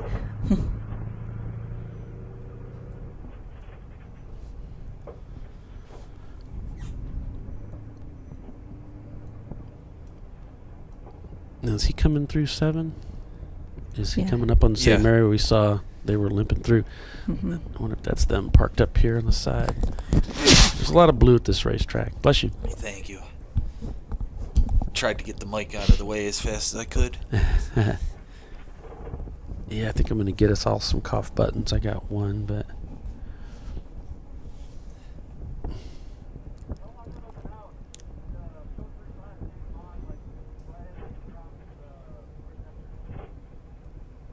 I hear him talking to his team.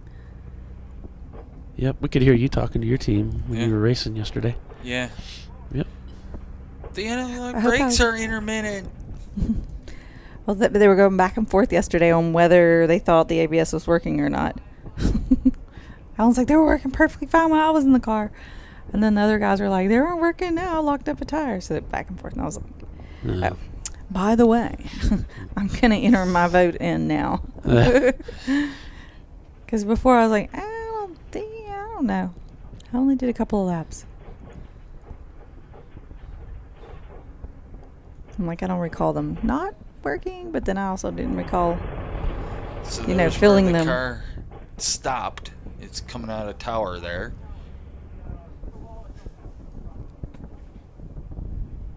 $10, $13. Yeah, 13. 13. This is giving the guys in the beat a little bit of a break here. Looks like they're working on something next to the car.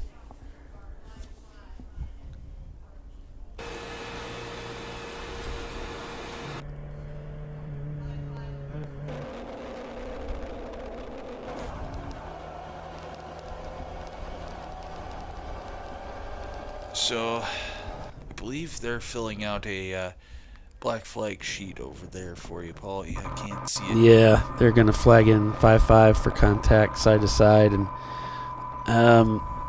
they've actually marked it down like they made contact with themselves. Both of them are 5-5, so we'll see if they change that. So in the Floridians Motorsports 944, we've got Jason Hickman in the car now. Super Beetle leaving the pits.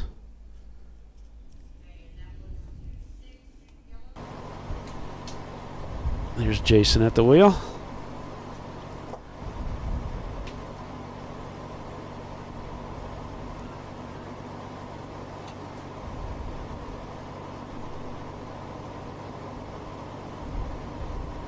Do you have a camera for the 63 of Open Throttle? No. Okay. They just sent me a link. I'll send it over to you if you'd like to use it. Yeah, sure. The yellow flag has come back out, so we should be going back green very shortly.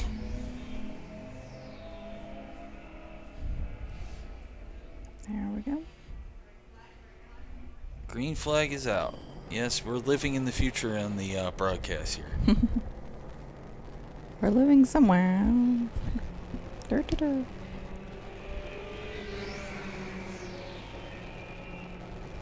Ron's saying 918 is in third place, but I'm not even in Florida. Yeah, they're already taking your car number. Can you believe that? That didn't take long. The car isn't even hardly even cold. Well, technically, that car will still be racing. It's just under new management. Mm-hmm. Yeah, Clive bought that car, and so it will rise into race again.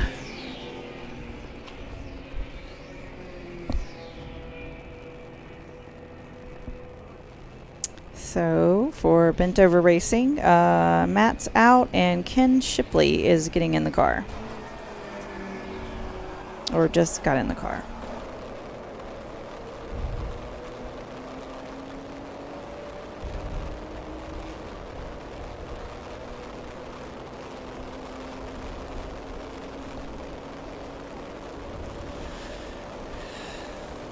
And unofficially, we got 3 hours to go. Only 3 hours. A 3-hour tour. In the MS2 Racing Red Jetta, Bob Mink is now in there after they did that driver change.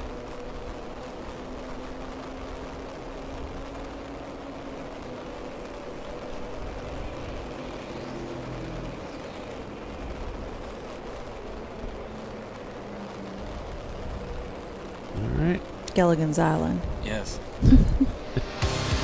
So with that, we're going to take another commercial break. Pay the bills. As they say, pinkies out, Arrow leads the way, working lap 78 here at Sebring International Raceway. Stay with us. We'll be right back.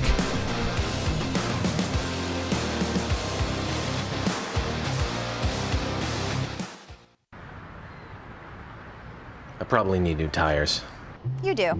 What if they sold tires online? We do. We're TireRack.com. They could offer lots of tires We have so many tires. and help you find the right tire. It's called the Tire Decision Guide. Oh, and they could ship them to a nearby mechanic. We shipped over 7,000 independent recommended installers. This is an amazing idea. Sorry.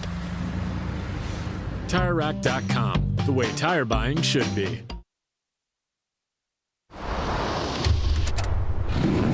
Bring on the frozen tundra, the grinding gravel, the cratered concrete, the rain-soaked streets. Come on, road. Do your worst. We'll be at our best.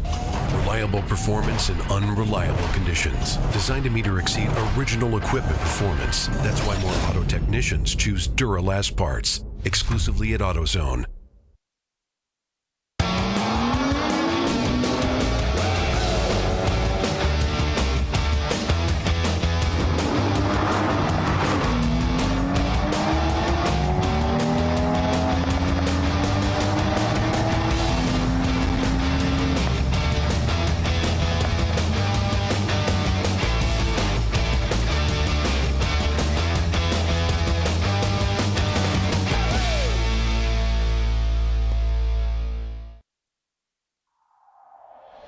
Discovery Parts is a veteran-owned racing and safety equipment company.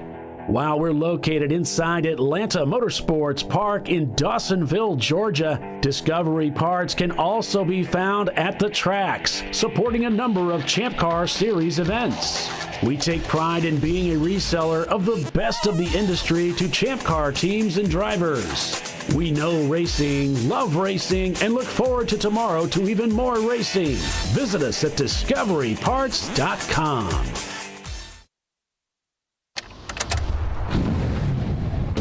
Come on, road. Do your worst. We'll be at our best. Stress tested to meet or exceed original equipment performance. Exclusively at AutoZone.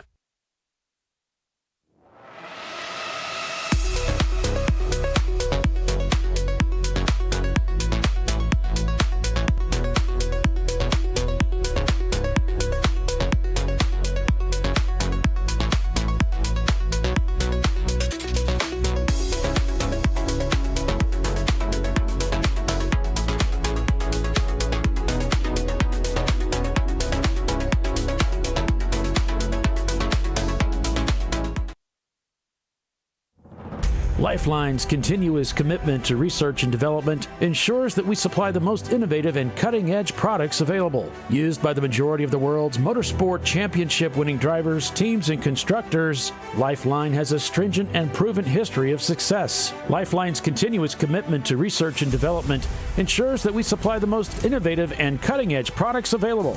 Lifeline's 0360 systems are the result of over 7 years of intensive research and development using 3M's Novik 1230 environmentally safe gas extinguishant. Lifeline uses only the finest quality components. For more information regarding our fire safety equipment and fire safety systems, please contact us at info@lifeline-fire.com.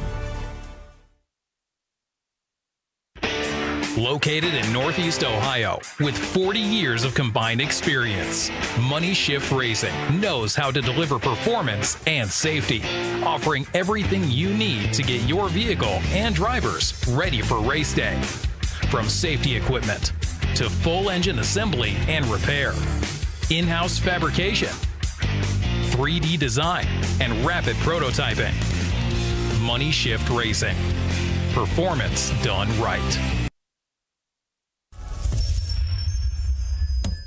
Frozen rotors from Diversified Cryogenics deliver increased performance and a higher level of safety while significantly reducing braking system costs. So to tell you a little bit about the durability of this product. So we have seen an incredible extension of the life of our brake rotors using frozen rotors.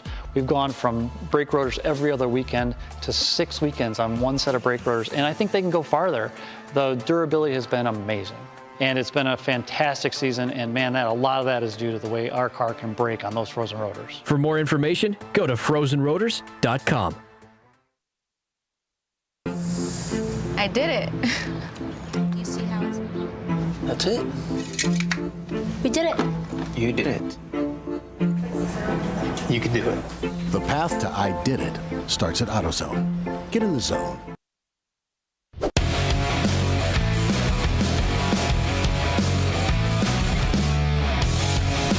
right, welcome back here to ChampCar.Live, the Sebring International Raceway. Day 2, 7 hours of endurance road racing on tap. Just under 3 hours remain to cap off the 2023 season. So many races on tap for next year. Oh, car stopped on the right side of the racetrack coming into 17. Driver's right, still on track. So let your drivers know. Check out the ChampCar.org website for the schedule so that you can see what all races are on the docket for 2024. There's still a couple of events yet to be decided, but plenty of races you can plan for, and make sure you get signed up early. A little bit crossed up there under heavy braking for the Ford Mustang. Might have that back end locking up a little bit.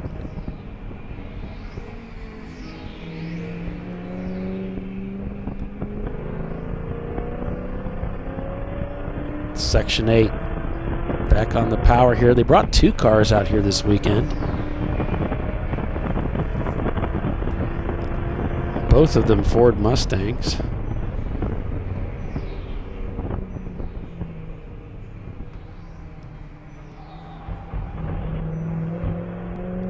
A 2007 and a 2006.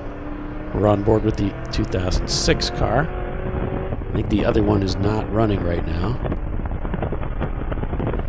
We had quite a few teams show up this year, or for this race, with multiple cars in their stable.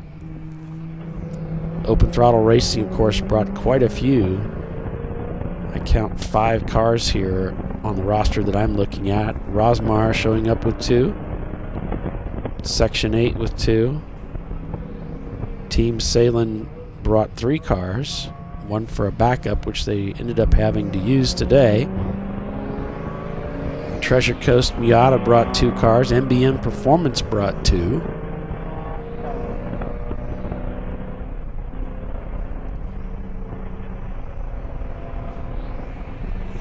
Bennett Engineered Motorsports brought 2 cars. Atlanta Speedworks brought 3.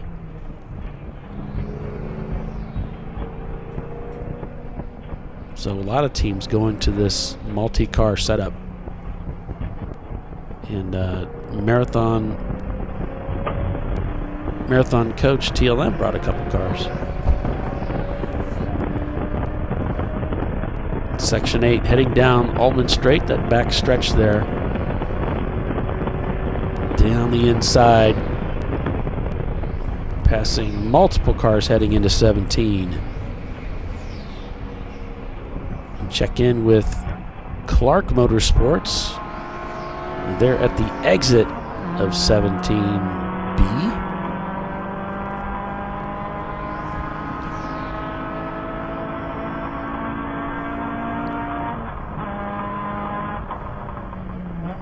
Heading down the front straightaway, diving into turn 1.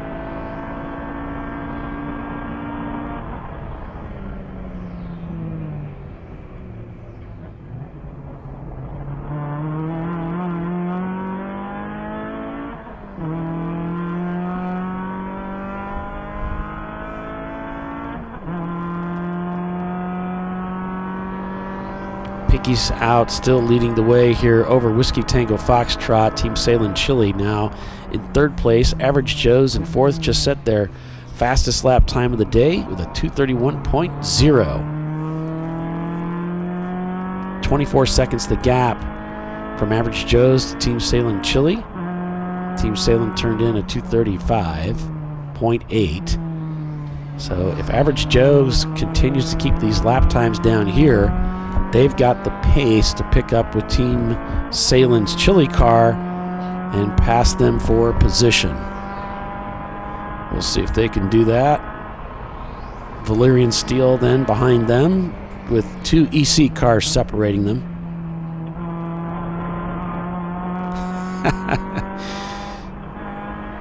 Want to know where Avenue Garage is? I see them in 24th with a lot of EC cars ahead. So let's see where they would be overall.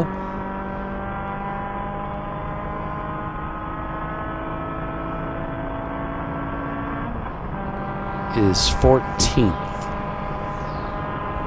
So if we flip to the class, and I think they're B class.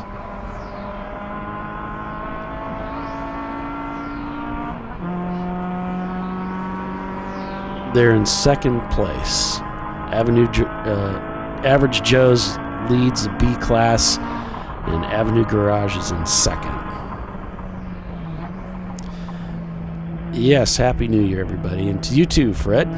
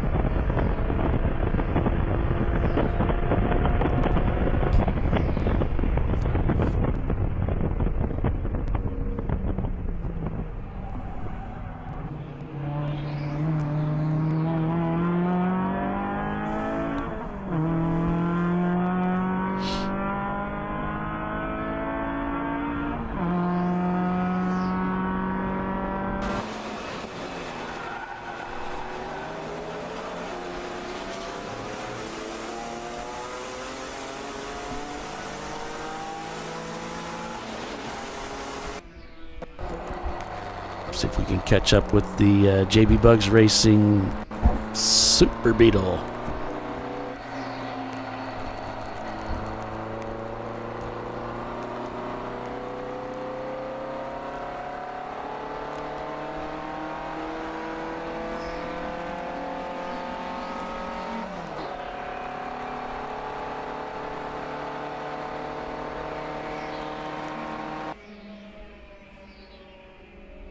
Coming down into turn number 7. You're welcome.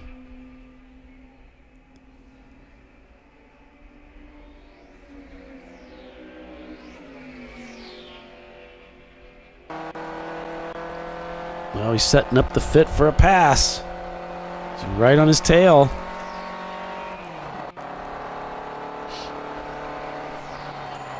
Here comes turn 10. Our camera that we had in turn 10 went down, so we got kind of relegated to the outside. I think that might be WTF coming through, and that threw off his momentum, so it's going to take a little while to get that back.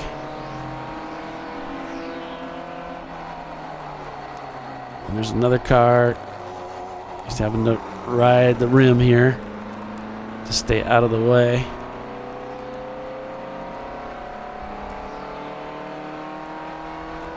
Paul Ripa at the wheel. I met Paul today before the race.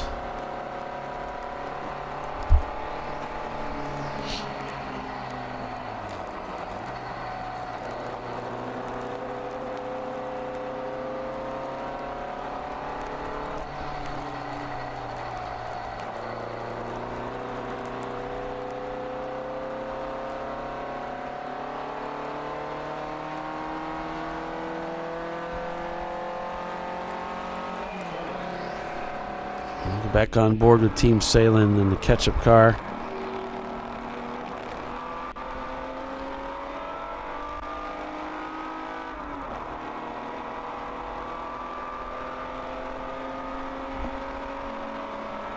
We got a car being black flagged for parts falling off of the race car. It's MBM Performance.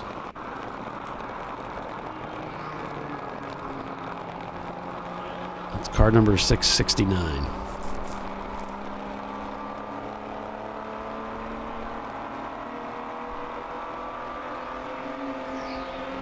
I guess the wing flew off at turn 13 into the grass, and the wing support is just kind of hanging on to the side of the car. It's very dangerous, so they want to bring him in for that. Looks like Marathon Coach TLM, thank you, had contact with another car, Blue Steel, in their Miata. So there was black flag, and they brought him in, and there was a penalty handed out. Doesn't say to which one. Maybe they both received a one-lap penalty. It doesn't say. Well, then, in that situation, they're both guilty.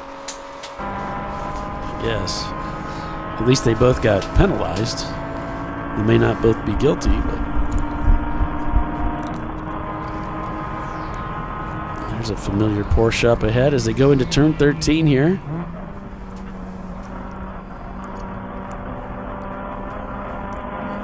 Clark trying to stay on the gas here. Gets a pretty nice line through 17 there.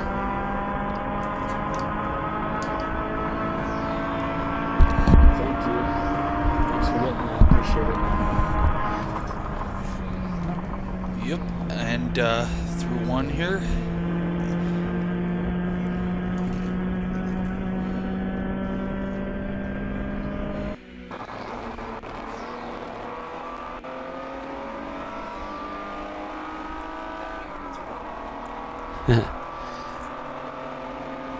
My wife and I would appreciate that. We both like onion rings. Look at these bugs. Well, this is Florida. It is Florida. And they got a lot of buggies. Yeah. Especially the one on the track. The Running Bulls camera went down. Darn it.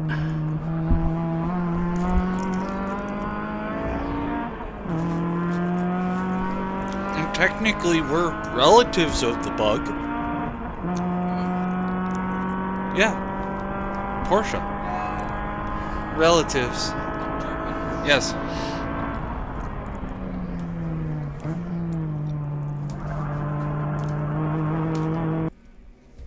The other day, somebody, we were talking cars, and of course I love German cars. Most European cars, but especially German cars. And they say, Porsche, VW, kind of the same thing. And I just like went like a cat to water, like. They are, but they're not. It's like sacrilege. They are, but they're not.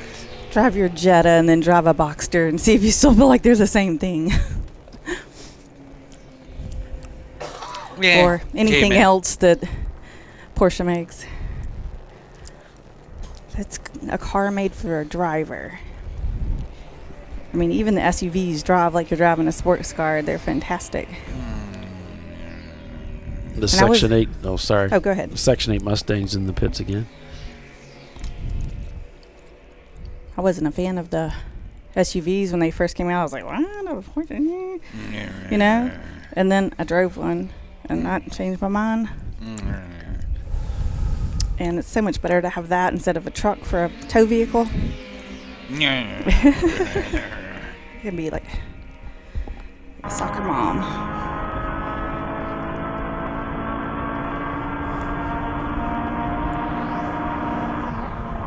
I was thinking about that yesterday too, because you remember when I came down to NCM and picked up the Honda. I was using Tyler's second truck.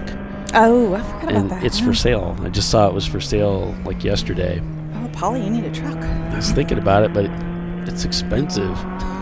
Everything's expensive. And I'm thinking, well, Tiffany's got a tow vehicle, so I don't really need to get one because she has hers, but then I still don't have one. So it'll all work out. We'll come up with something. Yep. Did he get a new tow vehicle or? Yeah. Okay. Yeah, that was just like an extra He already had another truck. Okay. So he's had it for some time. When I borrowed it, years ago and went and got your Honda, he already had another truck. Oh, okay. I haven't seen Tyler in a little bit.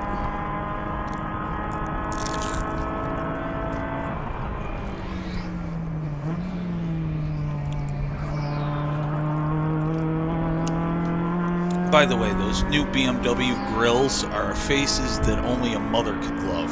The bucktooth beaver ones. Oh, the ones with they look like they have really long teeth on them? Yes. Oh. Awful. I just saw one driving. No offense to anybody that has one, because it's BMW and it's an awesome car. It's just the look is... There's several cars that the back end looks pretty terrible nowadays, like of the newer ones. I'm like, that's kind of nice, and then you see the rear end of the car, and you're like, what? Yeah. What were y'all thinking? Did y'all just give up by the time you got to the back? It must be sacrificing style for aerodynamics or something. It's like style points 0. Silly engineered guys. Mm-hmm. I'm like, what did they do back there?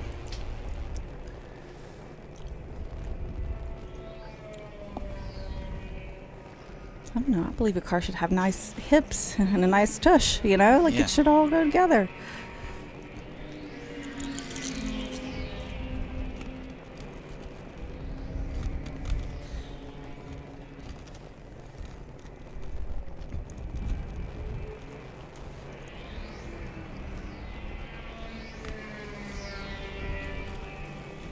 And that says 11:45. That's definitely not current.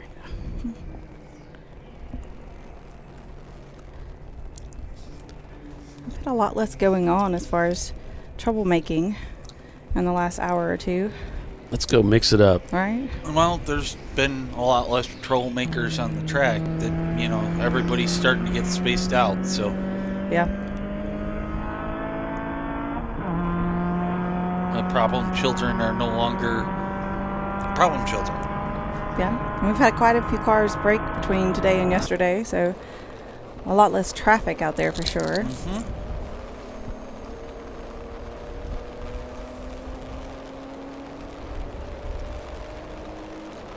Mickey's out, still leading the race with Average Joe not too far behind. Well, Whiskey Tango Foxtrot's in there too. They're back in 7th, 8th. I think you need a reset. I need a refresh. Hold on. Must have went to sleep while I went to pick up lunch. There we go. With Whiskey Tango Foxtrot in 2nd place. And then Average Joe's. So BMW, Miata, Porsche. Mm-hmm.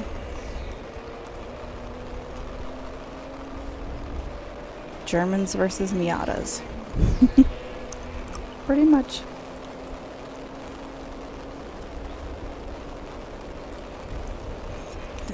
This seems like this track would really cater a lot to high horsepower since we have some really fast sections of the track, but you see the Miatas do so well here. I guess because there's some very technical and fast places. Mm-hmm. If they can, just keep their momentum going through it, it doesn't really cost them so much getting going. Yeah, there's a lot of high-speed corners on this track, so they're able to keep their momentums up.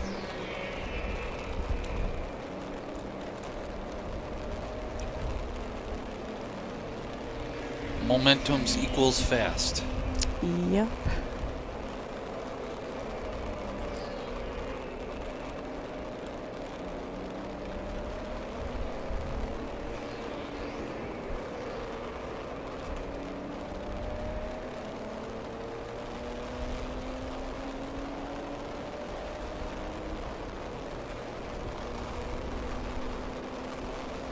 I think we're running out of steam.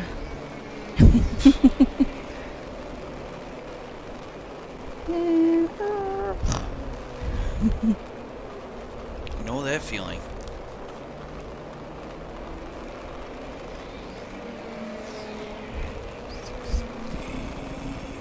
the bent over racing guys are doing pretty good. Yep. His driving looks fairly solid there.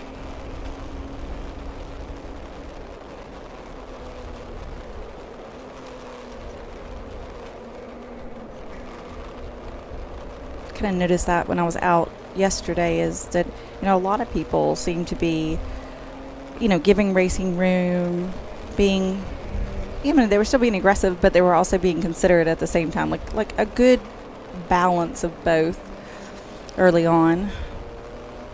But sometimes, it can get, at the very beginning of a race, people get a little overly enthusiastic and try to stick some things in places they shouldn't go.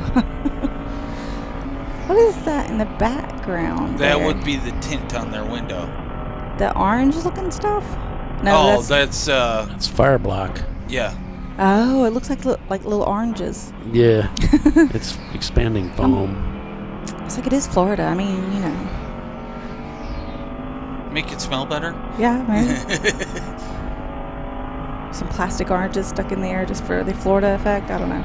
I was trying to focus on. I was like, what in the world am I looking at? I thought you were talking about the window with the window flapping. tint flapping. Yes. I see that now too. That one's fairly self-explanatory, I guess.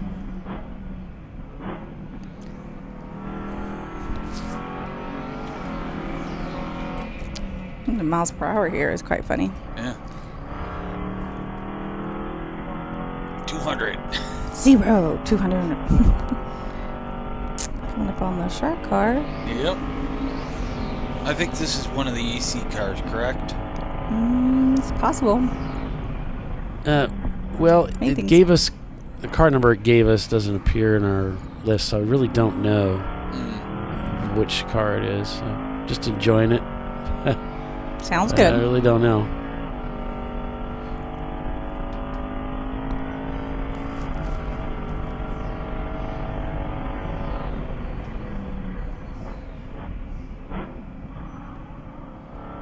If he's doing the rev matching himself, that was a fantastic job. Nowadays, all these cars, not these cars, not our cars, but like other cars at the track, have all these, rev matchy thingies for you. You be in the car and you're like, man, they really got that pretty quickly. And then you're like, no, the car's doing it for them. You can even add it aftermarket.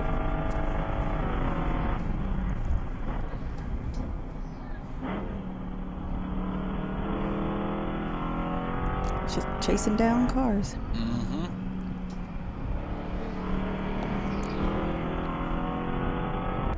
It's like Miata Pac-Man. One of the Boxsters. Yep. Looks like he's got the rear heater lines on the front of that one. Probably in case of fog. Yeah.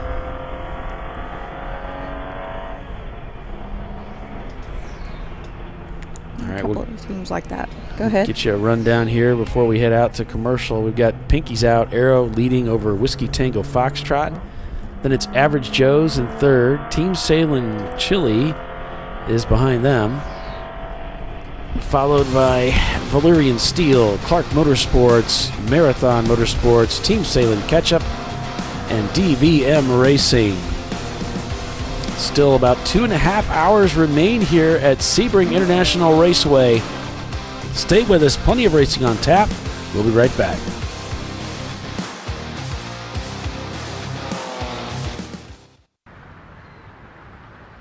I probably need new tires. You do. What if they sold tires online? We do. We're TireRack.com. They could offer lots of tires We have so many tires. and help you find the right tire. It's called the Tire Decision Guide.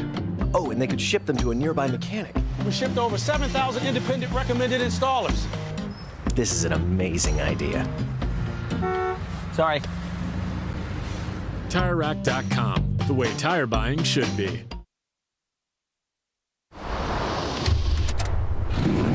Bring on the frozen tundra, the grinding gravel, the cratered concrete, the rain-soaked streets.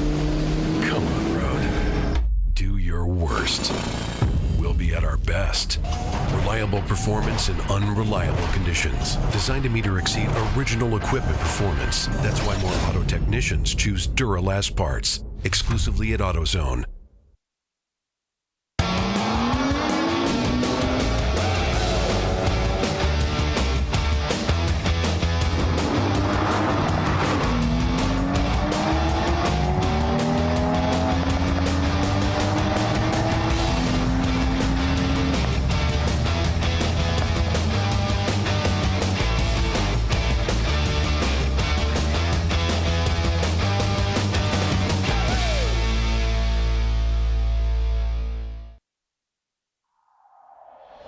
Discovery Parts is a veteran-owned racing and safety equipment company. While we're located inside Atlanta Motorsports Park in Dawsonville, Georgia, Discovery Parts can also be found at the tracks, supporting a number of Champ Car Series events. We take pride in being a reseller of the best of the industry to Champ Car teams and drivers. We know racing, love racing, and look forward to tomorrow to even more racing. Visit us at discoveryparts.com.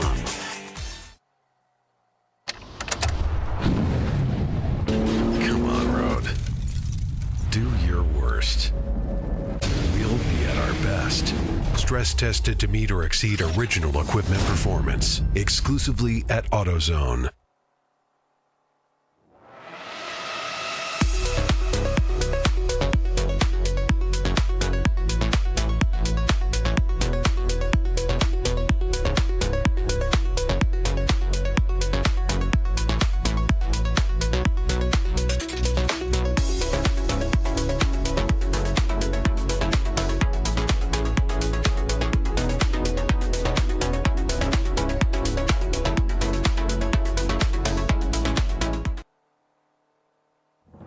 Lifeline's continuous commitment to research and development ensures that we supply the most innovative and cutting-edge products available. Used by the majority of the world's motorsport championship-winning drivers, teams, and constructors, Lifeline has a stringent and proven history of success. Lifeline's continuous commitment to research and development ensures that we supply the most innovative and cutting-edge products available. Lifeline's 0360 systems are the result of over 7 years of intensive research and development using 3M's Novik 1230 environmentally safe gas extinguishant. Lifeline uses only the finest quality components. For more information regarding our fire safety equipment and fire safety systems, please contact us at info@lifeline-fire.com. Located in Northeast Ohio with 40 years of combined experience, Money Shift Racing knows how to deliver performance and safety, offering everything you need to get your vehicle and drivers ready for race day. From safety equipment to full engine assembly and repair, in-house fabrication, 3D design, and rapid prototyping. Money Shift Racing. Performance done right. Frozen rotors from Diversified Cryogenics deliver increased performance and a higher level of safety while significantly reducing braking system costs. So to tell you a little bit about the durability of this product. So we have seen an incredible extension of the life of our brake rotors using frozen rotors. We've gone from brake rotors every other weekend to 6 weekends on one set of brake rotors, and I think they can go farther. The durability has been amazing. And it's been a fantastic season, and man, a lot of that is due to the way our car can brake on those frozen rotors. For more information, go to frozenrotors.com. I did it. You see how it's... That's it. We did it. You did it. You can do it. The path to I did it starts at AutoZone. Get in the zone.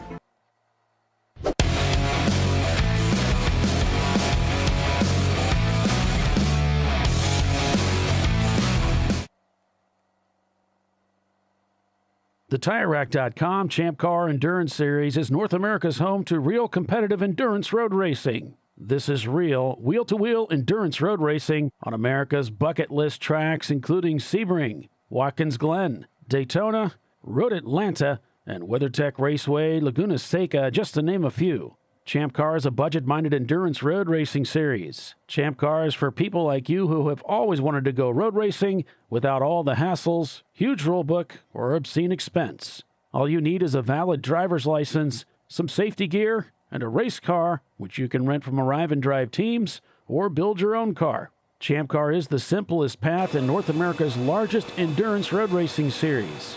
While we often see racers from outside the world of motorsports, our series is a diverse mix of automotive enthusiasts, weekend warriors, and race series veterans. But at the drop of the green flag, they're all racers participating in the challenge and thrill of real wheel-to-wheel endurance road racing. To find out more information, visit the Champ Car website at ChampCar.org.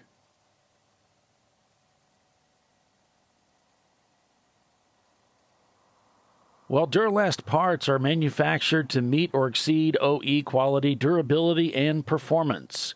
Whatever make of car you're driving, Duralast parts keep your car driving tough. Duralast's full range of auto parts makes it easy to get the right part at the right time. Whether you're changing your oil or rebuilding your engine, Duralast gets the job done right. Duralast parts include shocks, batteries, brakes, starters, and alternators. Also, get specialty tools you need the easy way with AutoZone's Loan-A-Tool service and get your full deposit back after returning them within 90 days. If you decide you want a tool, you can keep it and buy it with the deposit. If you need a special gadget, we have what it takes to do the job right. We take care of people who take care of their cars, and our Loaner-Tool program is no exception. Loan-A-Tool is the best tool rental service for getting heavy-duty automotive equipment when you need it. Just put down a deposit for the equipment and then take your gear back to the garage and get down to work. After you finish the job, return the tool to AutoZone within 90 days and get your deposit refunded, or keep the tool and pay for it with the deposit. To get started, go to AutoZone.com or your local store and select the equipment you need. We can get the tools to your door tomorrow with next-day delivery, or you can pick up in-store today. To find out more information, go to AutoZone.com.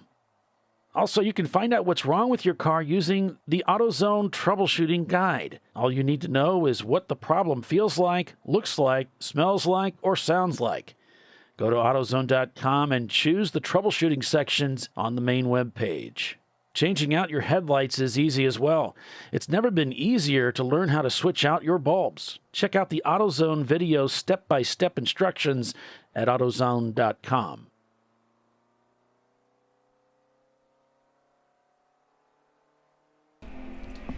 All right, welcome back to ChampCar.Live, presented by AutoZone. We just trying to choke down some of our lunch there as we came back from the break, so appreciate your patience there.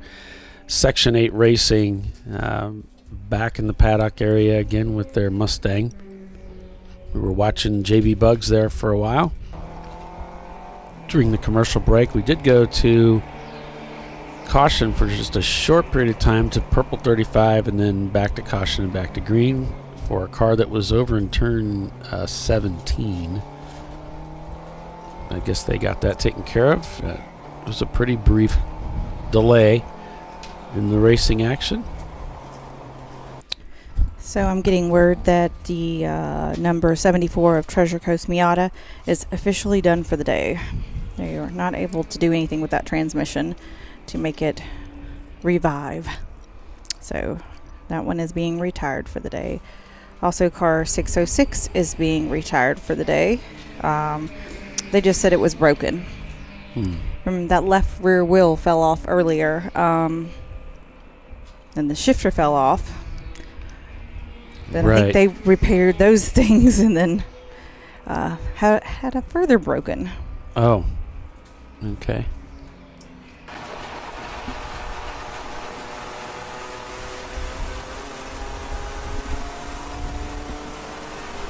So Pinky's Out leads this race. Whiskey Tango Foxtrot in second. Average Joe's in third. Team Salem Chili in fourth. Then it's Valerian Steel in fifth place. Clark Motorsports, Marathon Motorsports TLM. Team Salem Ketchup, DVM Racing, Fing Dog Racing. Team Infinity, Floridian Motorsports, Avenue Garage, Rosmar Racing, and Bent Over Racing, the top 25. Cars within the top 25 there that are classed cars.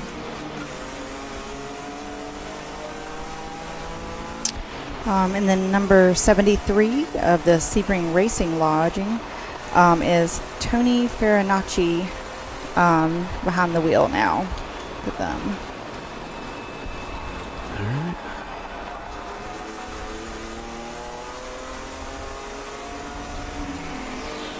If that's not how you pronounce your last name, I apologize in advance. Bill's in here dancing and eating donuts. That man can run on sugar, I think. Donuts and coffee.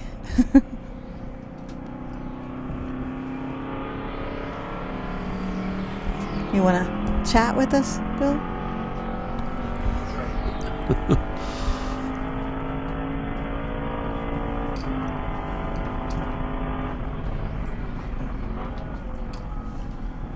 Hey, everybody. Oh, she got you muted. It's the third one. There we go. Hey, everybody. How are Hey. you?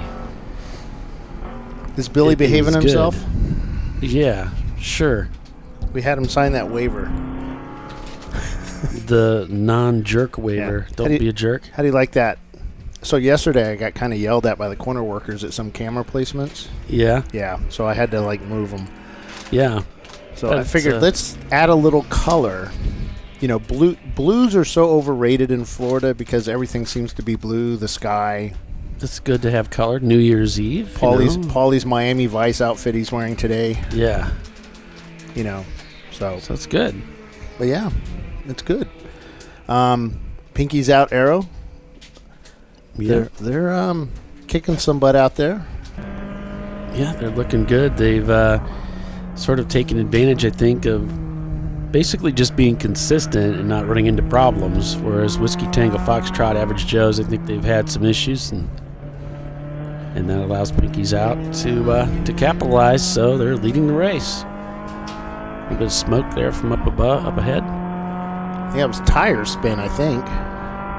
Clark Motorsports is another really good team, really fast car. Back to caution we go.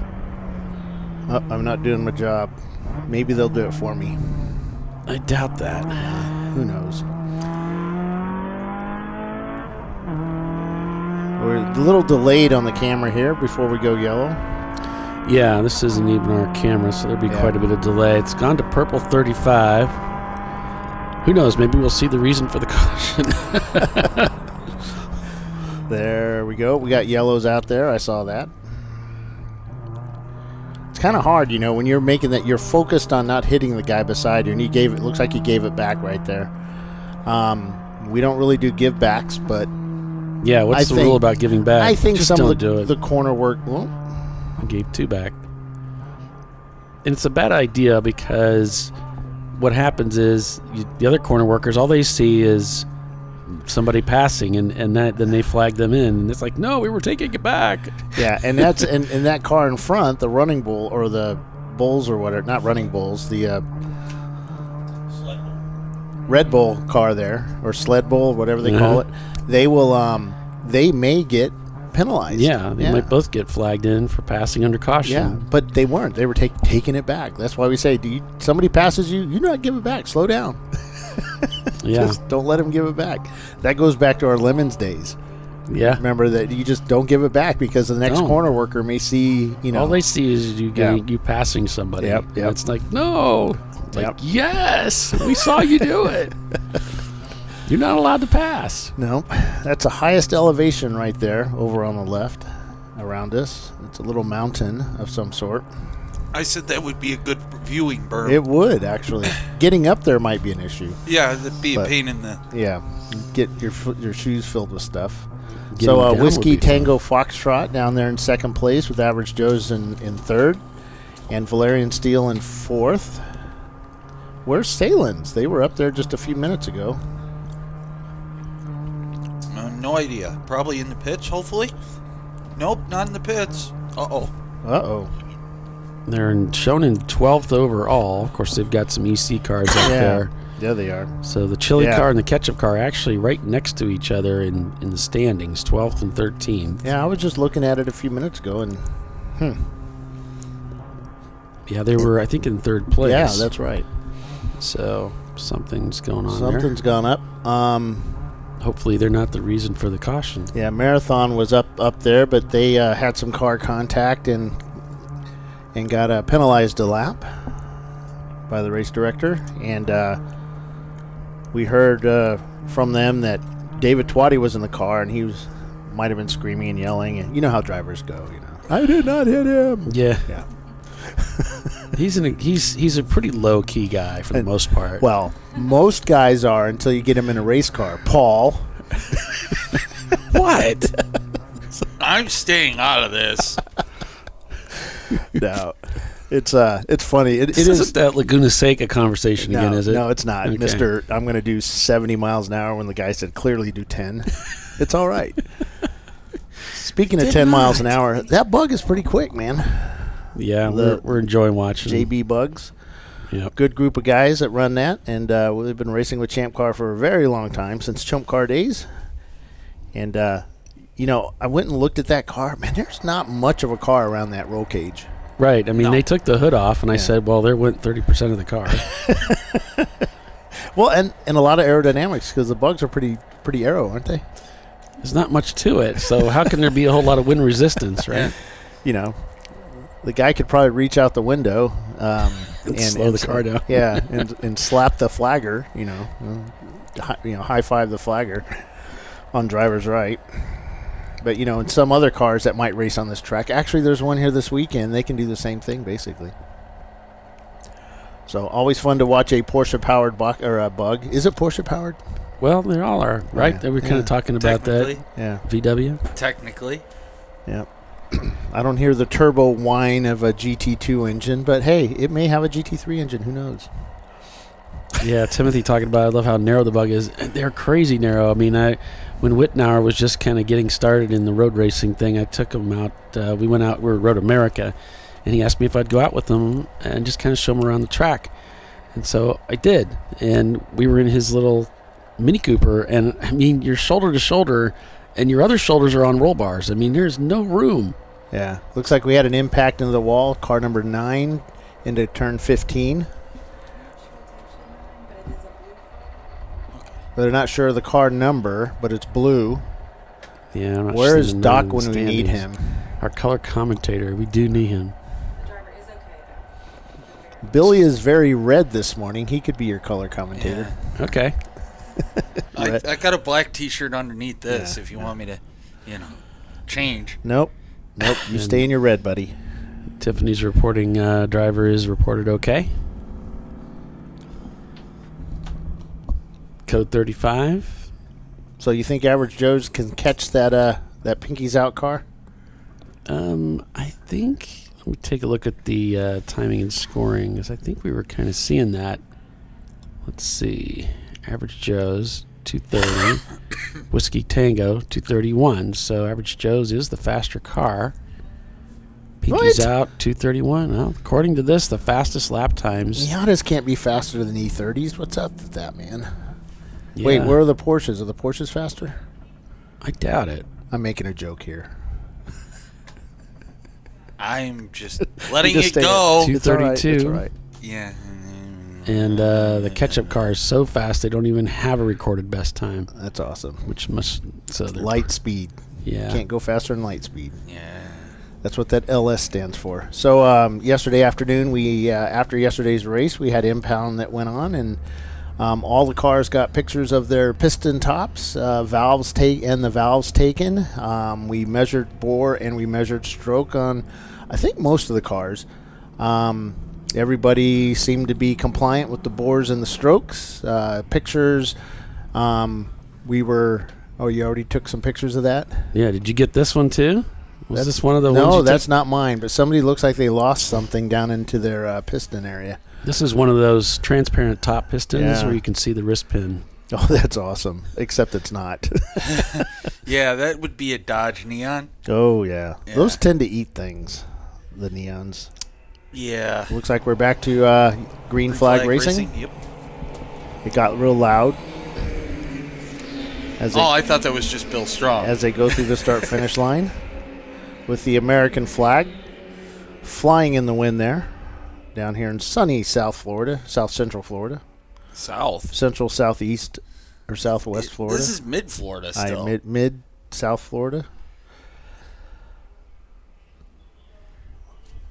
I'd like to thank everyone for watching ChampCar.Live this past year. I've tried to stay away a little bit and kind of have to do other things, and Paulie has stepped up and done a pretty snap-up job here, especially today, man. He was out delivering cameras to cars, and that was pretty cool. Thanks, Paul. Ooh, that was a little wide from the there's more. One of the open throttle cars. Several cars trying to open up the racetrack a little.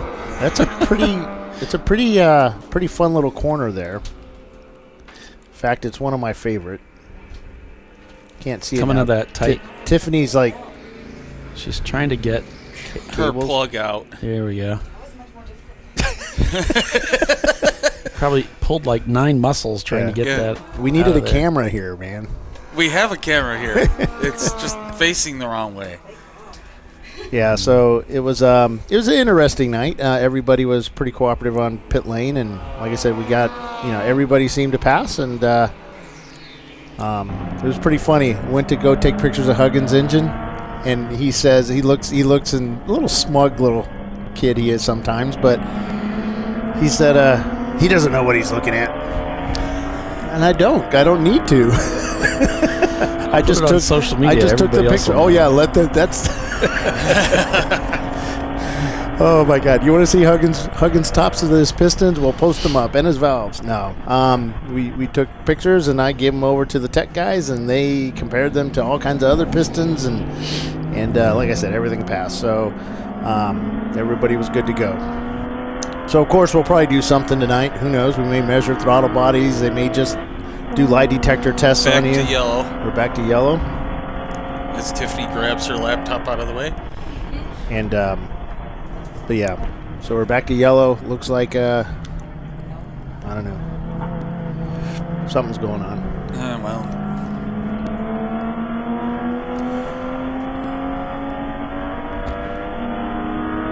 We'll look around the track here and see if we see anything. We haven't had a lot of luck finding anything because on the tracks. Yeah. I think I put the cameras not in the action spots. Well, you put one in the action spot yesterday, and they hit it. Change it.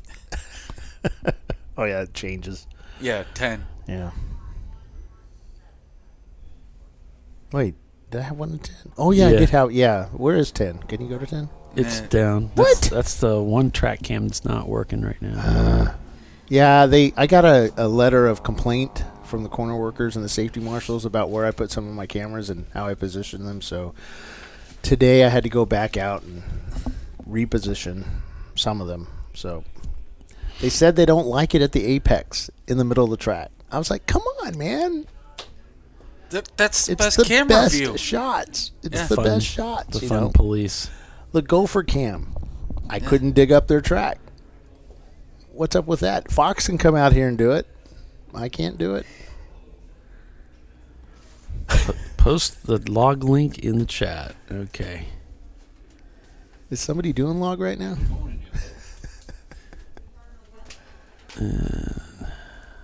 Dun, dun, dun, dun, dun. Yeah, there you go. But yeah, it's was that Ray Frank? It was. Yes. He already left though. I was going to thank you. Thank you and congratulations. Yeah, Ray Frank won the Doc Waldrop Spirit of Champ Car Award this year. Yeah. Don't we usually give that to the guy on his way out? That's another way that we find out our best employees, right? Oh boy. Doc's joke. That was so funny. That joke just killed me. He's getting out there. How do we identify our best employees? I thought we identified them when they left to work for somebody else. That's another way we identify who our best people are. So good. So good. So next year we're going to have Sentinel on board as a sponsor, and they're going to give us a unit to play around with. So we'll be able to get multi-views out of cars and and stuff like that. And we have Sentinel AutoZone is back. Got notification for that. They've sent us some new commercials for next year, so we can move those around. Obviously, they don't watch our show. Or if they do, they're yeah. You know, we really appreciate those guys. Those sticking with Nielsen ratings, Paul, were pretty high this year, so that helped us a lot. Yes, that could be. That's why I get all that fan mail. Nielsen ratings. The Rick Nielsen. You know, we appreciate him. Isn't he from Fort Wayne? I don't know. Cheap Trick. Where's Cheap Trick from? I don't know. I can look it up. Rock something. Rock, Indiana or Illinois. There's so much stuff I've forgotten. I find notes that I wrote about things 2 years ago. I have no idea. Well, you know who Cheap Trick is, right? They're a music band. Yeah. Well, you were all into Barry Manilow and stuff back then, weren't you? That's what it was. So, anywho, Low County Motorsports 843 driver Vince Ward will be getting in the car at 2:15. Please wish his mom a happy early birthday. Happy early birthday, Mom. Yeah. I'm not allowed to talk to the moms anymore since the last incident. So the restraining order? Yes. So you're like, never mind. Well, I'm not even going to say that.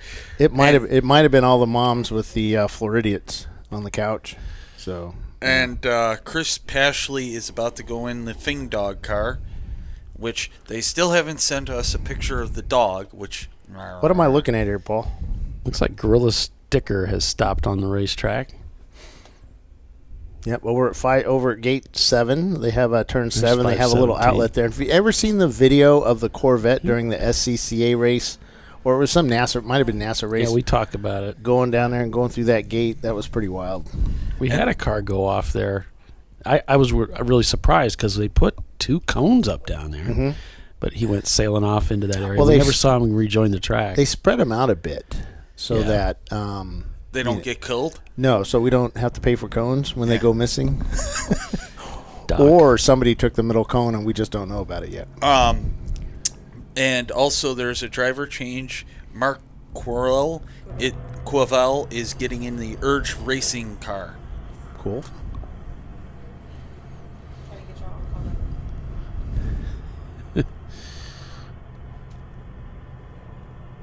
But yeah, Whiskey Tango Foxtrot. Right ahead of Average Joe's right now.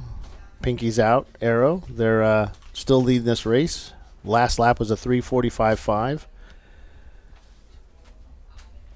If you notice that code 35, we don't put out the pace car. What that does, it allows us to get the incident off track really quick without having to collect the field.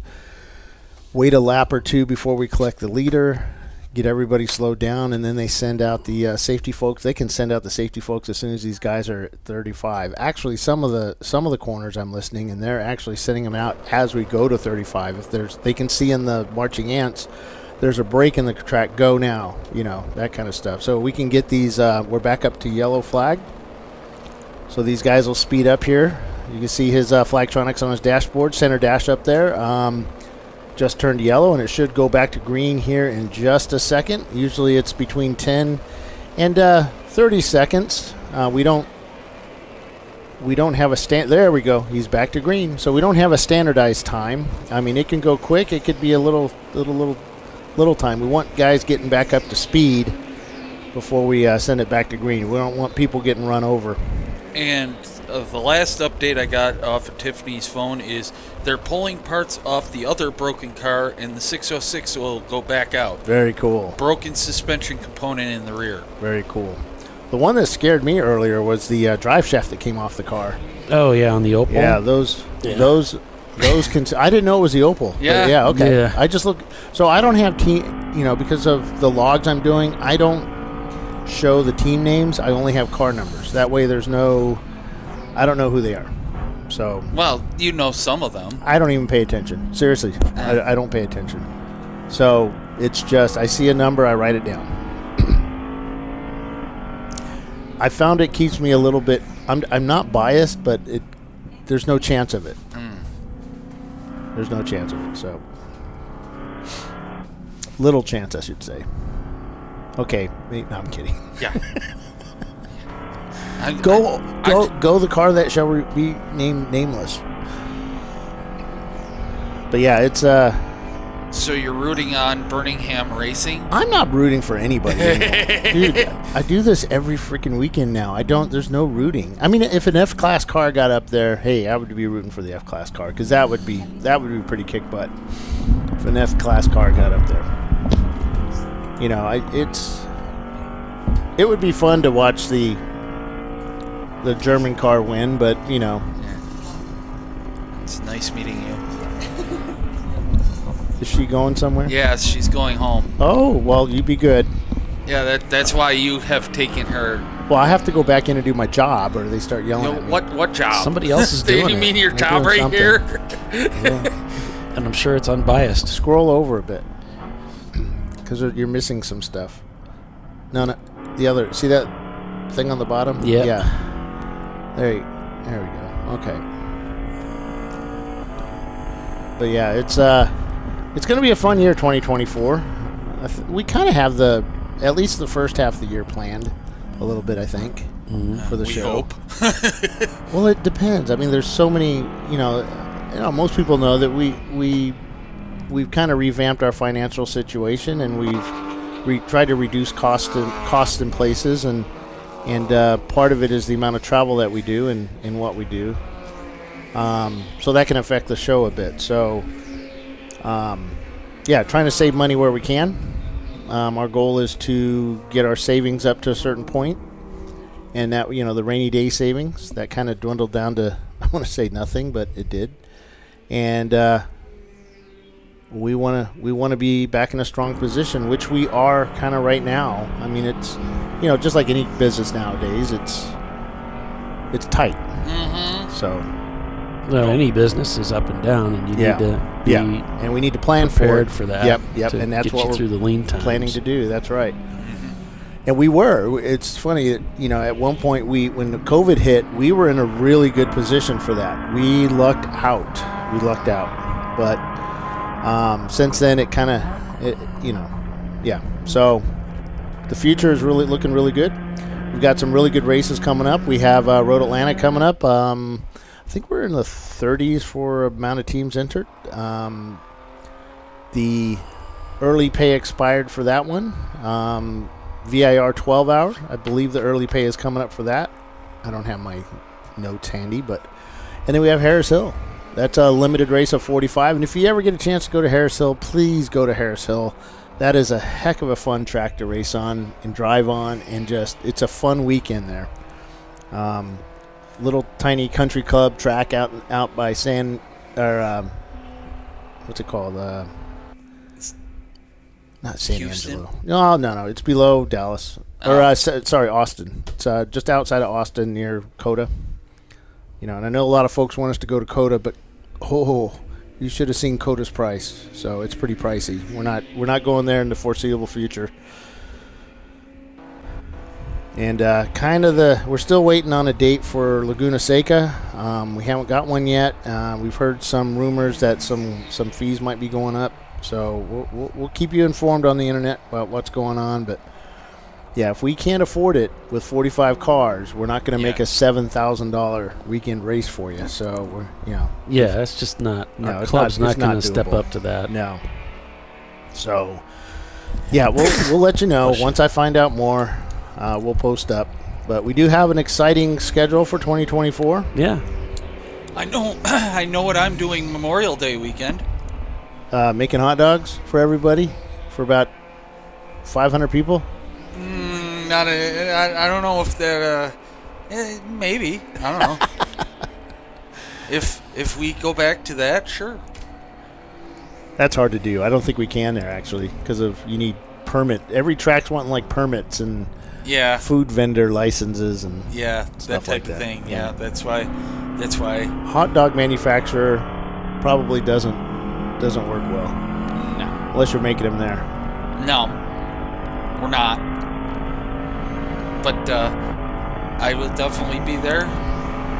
You know. So Billy, you're from Buffalo, New York? Yes, sir. How'd that football team do this year? Well, We are on the cusp of making the playoffs. We just need to win today, and if we win today and next week, and Miami loses one of those, both those games, then we are officially the AFC East champion. So, being a official Miami Dolphins and San Diego Chargers fan for the last, I don't know, how old am I? 61. So 60 or 54 years, something like that.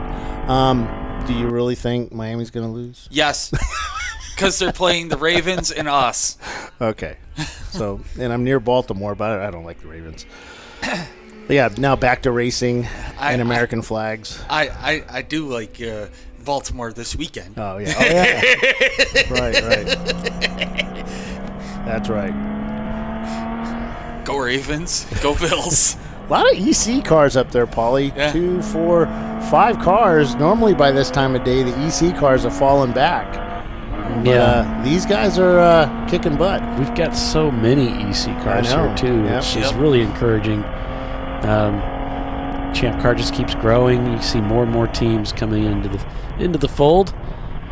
And you're asking, why aren't those EC cars beating that little pinkies out BMW? Yeah, well, because the EC doesn't necessarily mean you're going to be faster than everybody else. That's right. There's a Miata tangling with them as well, along with a Miata Whiskey Tango Foxtrot. That's a Miata, right? Mm-hmm. Yep. And Valerian Steel, is that the Porsche? I believe that's a Miata. Miata? I think so. Okay. And Clark Motorsports, BMW? No, that's another Miata.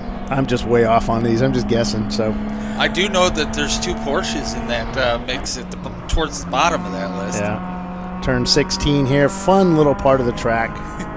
I don't know what you're talking about. One of the fastest parts of the track right here. The part of the track that you can check your gauges, check your belts, tighten things up, because you're coming up to probably one of the scariest corners in racing right here. Turn 17, 17B, and 17A. So this is 17 right here. You go into 17B, which stands for before bridge, right off to the right, and 17A, which is after the bridge, which is off to the right, which we just passed. Really confusing, isn't it? Okay, looks like we're... Might be under caution or a local there. Oh, yeah, local yellow right there. I just saw a flag out. Yeah. So I don't know. Where's this Flagtronics? If this is... It's right there. As current. Oh, yeah, okay. See, there's a debris flag that's being thrown. That might have been it. From the tower, which you do not have to yield to passing issues there. That could be many things. That could be oil. It could be somebody's exhaust system. It could be their muffler. Could be an animal. Yeah, it could be an animal. We've had animals get hit on track at some tracks. Of course, PETA, please don't come to our races. And yeah, no, we don't need PETA here. It could be a bolt or a piece of plastic that the corner worker sees in the racing line.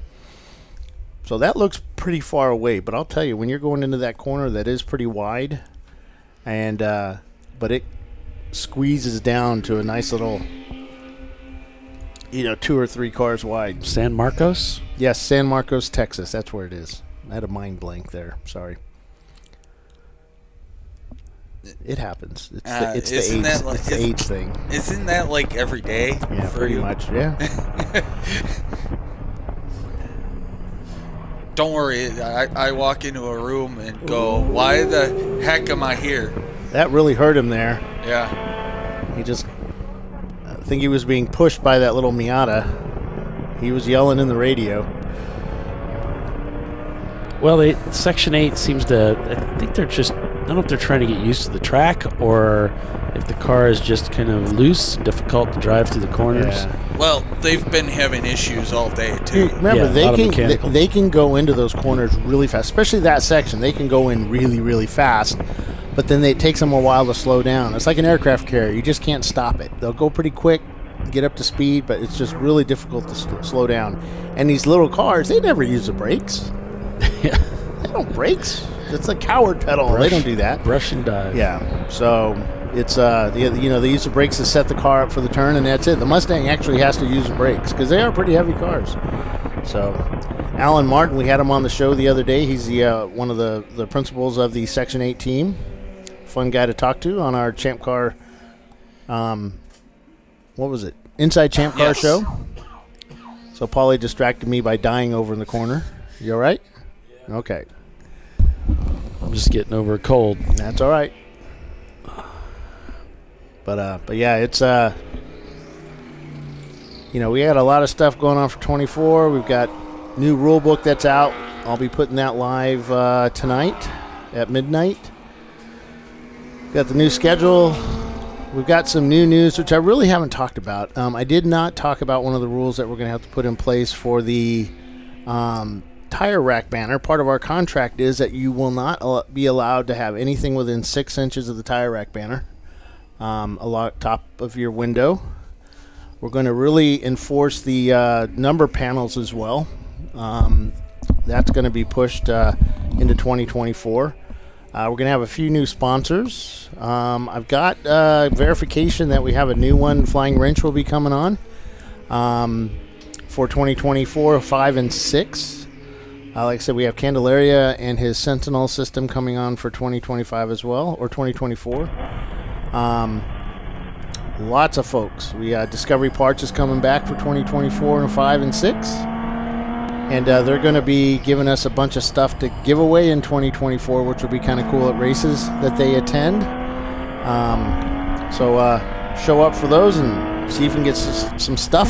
They were giving away helmet bags this weekend to people at the drivers' meetings. I saw that. That was always good. Good to watch. We got some more. Okay, Frozen Rotors is back. Yep, Frozen Rotors. Yep, we'll be talking with Mark Link sometime this year. Lifeline is back.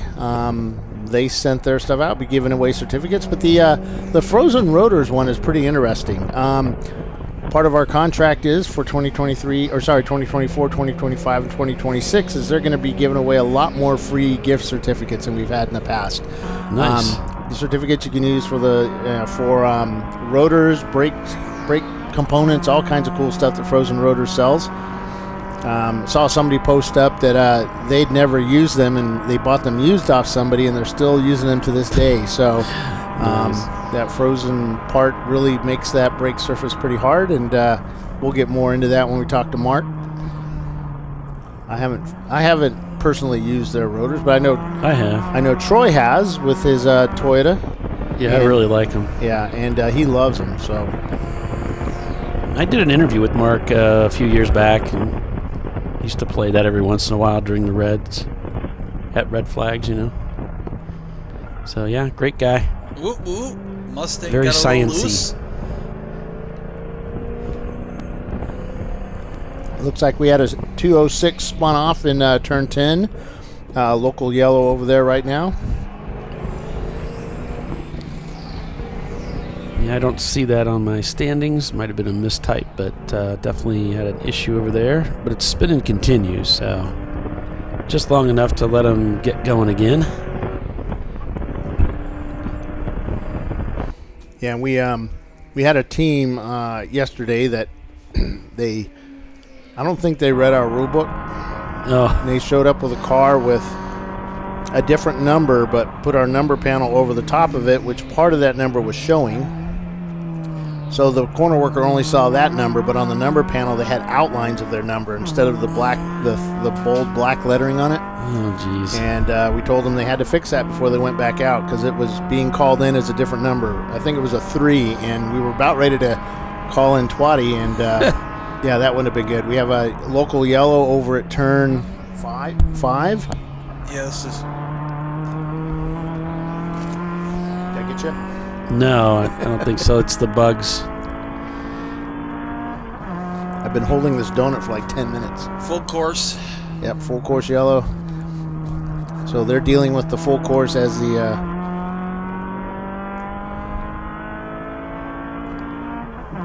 purple 35. Car 234 has gone off somewhere. That's Never Start Racing. There he is. Right by the bridge. Yep, I can see him right here. Right through the window. Yep. That Nissan 350Z. Pretty quick. Yeah. So speaking of contingencies, we've been working with Mazda over the off season here. Had a big meeting with the folks at at Mazda at PRI, and we're going to be continuing the contingency program with them. They're looking at extending it out. Looks like we'll be paying out to the top 3 Mazda cars in each class. That's pretty big, man. That could equal a lot of money for Mazda racers. It's not just limited to Miatas, but any Mazda. So A, B, C. Any D-class Miatas? I don't think so. Nobody's run a Titan yet, right? Titan? Oh, that's Nissan. Yeah. Does Mazda make a pickup? They used to. B2000, right? Yep. That was a 4-cylinder. I think it was like a 2-liter, 2.5-liter, somewhere in there. I think that was equivalent to the Ranger at the time. Oh, yeah, that's right. Because they were owned by the same company. Yeah. Just going to try and put it inside the car. So we did have a team yesterday that did not have a tow strap on the front. At one point they did when they passed tech, but at some point I believe it got pulled out or something, and the workers had a hard time connecting it. They might have a hard time connecting this one too. Let's take a look. Remember, the longer you sit out there, the more places. Look at all those cars passing them. Yep. And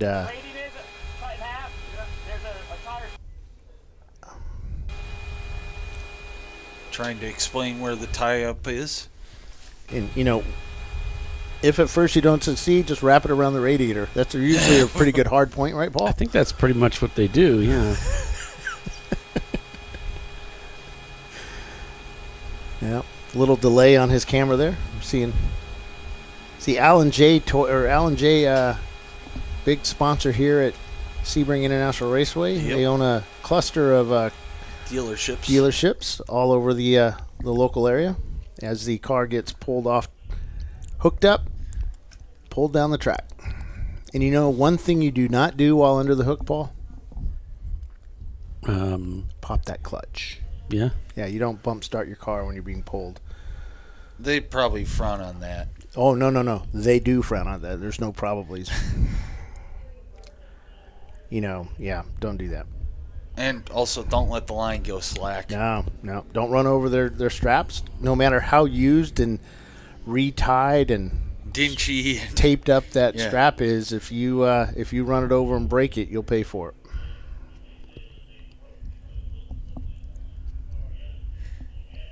That was the 234 car. Yeah, never start racing.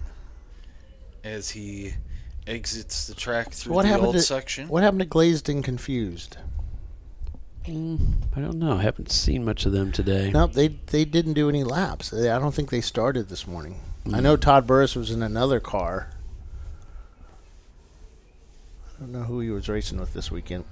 Yep, didn't start. They never started racing.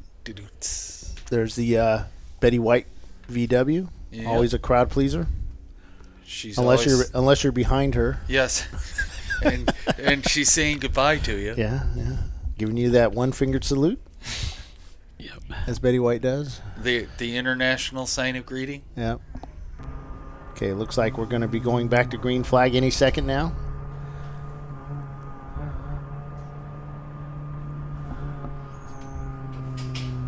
Still under code 35.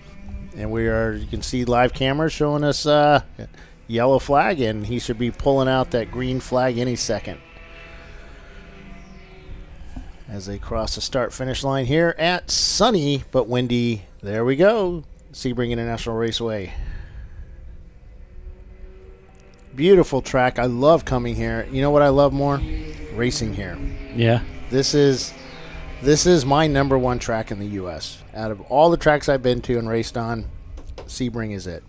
Except for you pulled your entries. I did. I have a job. They keep telling me, but yeah, sorry. Yeah. I really had planned on bringing some car here, and I couldn't. Is somebody calling me? You need me? Oh, I gotta go. Gotta go to work. All right. So then it's down to 2. Oh, yeah. I think Tiffany left her jacket. Oh, better send her a message.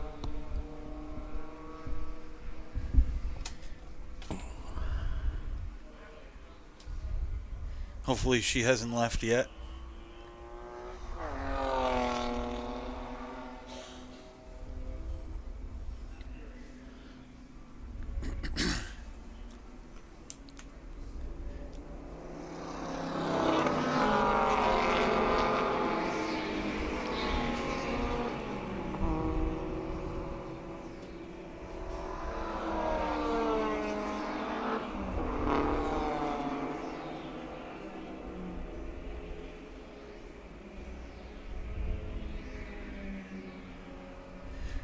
So here's a nice look at turn 5, and we're just kind of hanging out here for a second because Paulie's sending a message to Tiffany. Apologize for the dead air. Oh, they probably appreciate it. Are you kidding? You get a little bit of a rest. Give us a little bit of a rest.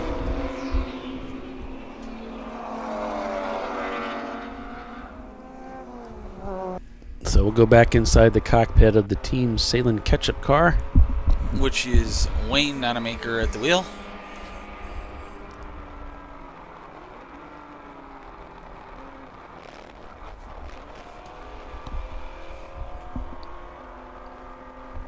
Yeah, the Chili car now scored in 9th place overall. Let's see, the ketchup car shown in 13th, so that's 12, 11, 10, 9, 8th. Not bad for starting a lap down. Right.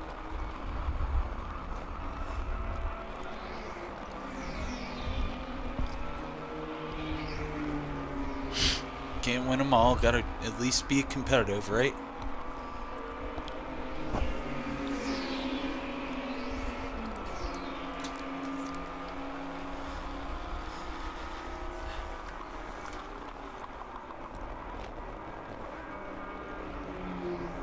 I believe that's one of the open throttle cars. Ooh, not much room there.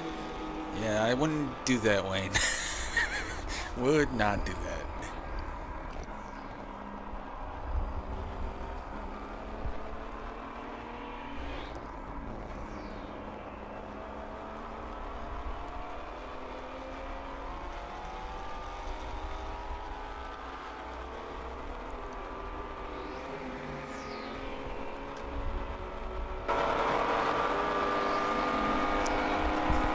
Heading down through Big Bend into turn 7 here at the hotel.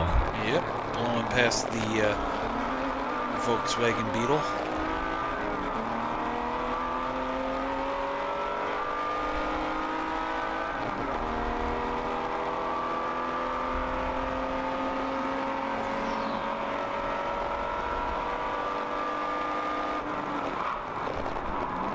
The gaps are pretty good right now up front. I got a pretty tight gap right now would be between Rosmar Racing and Avenue Garage and their Mini Cooper. Just a half a second separates those two cars for an overall position. And it looks like Rosmar is turning the much faster lap times, so let's see if they can pull away on that last lap anyway. So looking at the car positions by class, take a look at A class here, see how things are shaping up. I would imagine Average Joe's is still going to be leading. Yep. Yeah. We got Whiskey Tango Foxtrot over Valerian Steel. His Average Joe's is a B-class car.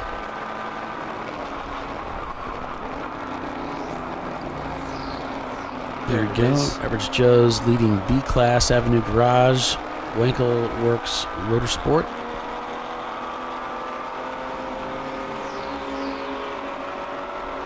C-class is going to be Pinkies Out, Team Salem Chili, and DVM Racing.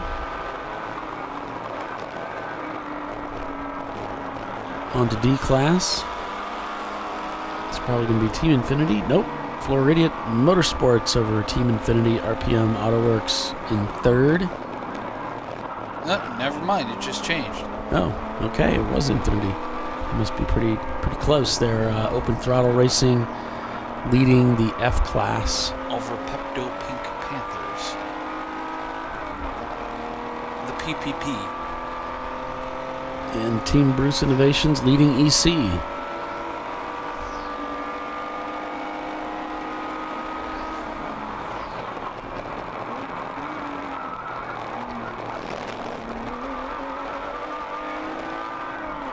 Man, Porsche's getting just hammered. All those bumps out there. Yeah, man. You'll have that. Looks like he managed to get by our camera car.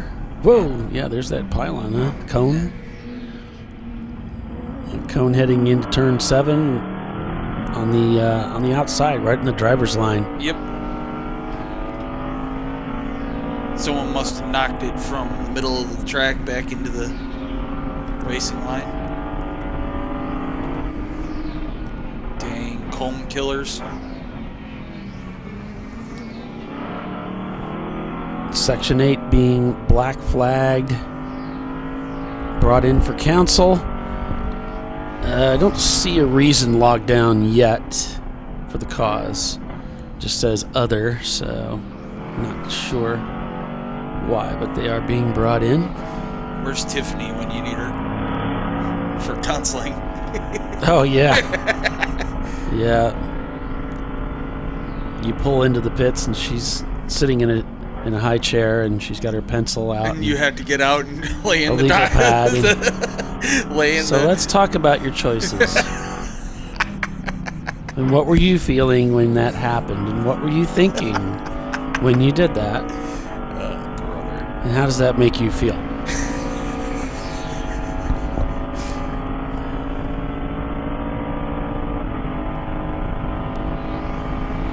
BMW's got the legs on us here. Just not close enough.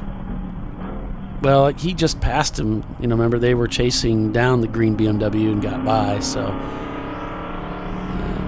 it wasn't easy, but nothing's ever easy. Nothing in life worth doing is. Yes. Is it really ever easy?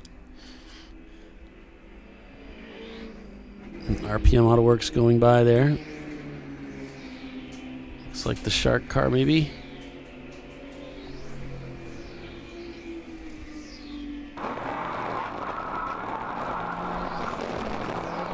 A little bit of a delay there, so our cameras are way ahead of the open throttle camera.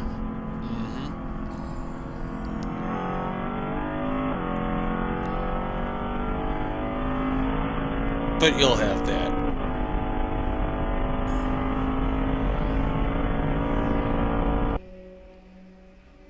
Hour and 31 minutes left. Unofficially. Officially. Well, with that, we can officially take a commercial break. So, yeah, you're watching ChampCar.Live, presented by AutoZone, TheTireRack.com. Champ Car Endurance Series race at Sebring International Raceway. It's Pinkies Out leading. Stay with us. We'll be right back. An important decision is afoot. This man is about to buy tires on TireRack.com. Tire Rack is the leading online retailer of tires in North America and a repository of advice and expert reviews. And it's done. All that's left is to arrange for safe, easy installation at one of our independent recommended installers. Well, I guess he did that too. TireRack.com, the way tire buying should be. Come on, Road. Do your worst. We'll be at our best. Engineered to meet or exceed original equipment performance exclusively at AutoZone.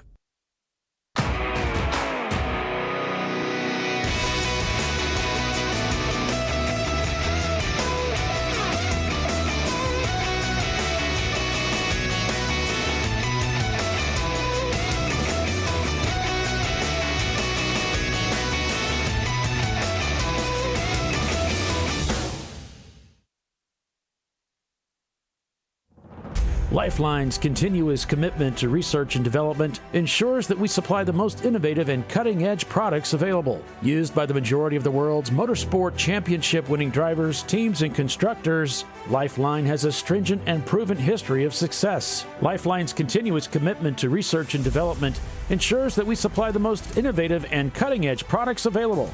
Lifeline's 0360 systems are the result of over 7 years of intensive research and development using 3M's Novik 1230 environmentally safe gas extinguishant. Lifeline uses only the finest quality components. For more information regarding our fire safety equipment and fire safety systems, please contact us at info@lifeline-fire.com. RVA Graphics and Wraps is a full-service design, signage, digital graphics, and wraps company located in Richmond, Virginia. With over 20 years of experience, RVA Graphics and Wraps offers premium signage options for your business. We are dedicated to offering our clients best-in-class service in all aspects of graphic design and application. For more information, visit us on the web at rvagfx.com.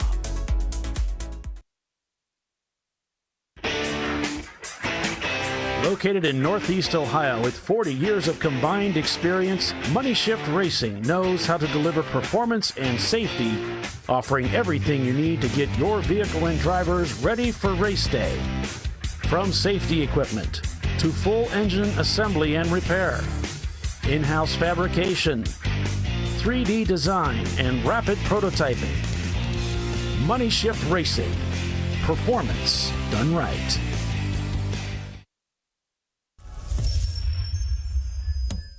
Frozen rotors from Diversified Cryogenics deliver increased performance and a higher level of safety while significantly reducing braking system costs. So to tell you a little bit about the durability of this product. So we have seen an incredible extension of the life of our brake rotors using frozen rotors.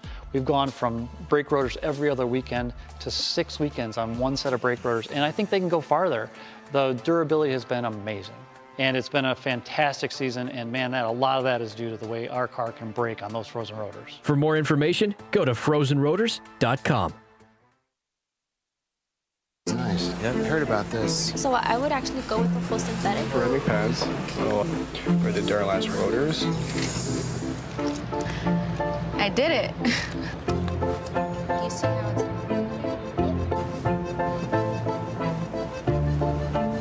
Did it. That's it. We did it. You did it. You can do it. The path to I did it starts at AutoZone. Get in the zone.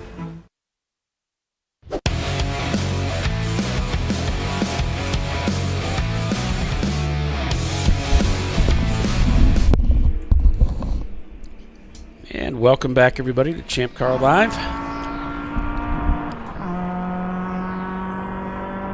So we're working lap 110 now on this New Year's Eve.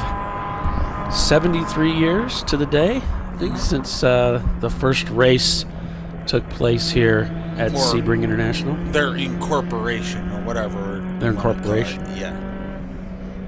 So, yeah, it's one of their anniversaries.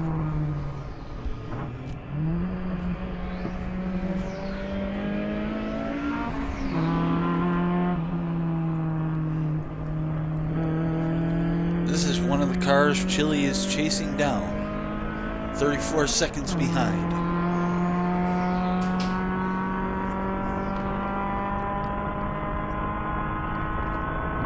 Hi, Brian. Happy New Year to you and your family.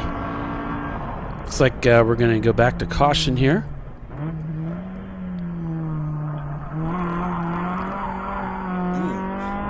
Getting after it. Yeah. We're going to go to code 35.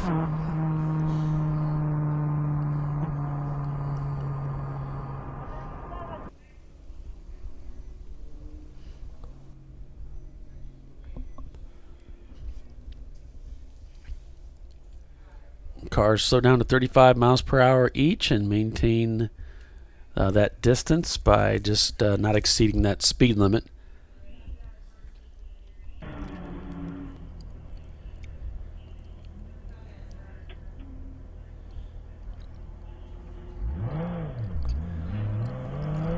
Atlanta Speedworks heading back out. You saw the timer.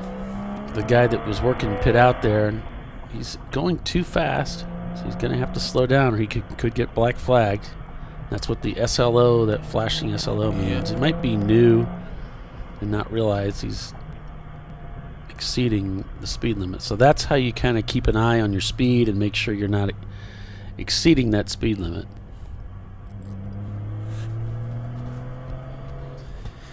Nope, I was checking to make sure if we were in the pits or not, and then we are not. Because I believe we owe one more stop each. Yeah, I got an hour and 24 minutes left in the race.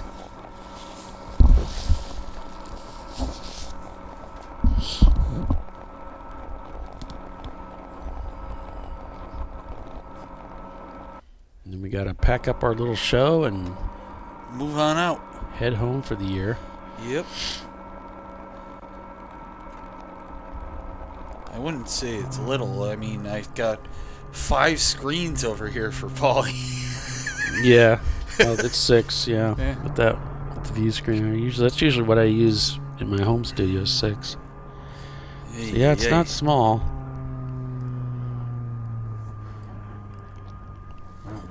Yeah. I've been talking to Tiffany about that. We're thinking about an aftermarket cruise control system. And I know I'm hearing that some of the guys with their high-tech systems are able to use that too.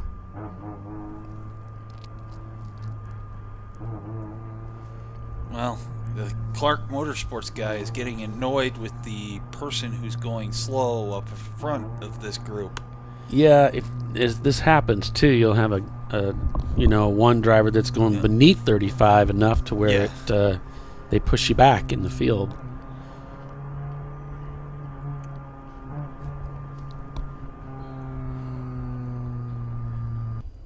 Which kind of helps us, unfortunately for them. Section 8 back on pit road, so looks like they may be heading out. Yeah. Or heading behind the wall, but we don't know. Then the open throttle. Yeah. We just saw them pull in. One of our camera cars.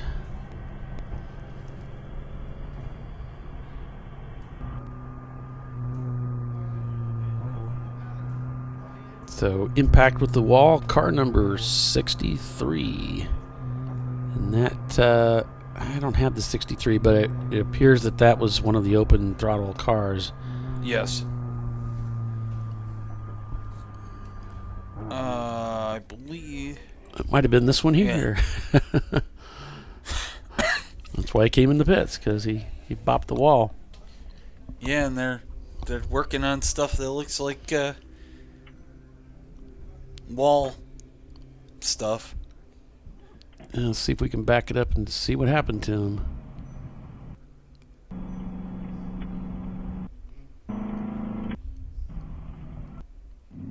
Yep. It's a wall.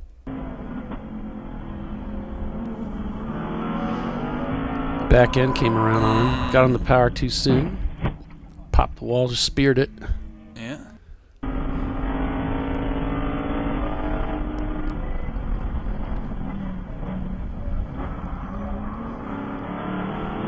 can hear the tires squealing in protest before it happens.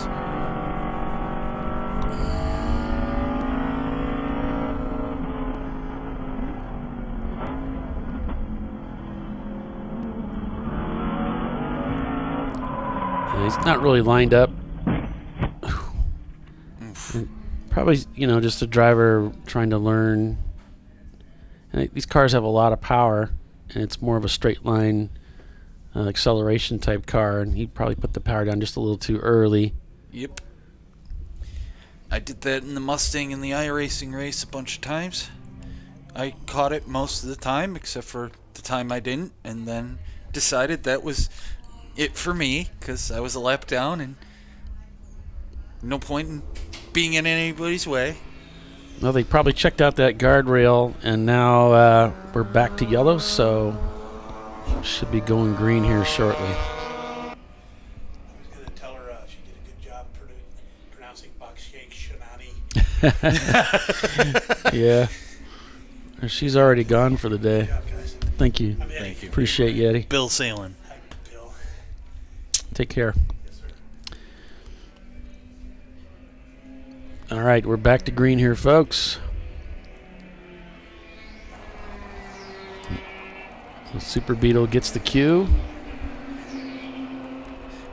That Super Beetle should have like a cape on the back of it. Oh, yeah, that'd be cool. I'd get kind of lemonsy then.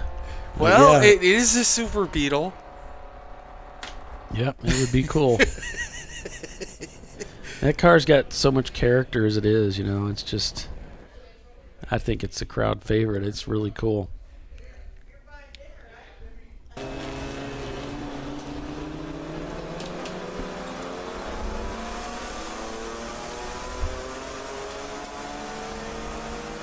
Well, Never Start got their car back up and running. That's good.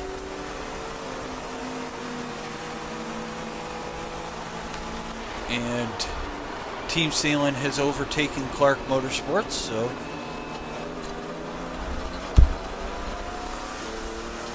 on to the next.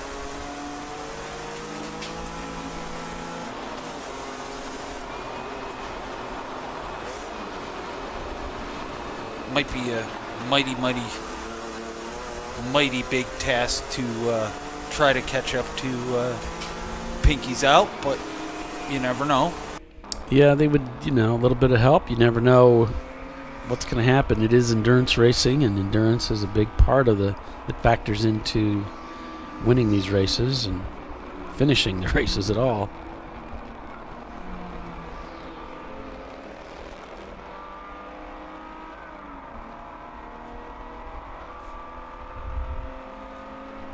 Yeah, it looks like they're just working on that right front corner mostly. Yep.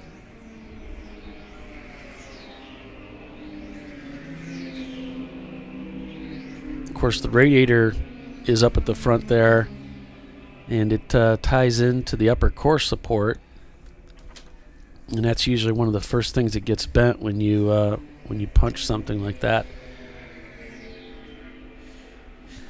Yeah. So they're looking at the bottom too, and this is around the splitter area, and where the brake duct cooling is taking place. They got the tire wraps. Yep, zip ties ready to go.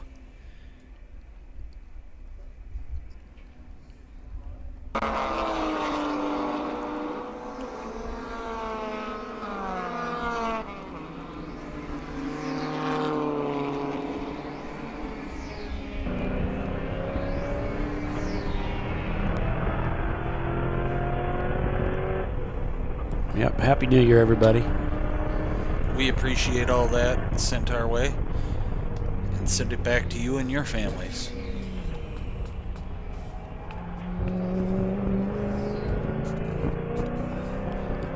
About an hour and 15 minutes remain. Checkered flag is going to be at 4 p.m. Eastern Time, local time. We went green at 9 a.m.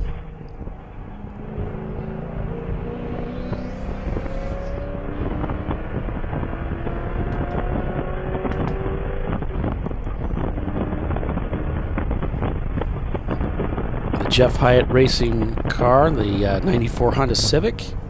Spin and continue in turn 15. No action will be taken by the officials.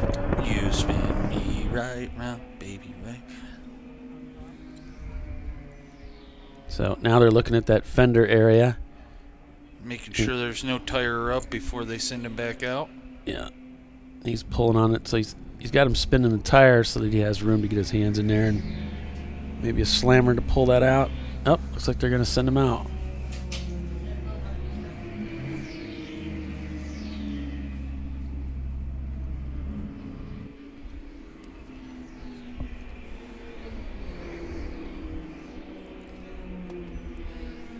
It's all part of the learning. Yep.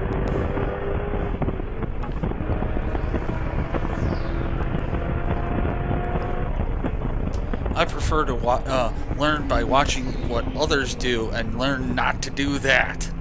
Yeah. It's, it's like learning how to drive. You have to actually do it. You need the seat time is what really is where the learning is.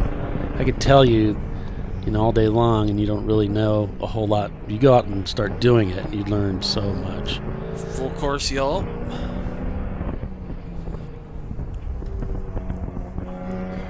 Going to go purple 35 very shortly.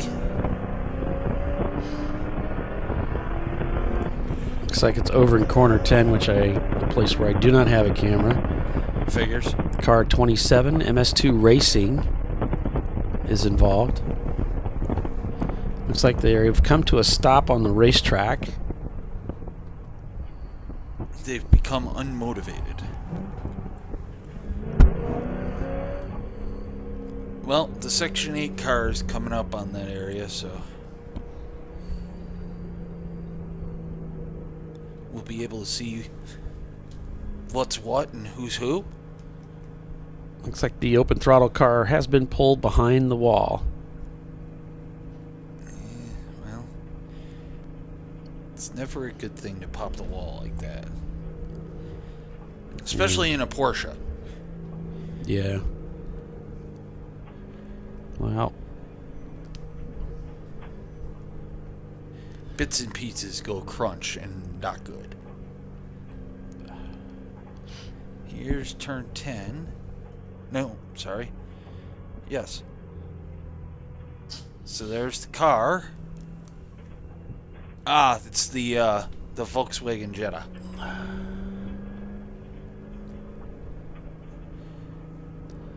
Yeah, I just kind of pulled it over to the side and parked it in the grass. So.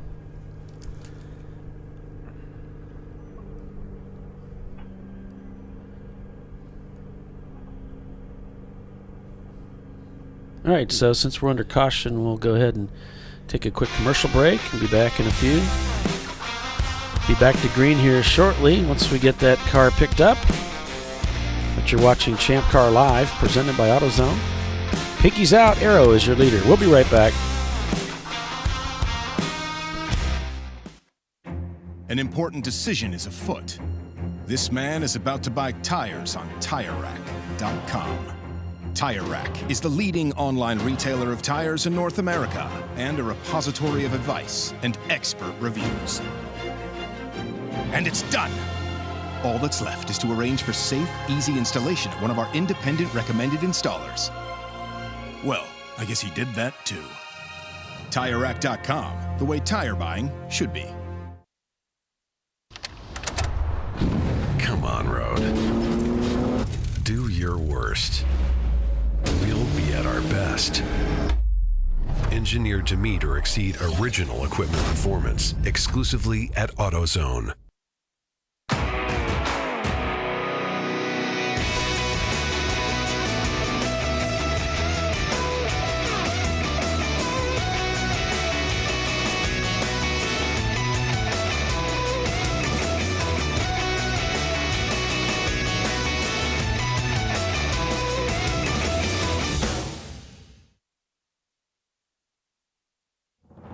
Lifeline's continuous commitment to research and development ensures that we supply the most innovative and cutting-edge products available. Used by the majority of the world's motorsport championship-winning drivers, teams, and constructors, Lifeline has a stringent and proven history of success. Lifeline's continuous commitment to research and development ensures that we supply the most innovative and cutting-edge products available. Lifeline's Zero 360 systems are the result of over 7 years of intensive research and development using 3M's Novik 1230 environmentally safe gas extinguishant. Lifeline uses only the finest quality components. For more information regarding our fire safety equipment and fire safety systems, please contact us at info@lifeline-fire.com. RVA Graphics and Wraps is a full-service design, signage, digital graphics, and wraps company located in Richmond, Virginia. With over 20 years of experience, RVA Graphics and Wraps offers premium signage options for your business. We are dedicated to offering our clients best-in-class service in all aspects of graphic design and application. For more information, visit us on the web at rvagfx.com.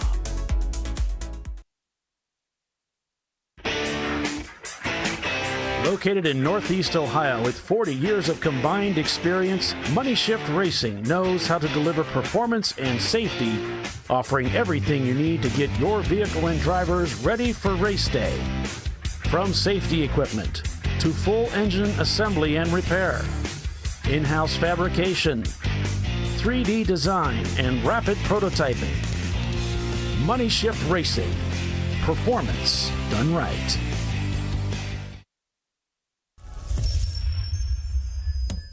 Frozen rotors from Diversified Cryogenics deliver increased performance and a higher level of safety while significantly reducing braking system costs. So to tell you a little bit about the durability of this product. So we have seen an incredible extension of the life of our brake rotors using frozen rotors. We've gone from brake rotors every other weekend to 6 weekends on one set of brake rotors, and I think they can go farther. The durability has been amazing. And it's been a fantastic season, and man, a lot of that is due to the way our car can brake on those frozen rotors. For more information, go to frozenrotors.com. Nice. Yeah, I've heard about this. So I would actually go with the full synthetic. Ceramic pads. So, for the Duralast rotors. I did it. You see how it's...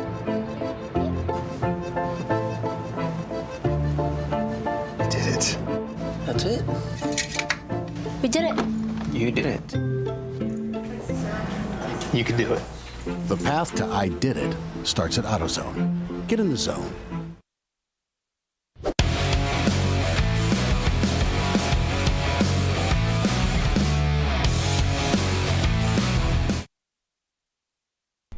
All right, welcome back, everybody, to ChampCar.Live, presented by AutoZone. It is the TireRack.com Champ Car Endurance Series race, the season finale here at Sebring International Raceway. And I've got up in the booth here with me, it's Jake with Sentinel. So, Jake, let me say welcome to the broadcast. Thank you so much for having me. Great. So, tell us a little bit about Sentinel. What is it, and what is that going to mean for our drivers? I mean, live streaming is huge. So why don't you tell us a little bit about this Sentinel product? All right, so the creator, James Candelaria, made the system a little over 2 years ago. It was born in WRL. He's a WRL SCCA guy. Basically, he saw the need for a live streaming system with low latency and a few different camera angles, so that's what we put out. Runs off a SIM card, so it's pretty easy to get started. And I'm available for most paddock weekends to come help people, understand more about the system and get them installed. Very cool, very cool. And I know that Sentinel has come on board to do some sponsoring with Champ Car.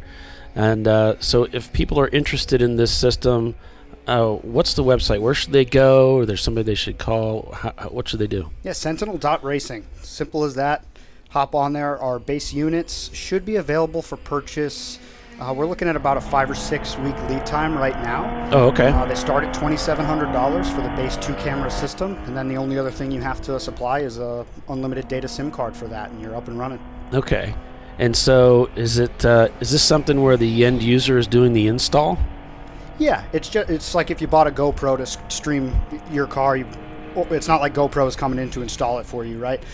We have the added option for if you're at a race weekend, you know I'm coming, you can coordinate with me, I'll get it installed for you. But it's just as simple as mounting the machine itself, mounting the antennas on the top of the car, and then figuring out where you want to place your 3 cameras, mounting them and running the wiring. So you said that you're going to be at some of the events going forward in 2024? Yeah, with the sponsorship working forward to 2024, I'll be attending as many events as I can. I have a few other counterparts that I bring with me or send out on my behalf if I'm in a car at an HPDE myself somewhere else. Okay. But yeah, we're looking to get really involved this year, start getting more live streams. We think it's a wonderful part of the broadcast that you guys already do an amazing job with. So we want to supply a lot of teams with streaming for next year. Yeah, so I think that's great. I can see especially a lot of the guys that attend and race and car owners in Champ Car are engineers themselves, so they probably had no trouble at all, installing these systems. But if there is somebody that would rather have, one of your staff do the install, how would they go about doing that? Just use the website to get a hold of you and say, hey, you're going to be at Road Atlanta. Sure, they could go on the website. They could reach out to me. My phone number is 808-313-0609. You could reach out on Instagram at Sentinel Video System or JAMAFI on Instagram as well. My name's Jake Matthew Finnegan on Facebook. So if you can't get a hold of me through one of those. Yeah, should be able to do it. Very cool. All right. Well, that sounds really great. So a little bit of lead time. We can go out to the website and check that out. Again, that website is Sentinel.Racing. Sentinel.Racing. If you want to find out more information about that system. Jake, I want to thank you for coming up and look forward to working with you in the future. It's exciting to see you. Thank you so much for having me. And I'd also just like to say thank you so much to all the different members of this paddock who've come up to me this weekend and seen the name on my shirt and said, hey, how's James? A lot of people knew that he happened to be in the hospital. He went through a pretty serious medical event. And I'm very happy to report that he's very much on the upswing and should be out of the hospital this week. And be racing soon, we're hearing. He's looking to get back in the car as soon as possible, and his doctors are fully on board, so we're excited. Awesome. All right, great. Well, thanks for stopping up and seeing us. I'm sure we're going to hear a lot more from you guys and from Sentinel.Racing. And so, thanks for stopping up and talking to us. It's great to hear from you. Thank you so much. All right, take care. All right, so we're back to Green Flag Racing here at Sebring International Raceway. Word from Jake at Sentinel.Racing. Make sure you check them out. They're going to be coming on board in 2024, sponsoring Champ Car and helping us out with our customers, our members with their live streaming. I saw a car that was stopped on the left side of the racetrack there that Clark Motorsports just went by. And anybody that helps our show via live stream or whatever, it is much appreciated. Oh, they're a friend of ours right away. Yeah, exactly. We may not want to be, but they are. We consider them friends. Yes.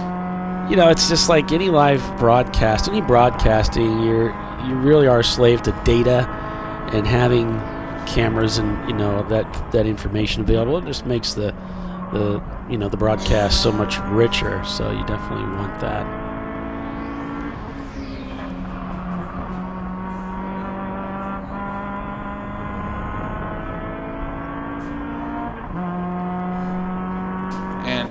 For all of the Dolphins fans out there, just so you know, that especially the one that's a couple of doors down, the score is 27-14 Buffalo Bills.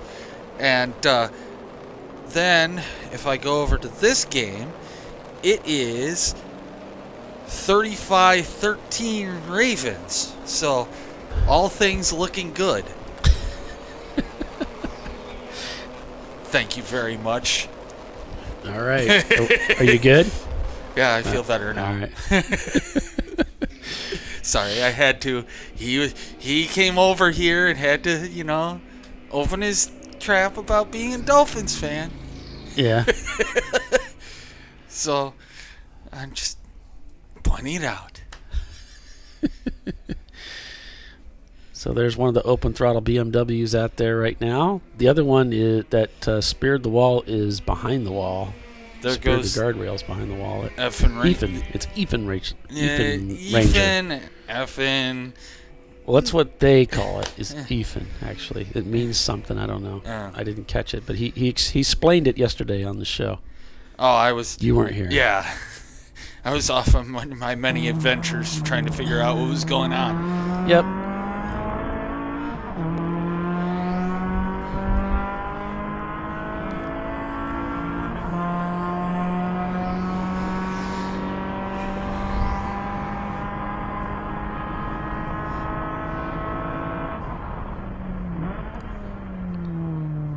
Catching up to that Miata real quick.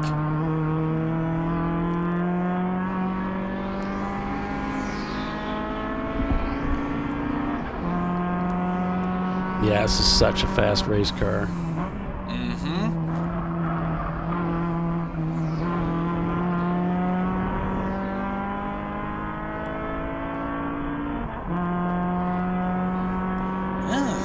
Ketchup has made it into the top 10 with easy cars included. So they are 1, 2, 3, 4, 6th overall.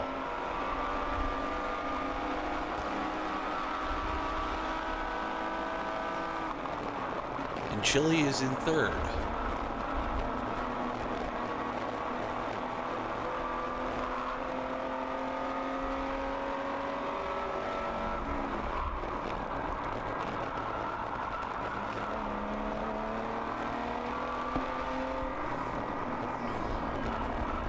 All right, so we'll go ahead and take a quick commercial break and be back in a few. You're watching Champ Car Live, presented by AutoZone. Stay with us. We'll be right back.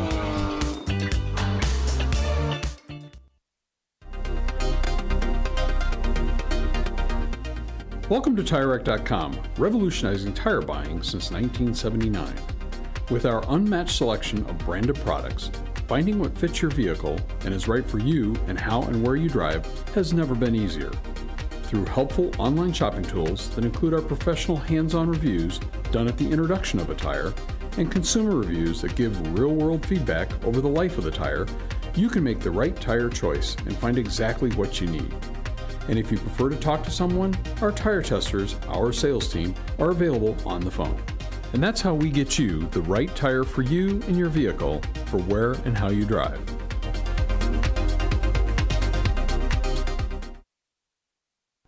At AutoZone, you get what you need when you need it. Got a today job?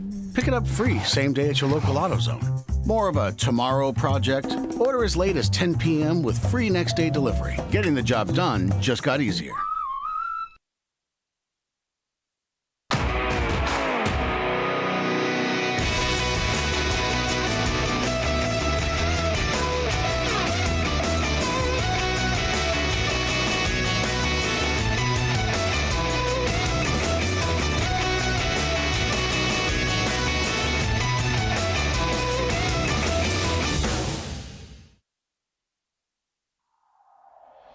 Discovery Parts is a veteran-owned racing and safety equipment company.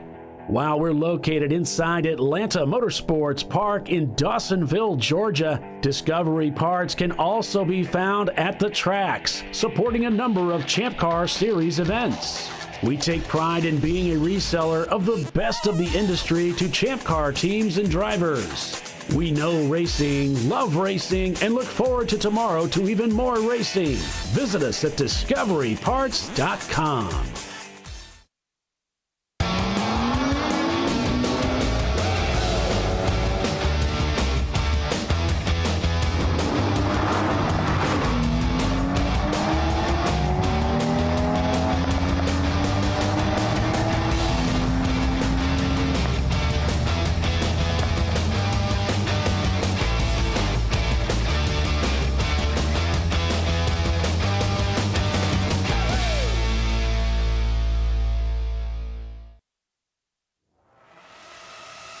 RVA Graphics and Wraps is a full-service design, signage, digital graphics, and wraps company located in Richmond, Virginia.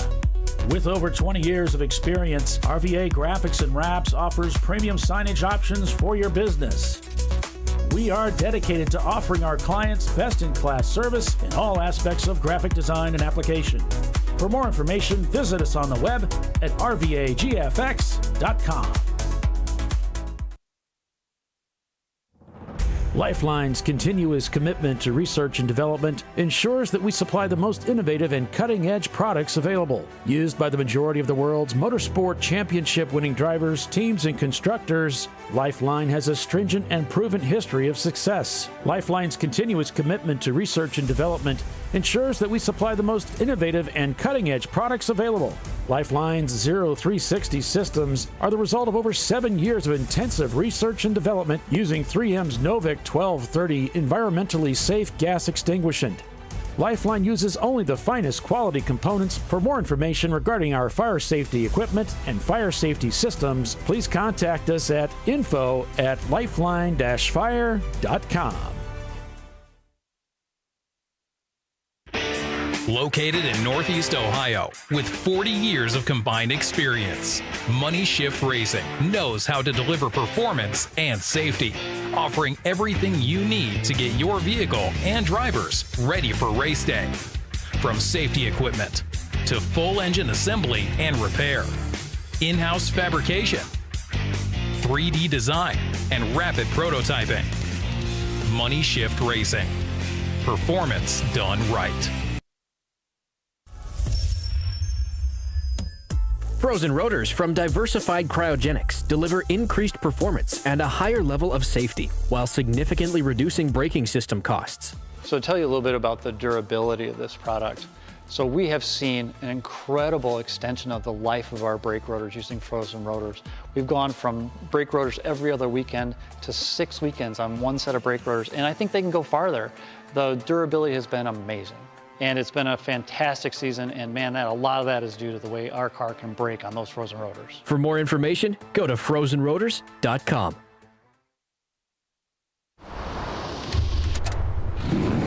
Bring on the frozen tundra, the grinding gravel, the cratered concrete, the rain-soaked streets. Come on, road. Do your worst. We'll be at our best. Reliable performance in unreliable conditions. Designed to meet or exceed original equipment performance. That's why more auto technicians choose Duralast parts. Exclusively at AutoZone.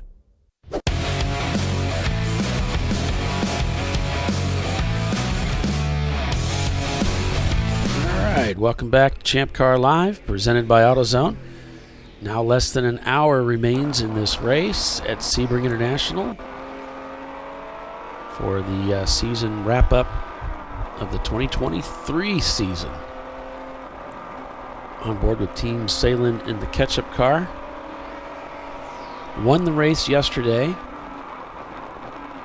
and they are currently looking for DVM Racing, Clark Motorsports up ahead. Team Salem Chile, though, a car that's further ahead, trying to chase down the Valyrian Steel Miata. It's about 3 minutes ahead.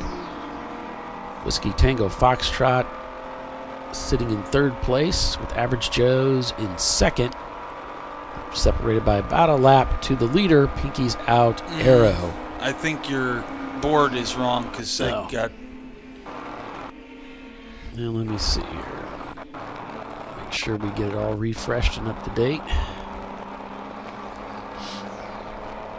We have about 9 laps of difference there.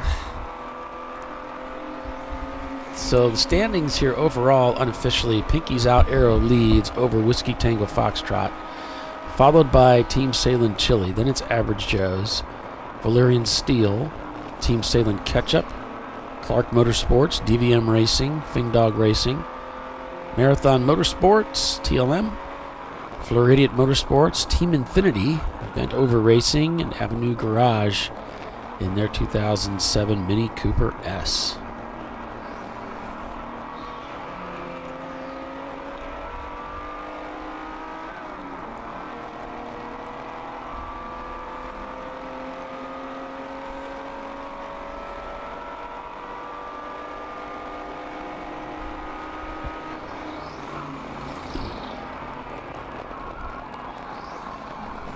Just looking at A class, obviously Whiskey Tango leading that class, followed by Valyrian Steel and Clark Motorsports.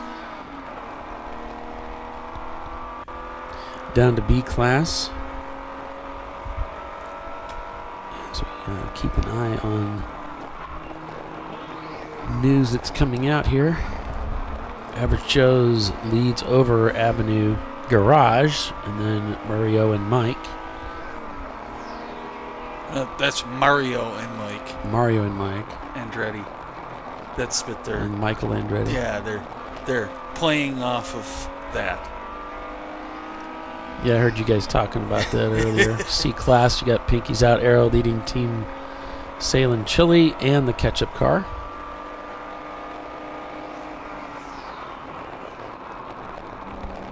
Now the D-Class. Eventually. There it is. Floridian Motorsports over Team Infinity. RPM Auto Works in third there. Over to F-Class.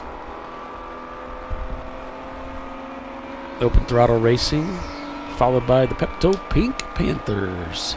PPP. And finally the EC Team Bruce Innovations leading that class.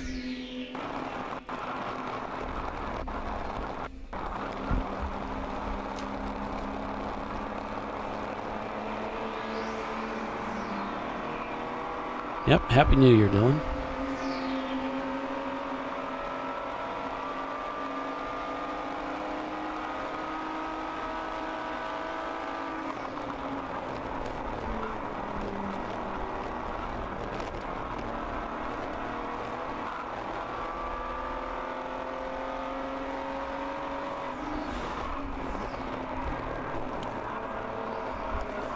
On board with the Ketchup Car coming through turns 3, 4, and into 5. Pick them up here as they come out of 5.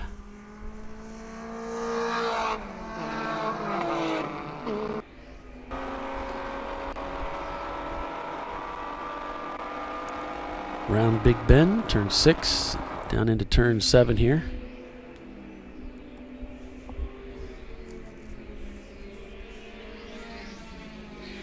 Follow the leader. Yep.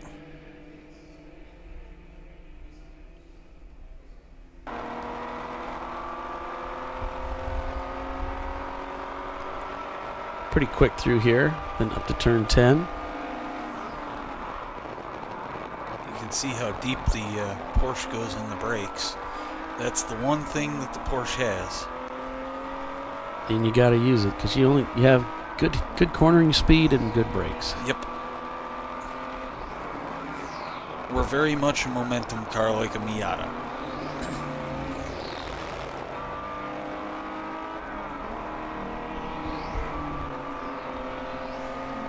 Yeah, thanks for listening.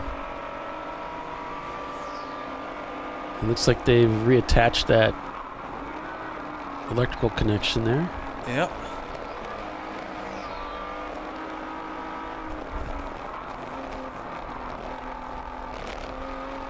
That might even be for our LEDs on top of the car. I don't know. Gotcha. On board, checking in with Clark Motorsports. They've had a very good day. Yeah, they've been doing really good this weekend.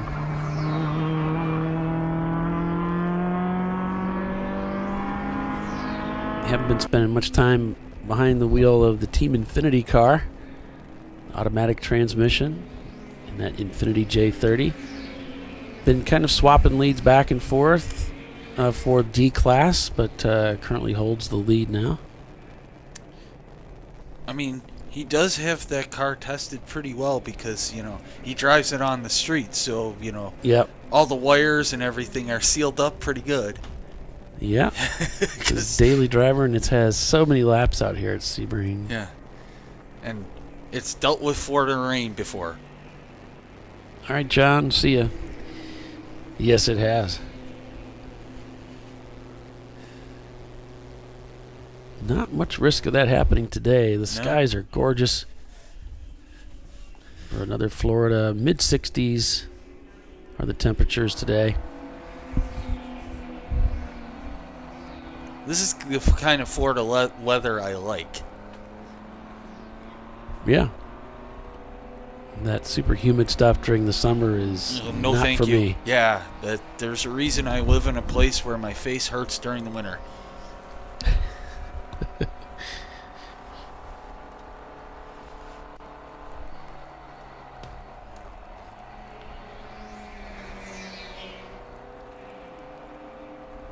Looks like Scott Kempton is now in the red Jetta, number 27 for MS2. In Floridiot's car, Charlie Brown is at the wheel for their final stint. Where's Snoopy? Ha ha ha. For Bent Over Racing, Brian Dunn, I believe it's pronounced, or Dune, is at the wheel. And for Jeff Height Racing, Jeff Height is going to be doing the last stint there.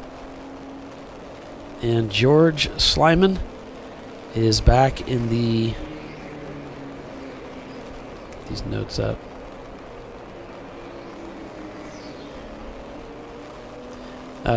George is back in the Sebring Racing Lodging car for the final stint.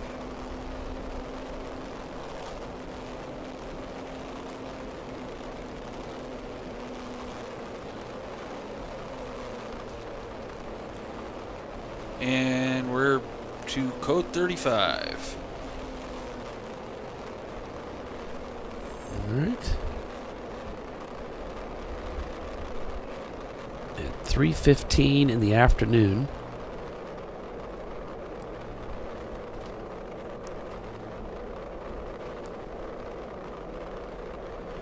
And it looks like it's one of the open throttle racing cars, the Specs car, the 94 Miata. Looks like they've had impact with the wall. Uh-oh. That's our F-Class leader, I think. That's in corner number 3. I see lots of Christmas tree lights in that direction. It would be, yeah, we can see the emergency vehicles moving out there, Billy, just like you said, and a little bit outside of our field of view. Yep.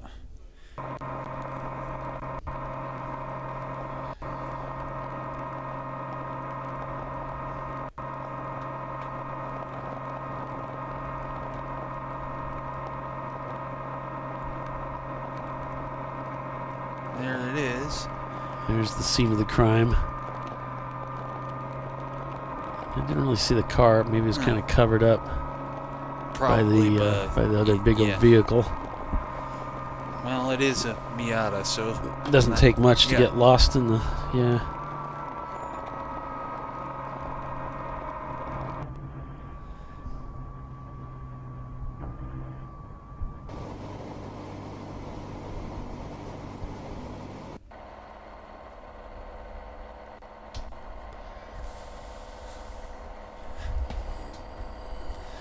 Chili's in for its last pit stop.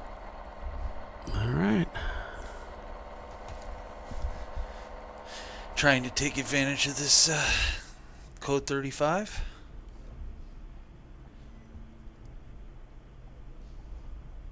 Yeah, you can see heavy equipment moving out with that car leaving the pits, and this is going to be obviously longer to repair the wall where there was the impact.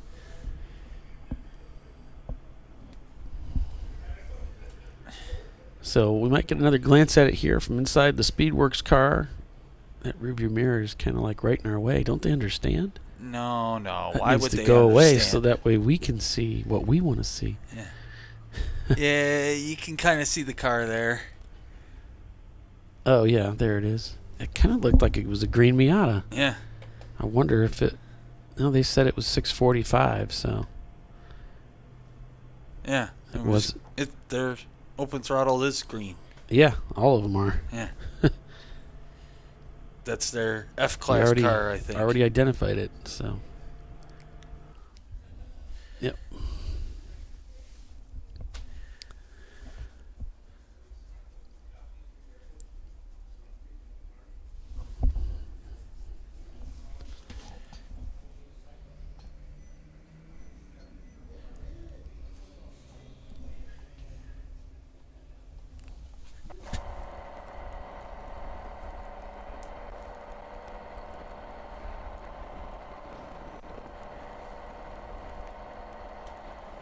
Well, while we have this little break, I'm going to go back to checking the bill score.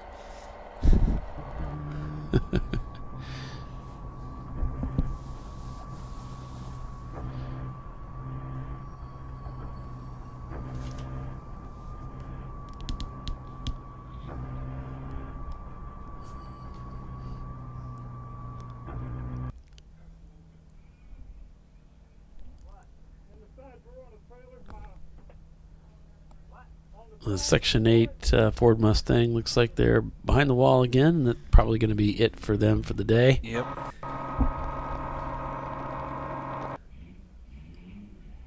As we're under that purple 35. Cars slow to 35 miles per hour.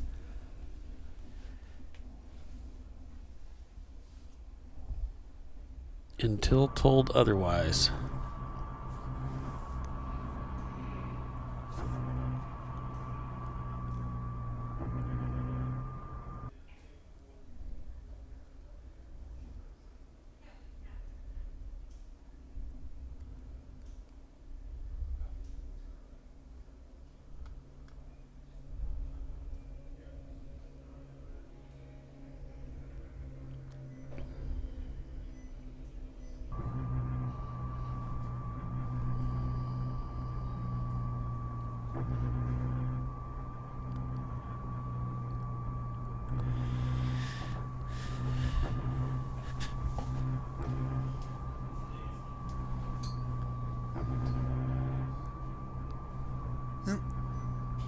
All done and out. So.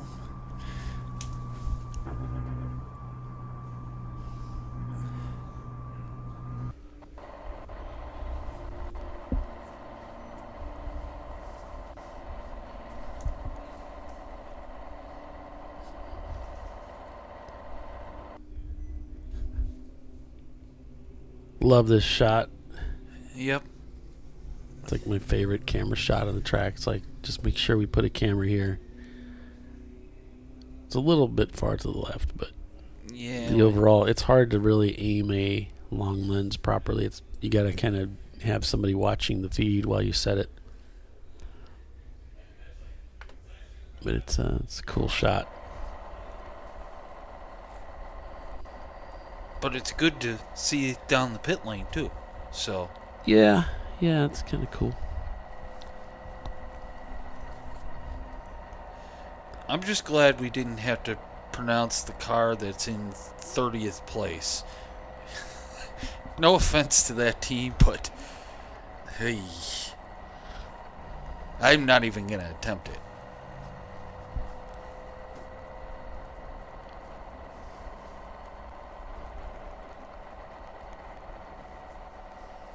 You're welcome, Timothy. Thanks for signing on. It's great to hear from you. As always.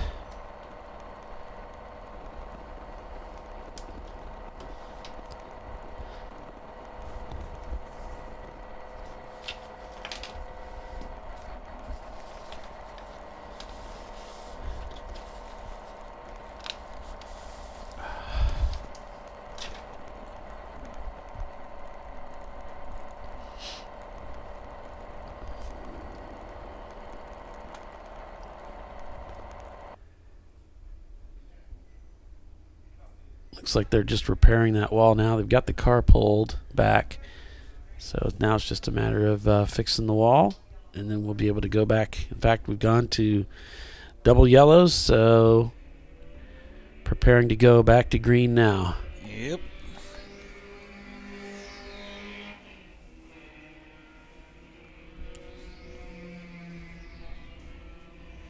And there's that caution. And there's the green flag, taking us back to racing.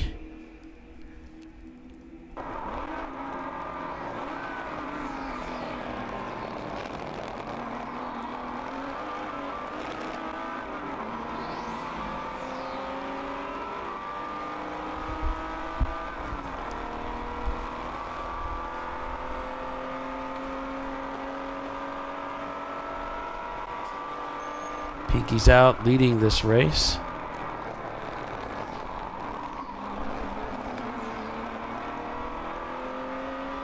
And Whiskey Tango Foxtrot looks so good up there at the front, but it seems they had some kind of issue bringing them into the pits, slowing them down. There may have been a spin that set them on the back foot, and they just really weren't able to recover from that. Average Joe's another team that was looking really good at the front. Now down significantly enough to where it would be difficult for them to move up position.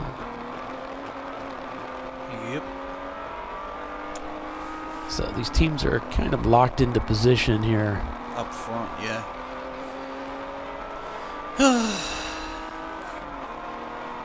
Benover Racing about 6 seconds back from Avenue Garage and their Mini Cooper for 20th.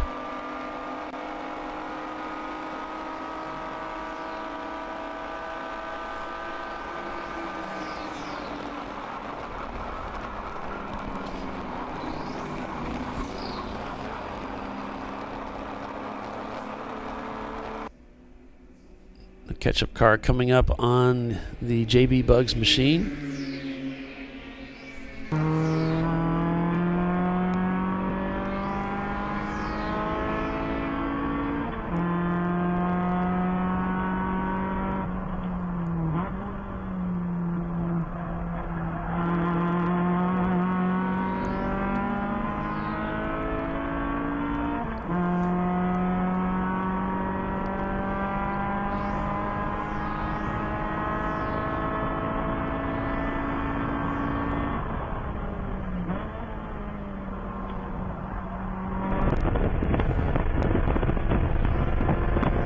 Mustang's back out.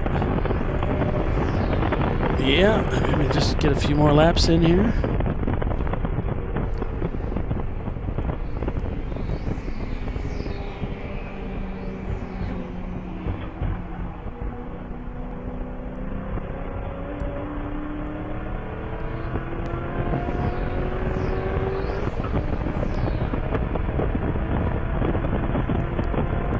It's an automatic.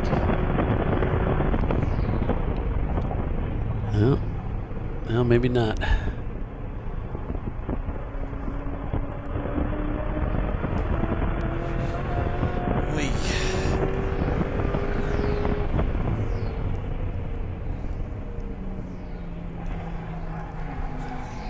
You can hear those tires squealing. Yeah. It's a nice sound. I like it.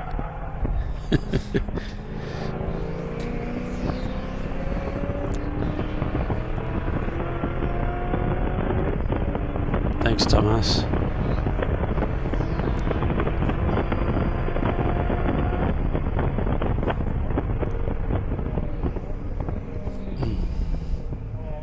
Ooh, slow car.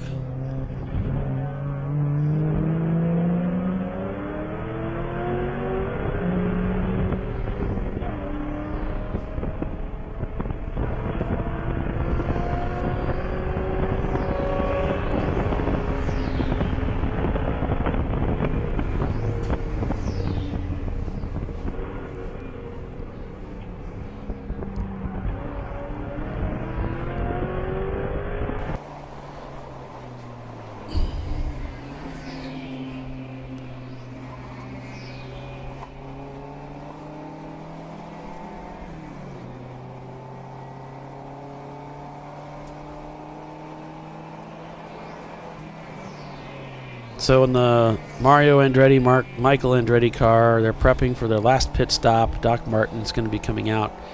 And David Martin Jr. is going to be going in. 30th place team. Far from losing. I'm not sure if she's continuing to feed me data. Looks like that's a partial entry there.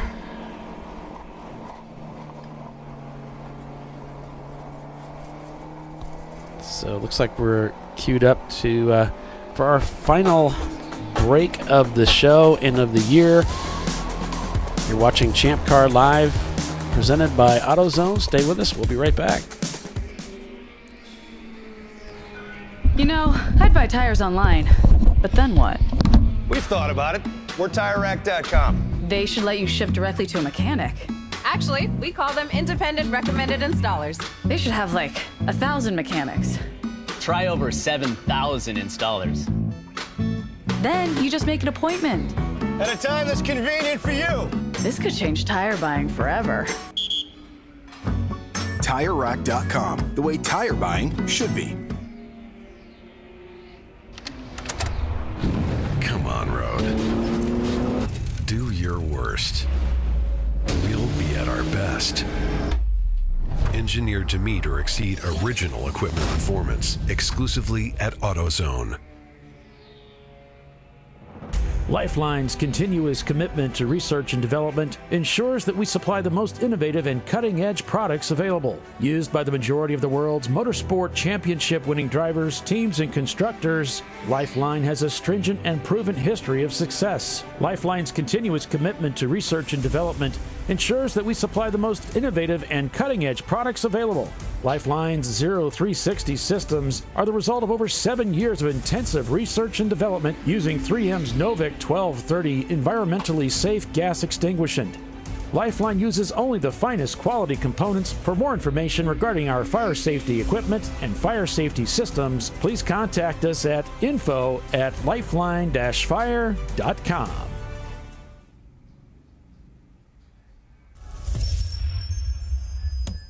Frozen rotors from Diversified Cryogenics deliver increased performance and a higher level of safety while significantly reducing braking system costs. So to tell you a little bit about the durability of this product. So we have seen an incredible extension of the life of our brake rotors using frozen rotors. We've gone from brake rotors every other weekend to 6 weekends on one set of brake rotors, and I think they can go farther. The durability has been amazing. And it's been a fantastic season, and man, a lot of that is due to the way our car can brake on those frozen rotors. For more information, go to frozenrotors.com. Located in Northeast Ohio with 40 years of combined experience, Money Shift Racing knows how to deliver performance and safety, offering everything you need to get your vehicle and drivers ready for race day. From safety equipment to full engine assembly and repair, in-house fabrication, 3D design, and rapid prototyping. Money Shift Racing. Performance done right. Discovery Parts is a veteran-owned racing and safety equipment company. While we're located inside Atlanta Motorsports Park in Dawsonville, Georgia, Discovery Parts can also be found at the tracks, supporting a number of Champ Car Series events. We take pride in being a reseller of the best of the industry to Champ Car teams and drivers. We know racing, love racing, and look forward to tomorrow to even more racing. Visit us at discoveryparts.com.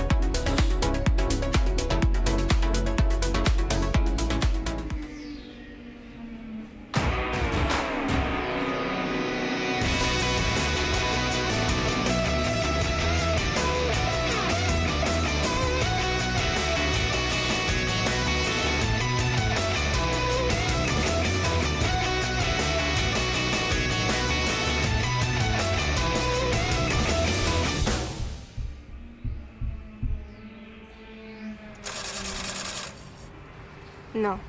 Seriously?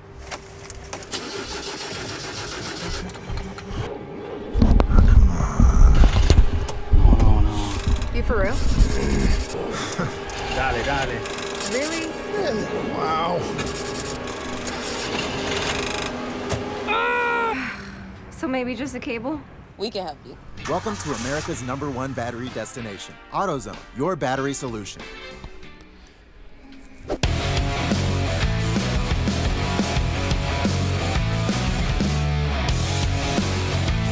All right, welcome back to ChampCar.Live, presented by AutoZone for the closing minutes of the 2023 season here at Sebring International Raceway.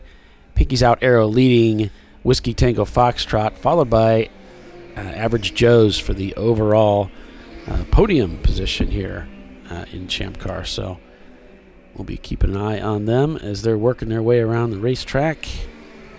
Well, Chile had a aerodynamical issue. Yeah. The bumps at Sebring did not agree with the bolts on the back of our wing, and as we were in for our pit stop, it looked loose, and they had to take it off. Take it off before it fell off. Yes, it had, and I looked at the bolts, and the gaps are about this big instead of, bolt size. Oh, wow. Yeah. It really opened up the holes there. Yep. But you'll have that. So I won't be surprised if Chili keeps dropping down the order.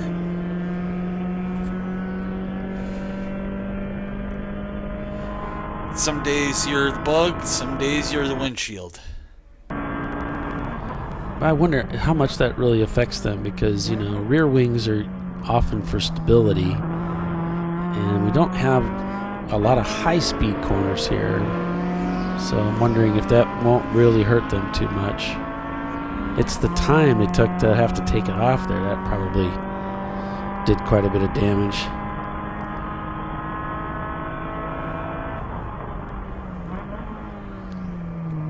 Far from losing. Okay.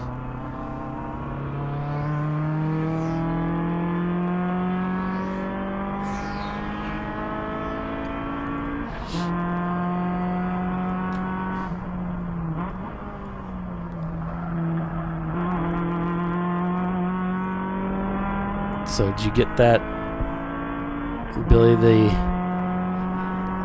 This is pronounced far from losing. It's just a different way of spelling it. Ah, I see. Oh, so she was translating for me.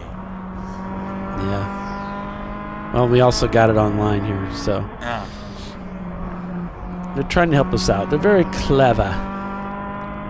These Champ Car teams, very clever. I like easy names. Yeah, but where's the color in it, Where's the adventure and simple? I mean, do you like plain hot dogs? Do you put stuff on them? Both. Okay. I got to put stuff on them.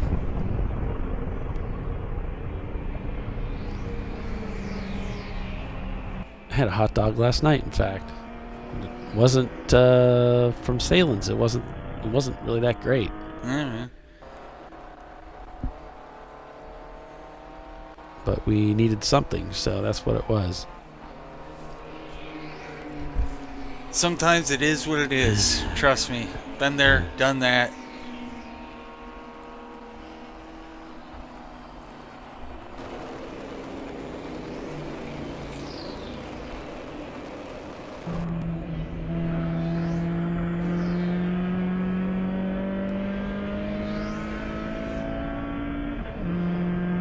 I don't know, Timothy. You can roll back in the feed and look. I didn't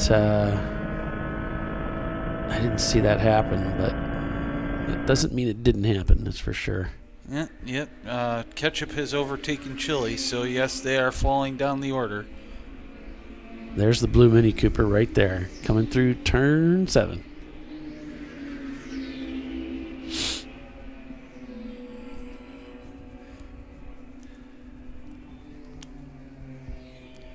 Checkered flag in about 20 minutes to get this thing done.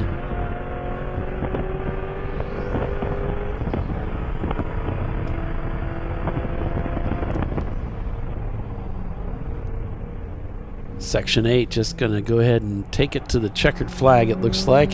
Or attempt to.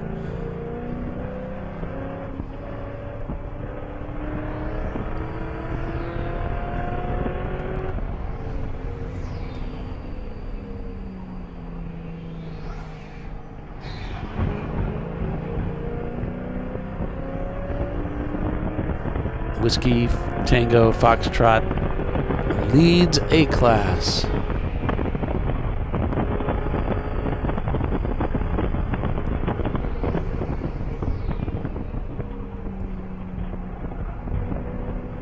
B-Class being led by Average Joes. C-Class by Pinky's Out Arrow. Yep. He's doing 239s versus whatever. And 480, it's got D-Class.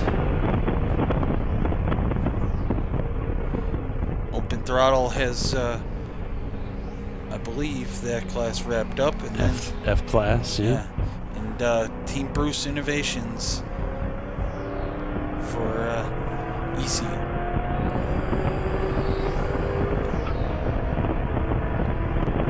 You can hear a little bit of tire chirp with the gear changes. I'd say that wing helps out quite a bit because it's 239 for chili and a 235, so about 232 for ketchup. So about 7 seconds, something like that. It's quite a lot. Yes. Well, it's a learning experience for next year.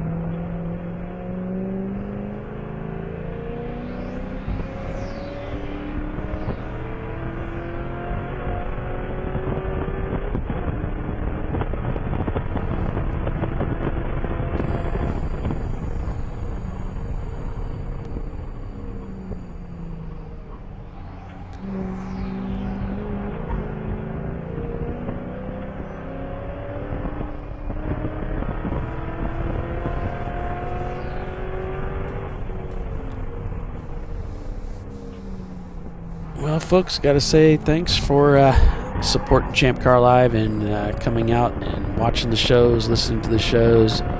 Appreciate sticking it out with us. Yeah, I appreciate everything you guys do for us and for me, and the support that I get from the community is really incredible. It's better than any of the YouTube channels I've done, and it's just really good. So thank you.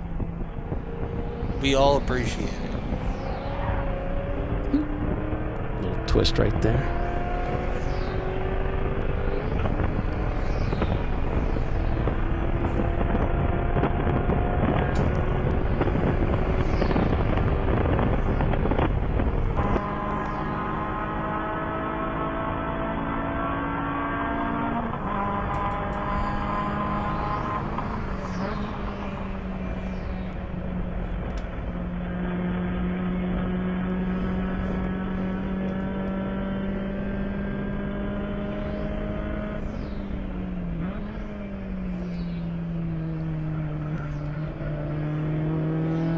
Getting real tight up on that BMW there.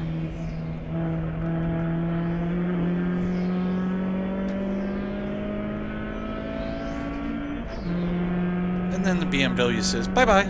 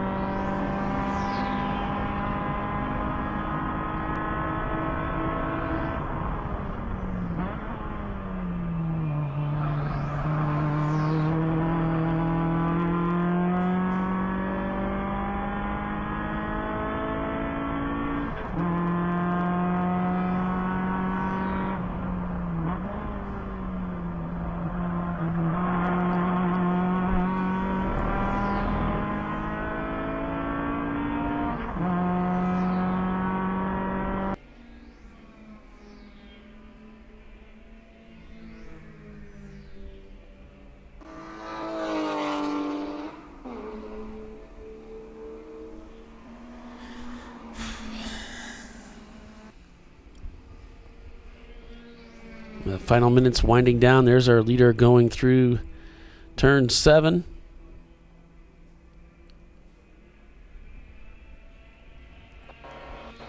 Going by JB Bugs. as they head out towards turn 10 here.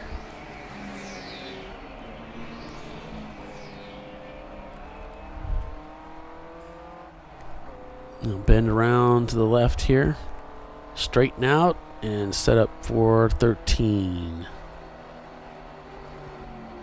90-degree corner to the right.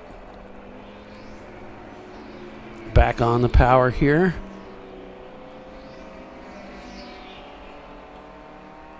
Begin building speed. Whistling through 14 here. Fast left-hander. And then under 15. Bending to the right. And then back to the left again to set up for 16.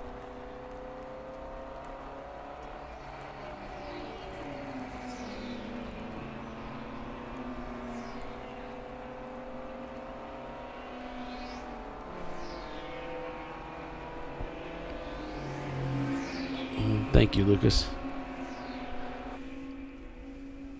Tiffany has gotten on the road. She's headed home. So we look forward to seeing her when we broadcast at Road Atlanta in February. We'll see her again there.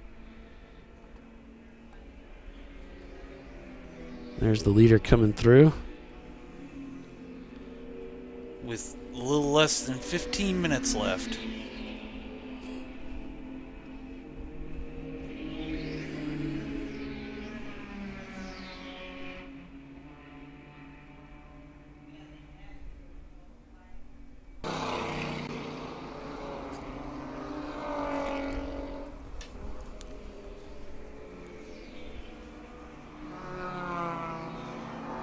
The Shark car coming by, RPM in their Mustang.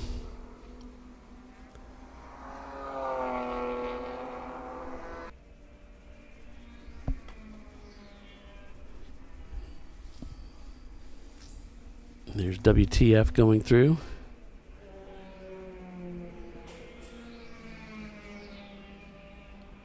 And our leader again.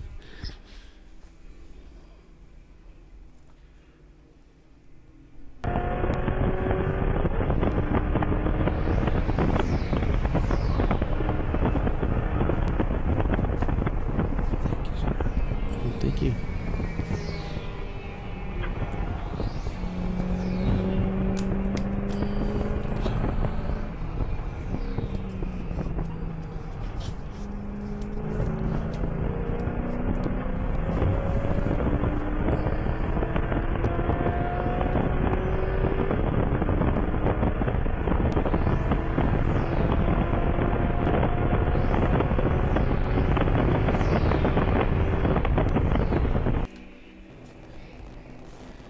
I just wonder how many of these bugs are coming back with me. They're all over all of my equipment, my books, everything. There's going to be something coming back. The good news is they're fire ants, so probably. So they're harmless. Oh, yeah. Because that's what Florida are.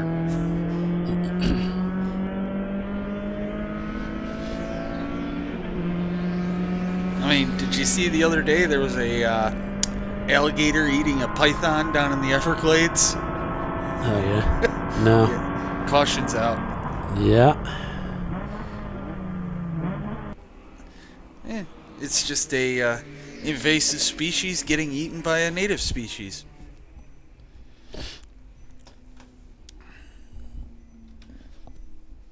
As soon as we get word, we'll pass along to you here what we're seeing, what we're getting from race control.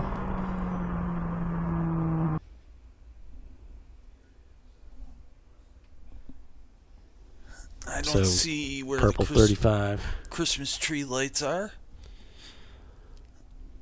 I see an ambulance rolling towards the back section of the track, though, so there must be an impact somewhere.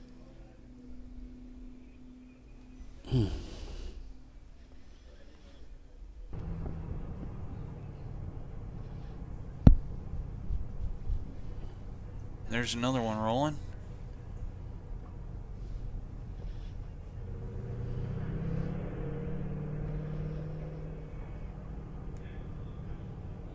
Looks like our in-car camera catching up with one of those EVs now. Yep.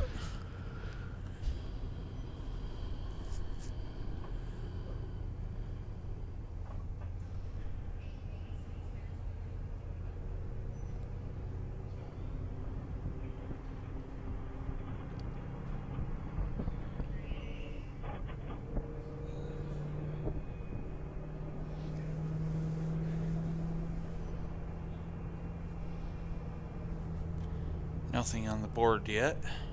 So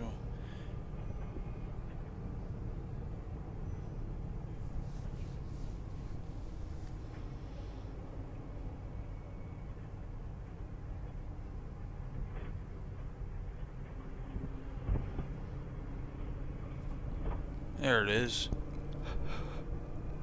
Or maybe he's just swinging around.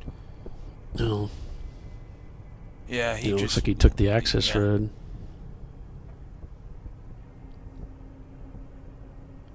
So it could be the car continued, and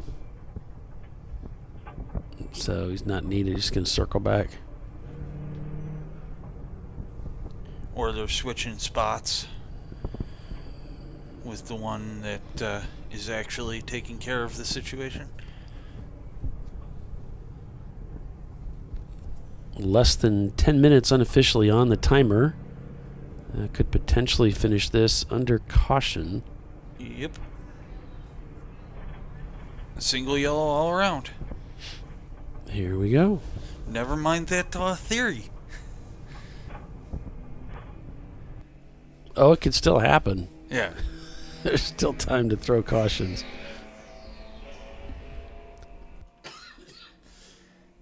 Oh, yes, I know. It's just, as of this moment.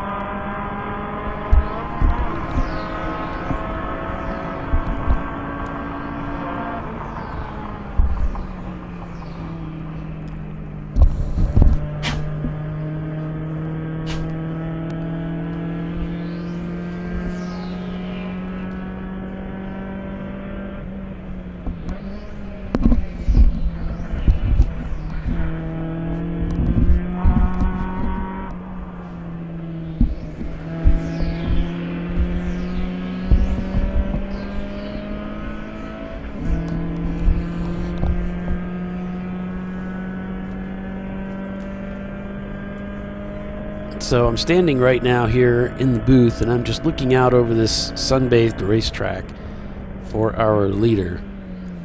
So we'll begin to pick him up and follow him around the track as best as we can. Oh, he just crossed the start-finish line here just in front of me, so... Well, Mr. Pauly, since there's only 5 minutes left, I am going to go down to the crew. Okay. You have yourself a happy new year. Enjoy your vacation. And I will be seeing you probably at Daytona. Okay. Well, thanks, Billy. Yep. Appreciate you coming in and doing all that work. Great to have you again, and see you in 2024. All right, that was Billy Salin with the Salin's Racing Team joining us again today for the broadcast. He went down and helped get my lunch for me so I wouldn't have to leave the booth, which would be pretty difficult since I'm doing a show. There's our leader there right behind the shark car. We'll see you, Billy.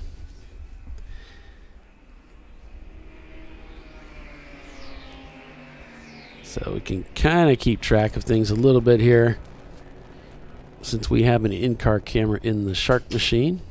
And the Ethan Ranger looks like they're ahead.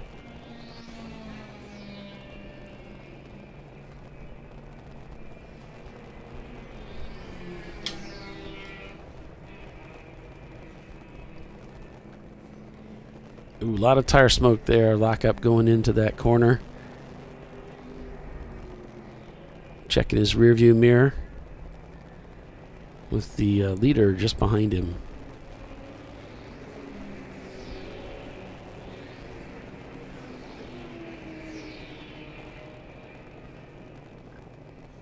A lot of tire smoke again. It looks like tire smoke breaking into that corner.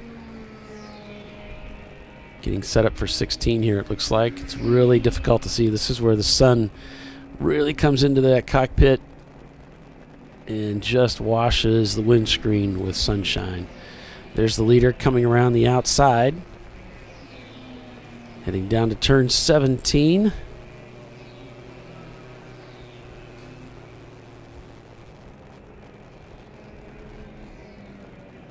And they'll go into 17 here, side by side with the Ranger.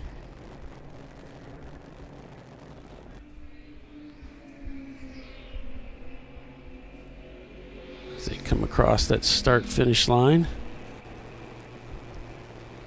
Down the front straightaway here.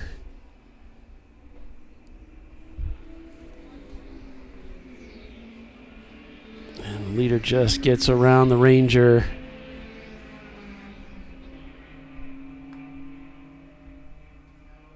As they head towards turn 5.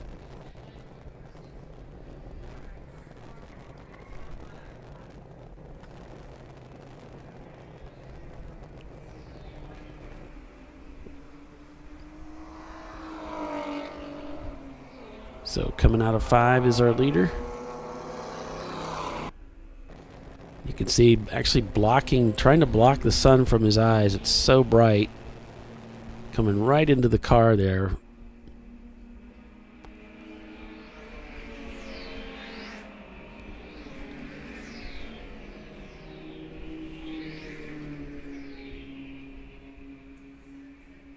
RPM motor works. Open throttle as well coming through there.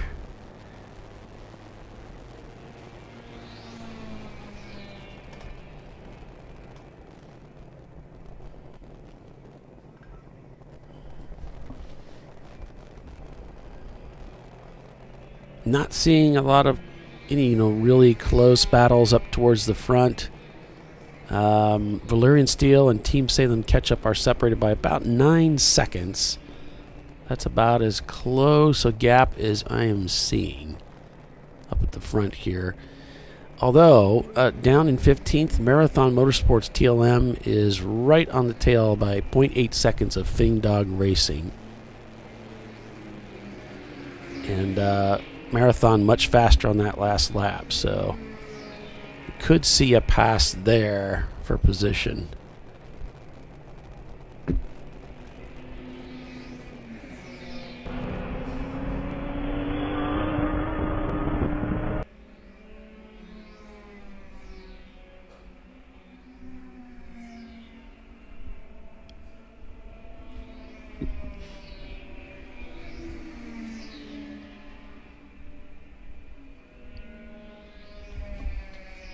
This looks like the one to go here from the tower being given to the leader of the race. Pinky's out.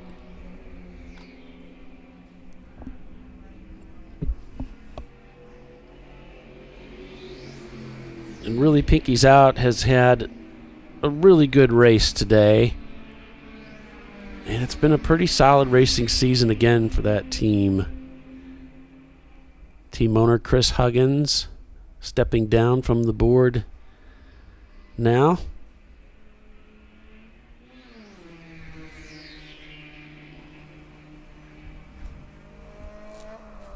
And it looks like he's set to take a win for the final race of the year.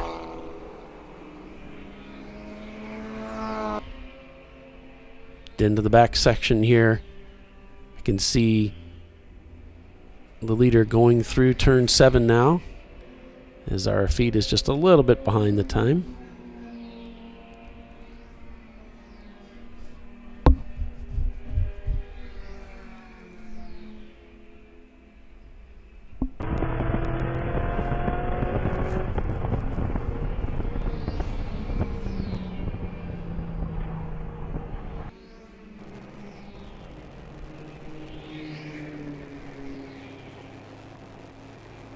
Thanks, Bernie. You have a good new year too, sir.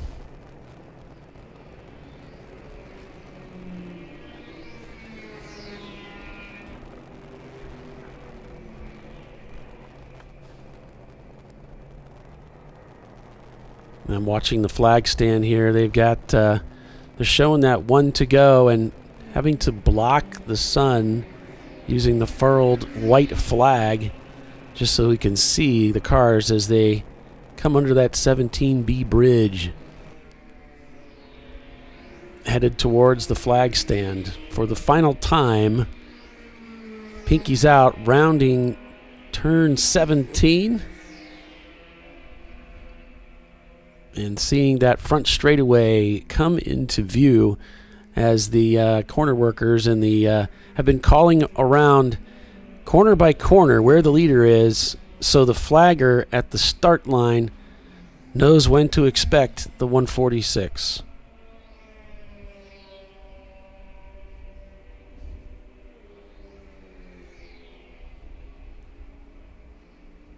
And there it is. The checkered flag now flies in the air for Pinky's Out Aero, taking the win on day 2, the final race of the 2023 season in the TireRack.com Champ Car Endurance Series racing season. Pinky's Out takes the win. Whiskey Tango Foxtrot in their Miata, taking second place. Then it's Average Joe's taking B class and third place podium position for that overall position of third. Team Salem Ketchup in fourth. Valerian Steel in behind them, followed by the Team Salem Chili car. Clark Motorsports will finish behind them.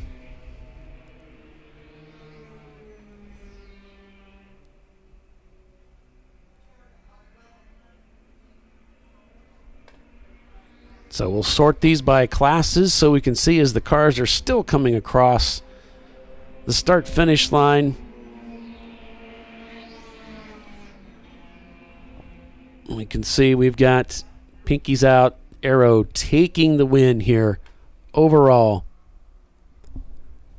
Looking at the cars by A class, if this will do the sort, we should see that Whiskey Tango Foxtrot takes A class, Average Joe's B class, C class is going to go to Pinky's Out, D class, to section, no, it should be to Infinity, Team Infinity.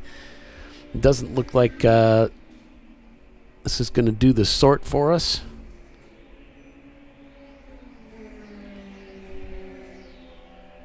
So EC is going to go to Team Bruce Innovations.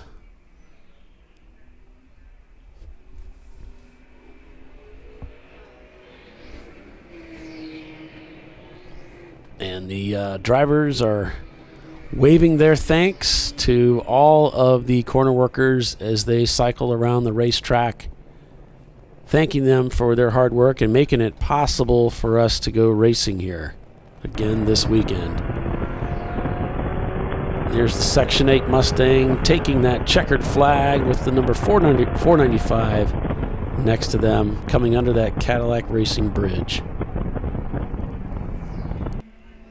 So we started the weekend with almost 100 cars here this weekend.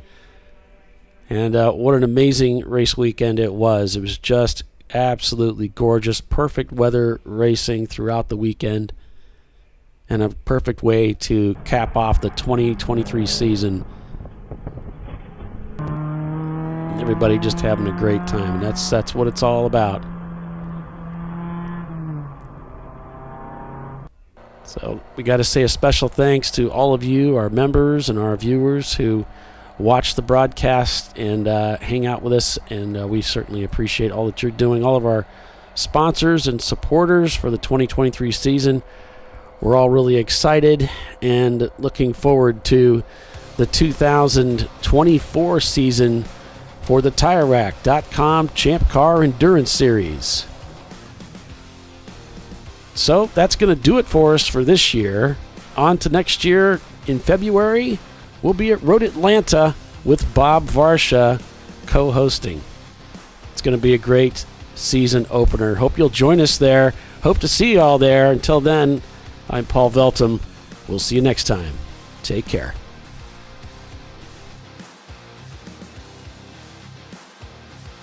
Bye.